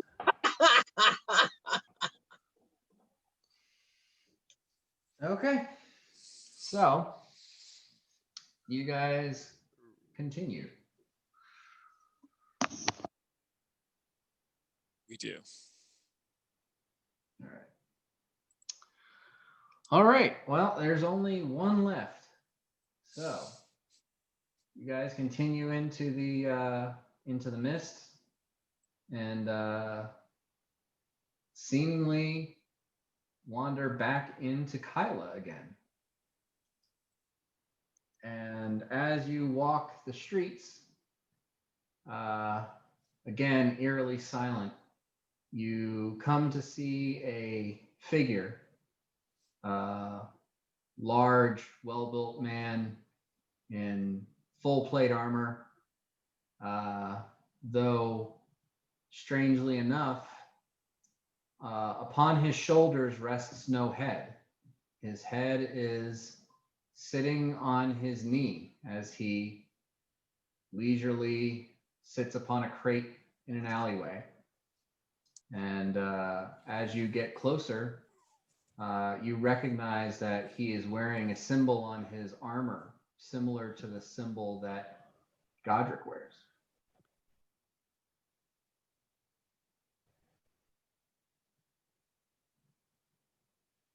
And Godric. Godric, as you approach this man, you're wondering why a headless paladin of Relinox is sitting on a crate in an alleyway. Yeah. Okay. So that's the paladin of Relinox. I kind of approach, see what's going on. Just kind of take a look at him. Like What's curiosity. he look like? Is he ravaging? He looks like he's maybe in his late 40s. Little bit of gray forming at his temples. He's got a close cropped beard. He's basically holding his head on his knee, making sure it sits stably there. And he just seems to be lost in thought, maybe pondering the predicament he's in at the moment. Does he look like he just murdered a really tall emo kid with black armor? Give me a sense motive check. He smells like Hot Topic. 13. You have no inkling of that whatsoever. I think you just got to go talk to him, bud. Healthy. I have any like, does he look familiar to me at all?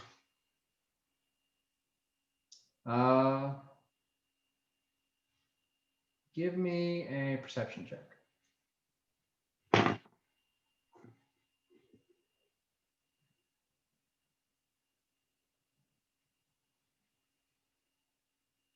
Hey, Mike.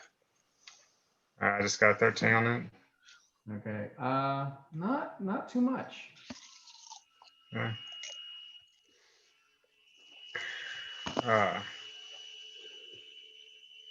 Yeah. I asked him who he is. What happened? He looks up at you and says, he scans you quickly and says, I've never seen one of our order dressed as you do, but it is good to see a fellow who follows honor and justice in this dark place. Come sit with me. Tell me your name. Okay. Yeah, kind of look around. I sit down. Tell him I'm Godric. Godric. Godric. Good name. That was my father's name. Father's name. Yes. Who was your father? Sir Godric Revenger. Oh,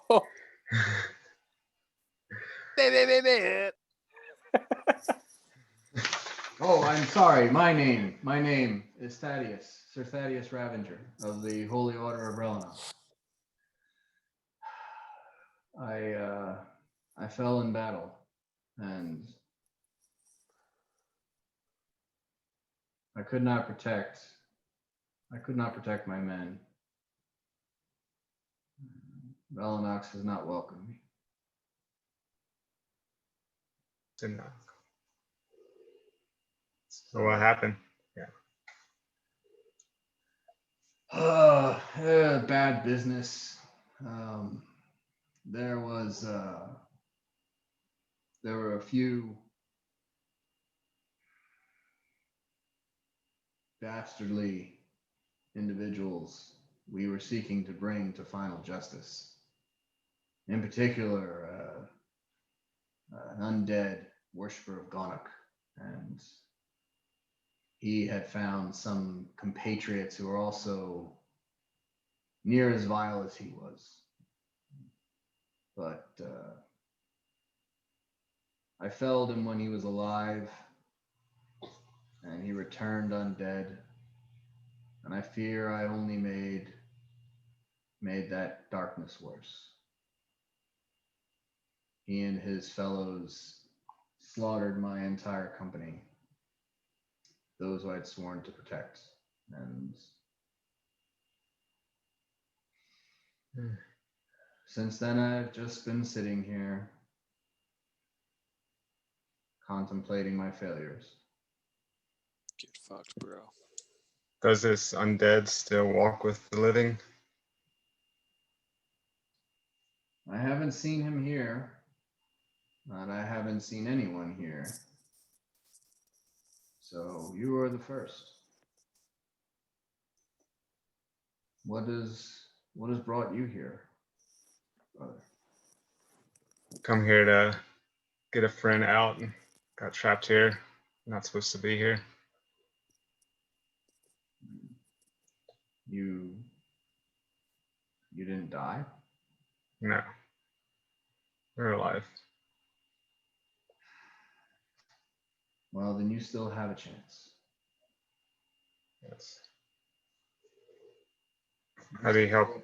You still have the opportunity to serve Relinox and do good deeds and destroy the evil that plagues the world. That is a great honor. An honor I wish I still had.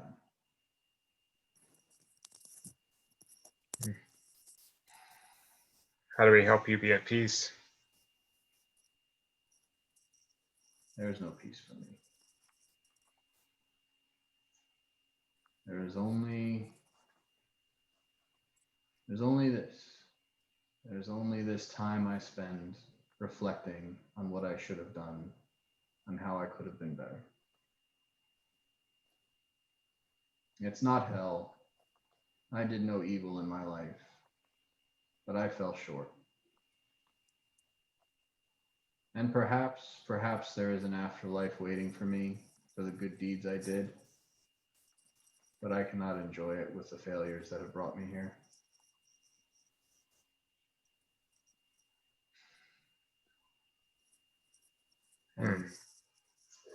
And now I worry for all of us. My son wanted to take up the mantle too.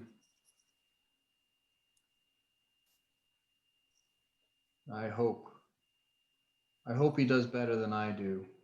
But honestly, I hope he just becomes a farmer or a cobbler or a fisherman and avoids the difficulties this life brings.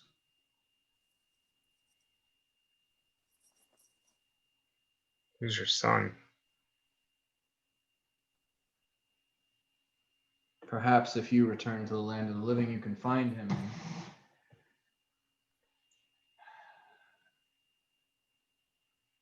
No, don't find him. I don't want him to know I'm here. But if in your travels you do come across a paladin whose last name is Ravenger,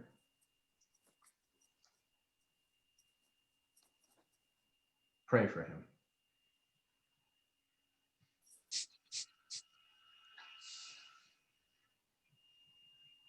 Because you lost him.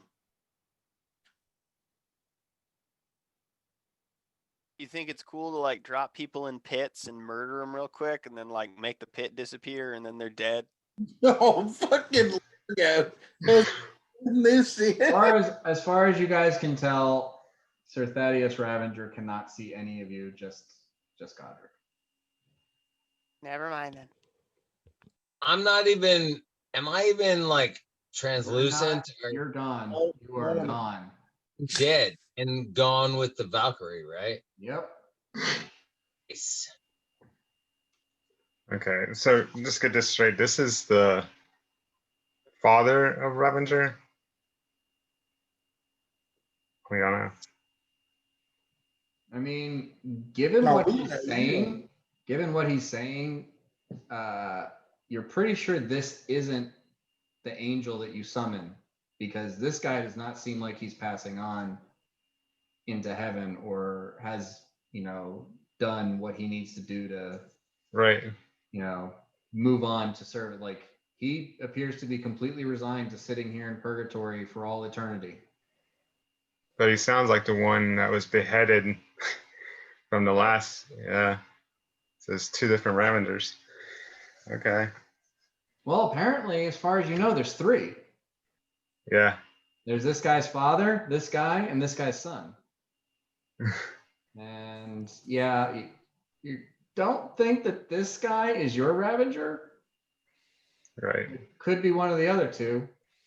Well, the son sounds like he's alive. I can find him. Remember, this guy died 100 years ago. Yeah. If he was Oh, contemporary right. with our Yeah. other group, his son is. I mean, but you don't know any of this. Right. Like, as far as you know, this guy could have died 2,000 years ago, 20 minutes ago. Yeah. Hmm. Okay. Like, yeah, you have to divorce what you know is Hellet from what you know is Godric. Yeah. I'm just kind of piecing it together for myself, but I can't summon Ravager here, can I? You can try.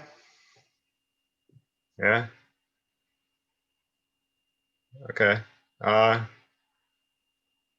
So I do. Okay. No Ravager. Yeah. Okay. Tell me more about your son. What is first name, things about him.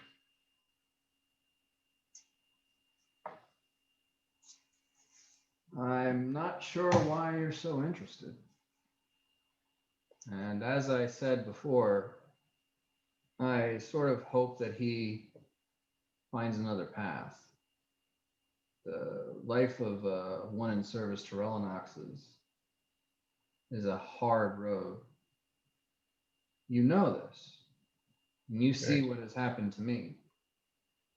Honestly, I hope that he finds a different way. But I don't want you seeking him out. I don't want you telling him of my plight.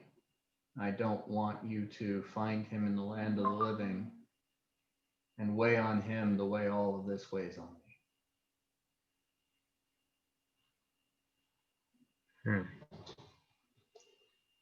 But if you do come across him, as I said, please pray for him. Do we hear the I will pray for conversation? you. Sorry. Oh yeah, you hear everything that's being said. I say, Godric. Okay. Godric, do you hear me? Yeah, I turn my head and look at you. Tell him about Ravager, Godric. Yeah. I look at him and I tell him about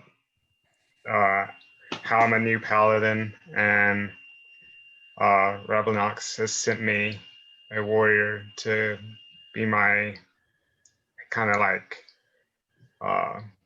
someone to help me with my battles and kind of lead me along. And his name is Ravager.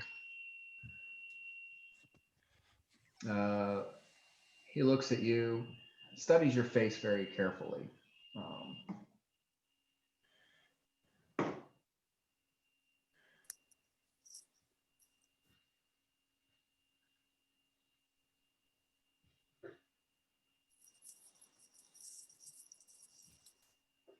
If what you say is true, and if who you're speaking of is my son,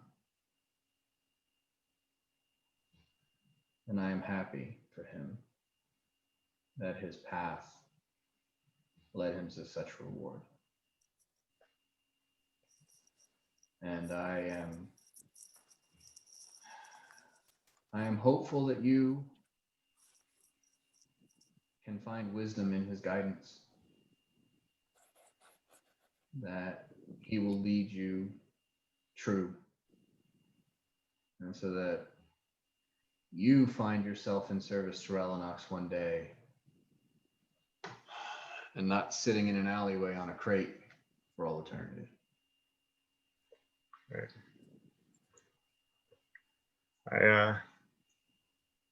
I kind of explain how I'm trying to be the best paladin, learning how to fight and win my battles.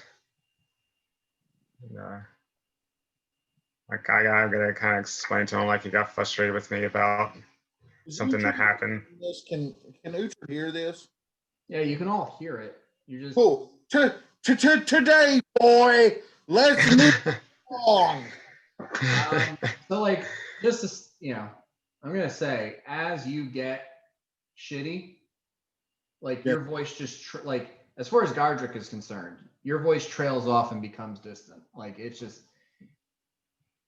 everyone else's, impertinence and bad attitude is not going to interfere with your moment here with Sir Ravenger. Maybe I throw an axe at him. Yeah, because everybody was really rude to you when you were meeting with your lover looking for your lost daughter. Asshole. Easy. Come on. Tomorrow. You know what? We all got together. I think this is real. I'm gonna go off and look for my daughter. Lucian would think that. Brash. Is he sort of oddly he reaches over with his free hand and puts his hand on your shoulder, which is really strange. Like as he leans forward, you can see the severed neck is just like sitting there, and you like it's weird. You're looking at his lap to see his face.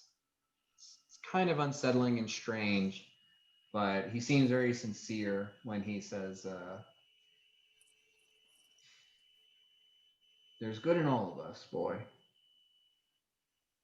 We have to cultivate it. We have to bring it forward. We have to do what's right. And your greatest strength, and he takes his hand from your shoulder and he puts it on your forearm and says, isn't here. And he pounds you in the chest and says, it's there. And when you see if it is my son, when you see him again, follow his lead and be the paladin that he was. And don't end up like me. Don't stay here any longer than you must. Go home. Do good.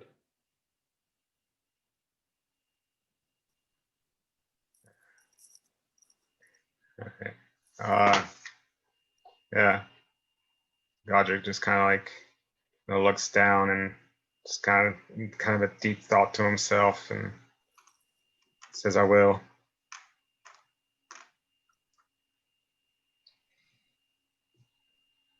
Well, then go, boy. There's nothing here for you. I get up and I stand tall and do one of those and walk away.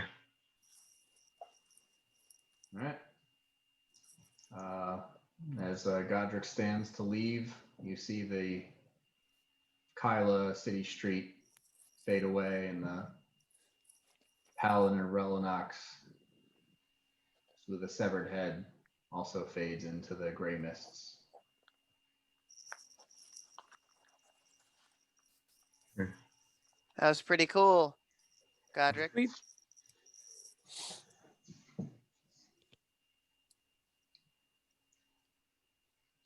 Nice. Definitely galvanizing. I can Encouraging. see clearly now the rain. Encouraging as hell. Yourself, brother. On a meta level, that's all of our characters, right? Yep. Yeah. So like Godric kind of like brushes off the emotions, like, all right, guys, let's go. Let's get out of here. All right, you lead the way. Lead the way, Godric. Oh yeah. Oh, Godric, you're the leader. So we just keep going. Oh, Godric. Godric is the head of the centipede. So you guys move forward.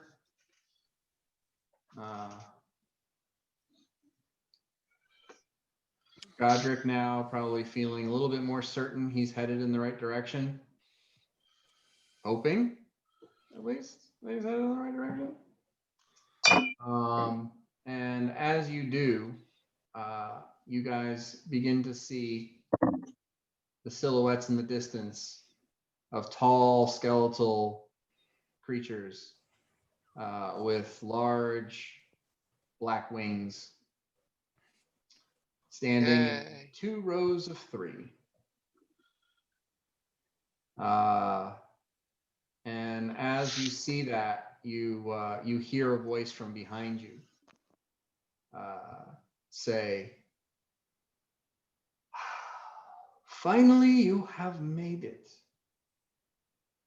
You stopped my exit once, but I will leave now."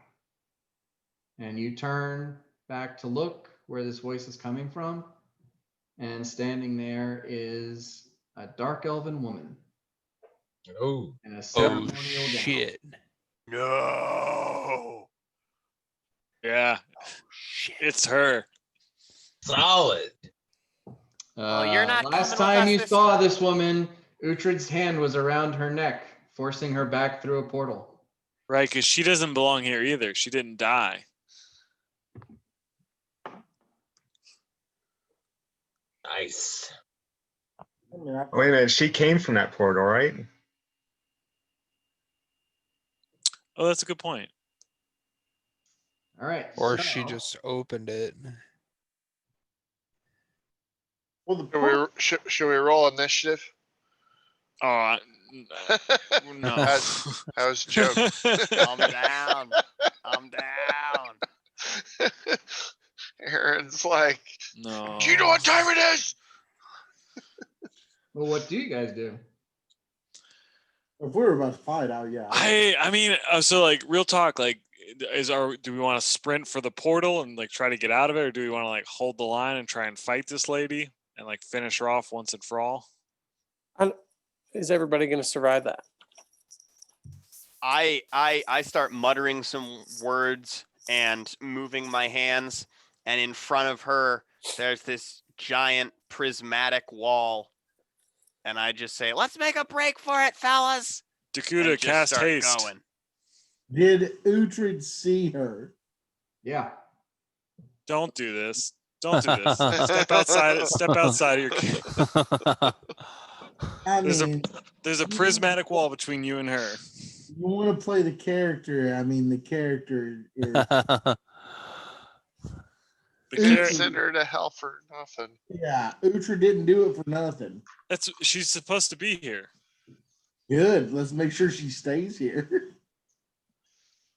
By casting prismatic wall and running leaving. away. Yeah. If you die here, your daughter has nothing. All right. So, Largo casts prismatic wall. Mirok's like, "Let's get the fuck out." Bort, what are you doing? I say Dakuta cast haste. Yeah. That's what I do. Bort draws both weapons and goes invisible. Okay. God, what Yeah, are you doing? I pull my swords and go in full defense. Dakuta? I cast haste. Farouk? I drink a true strike potion. Uhtred? I'm behind a wall at this point. You can make a will save. Yeah, what's his name? Largo created this big like rainbow wall in front of you. But if he passes his will save, it'll just be him on the other side. Jesus Christ. Yeah, I'll do that.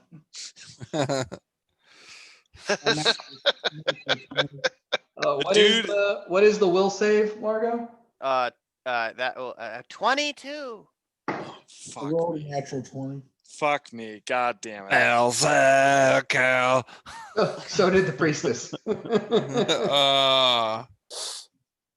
Well, I tried, gang. So are we just leaving the same place we came? Well, if she rolled a natural 20, you rolled a natural 20, did you guys just whoop like around this thing? Like they just both realized that it was one of Largo's illusions and not a real prismatic wall. Okay. Right. So what are you doing, Uhtred? Well, I mean, I was initially going to leave but throw one of my throwing axes at her. But if she's not there and no one's there, then I'll just leave, I guess. Oh, she's there. So then I would throw my throwing axe at her just to see if I could hit her. Okay. Give me an attack. 17. 44. Sorry, say that again. 23. 23. You throw the axe at her, and it seems to bounce off some sort of magical force field surrounding her. You know, just like a few inches before it hits her in the face. The second we go through the portal, she's Yeah. trapped here. Yeah, it would just that would be like that. It would be like a throw, walk through. We're not to the portal yet. Yeah, we gotta sprint. No, I'll make it. All right, so you guys turn and start running towards the portal, and as you do, you see the Vanth turn and, you know, look towards you guys, but, you know, those of you with really sharp vision notice that they're looking past you towards her. Mm-hmm.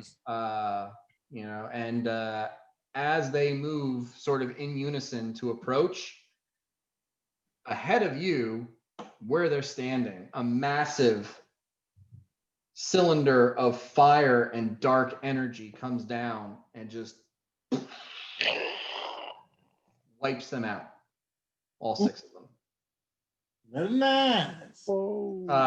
Anyone who wants to do a spellcraft check and do a spellcraft check. I mean, good God. I got about 100. 23 for Mirok. 24. 30 something. 31. 30. 100. Okay, so all of you recognize this to be a flame strike. And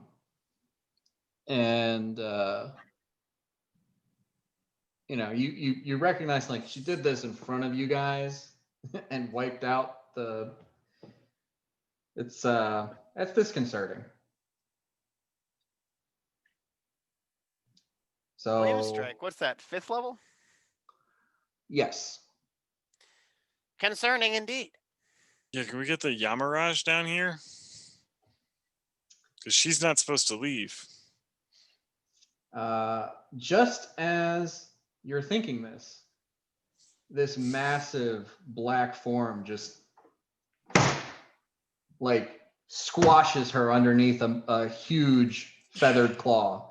Oh, and you guys shit. are standing there looking up at a colossal black dragon that seems to also be a crow like feathered from head to toe, a long black beak instead of a draconic snout. Very draconic in form, but very similar to a raven in appearance as well. And in this voice that does not come from its mouth, but booms inside your heads telepathically. You have stayed too long in this plane. You have already lost one of your number. Tarry no further and leave here or face judgment now. Yes. I just start running. Yep. I'm just running now. We'll see you. And you guys. I grab Uhtred's finger and pull him. All right. Is everybody leaving? Yeah. Yeah, I'm casting silence and running exactly parallel to Uhtred the entire way out. Can I grab one of the scale feathers? No, God damn it! Just fucking leave. I'm just kidding. I go.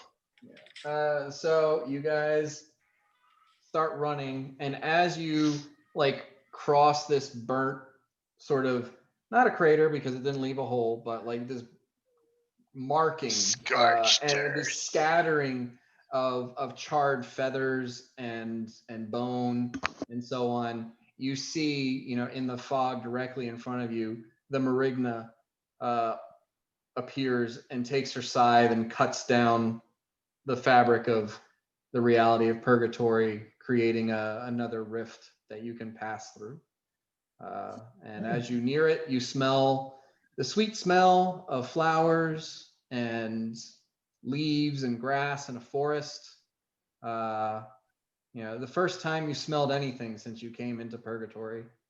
And as you all pass through, when you arrive on the prime material plane, you all arrive at the same time. And turning back to look where the rift was, all you see is the body of Yokai bleeding in the grass. Damn. Oh, Not bleeding. I mean, the heart stopped. It's just leaking. He's dead. yeah. Wrapped in plastic. I go through his pockets. And just everyone give me one perception check, and then we're gonna end the session. Hear the sound of birds chirping and an entire elven army cresting the hill. Natural 20. I also rolled a natural 20. And I did too, a natural 4. I rolled a 6. 18. So for mine, Okay, Dakuda. You say his perception? Yep. 16. Okay. So, Bort, Godric, Mirok, you hear this, you don't see it, and Dakuda. There is an elven ranger stuck in a web. Yes. And Dakuda, you know that spell only lasts like a couple minutes. Right. No time has passed here. Apparently not a single second. we can right our wrongs. Well, there's still a bunch of dead elves. I'm just thinking like the end of what is it, a Christmas story? Or It's a Wonderful Life.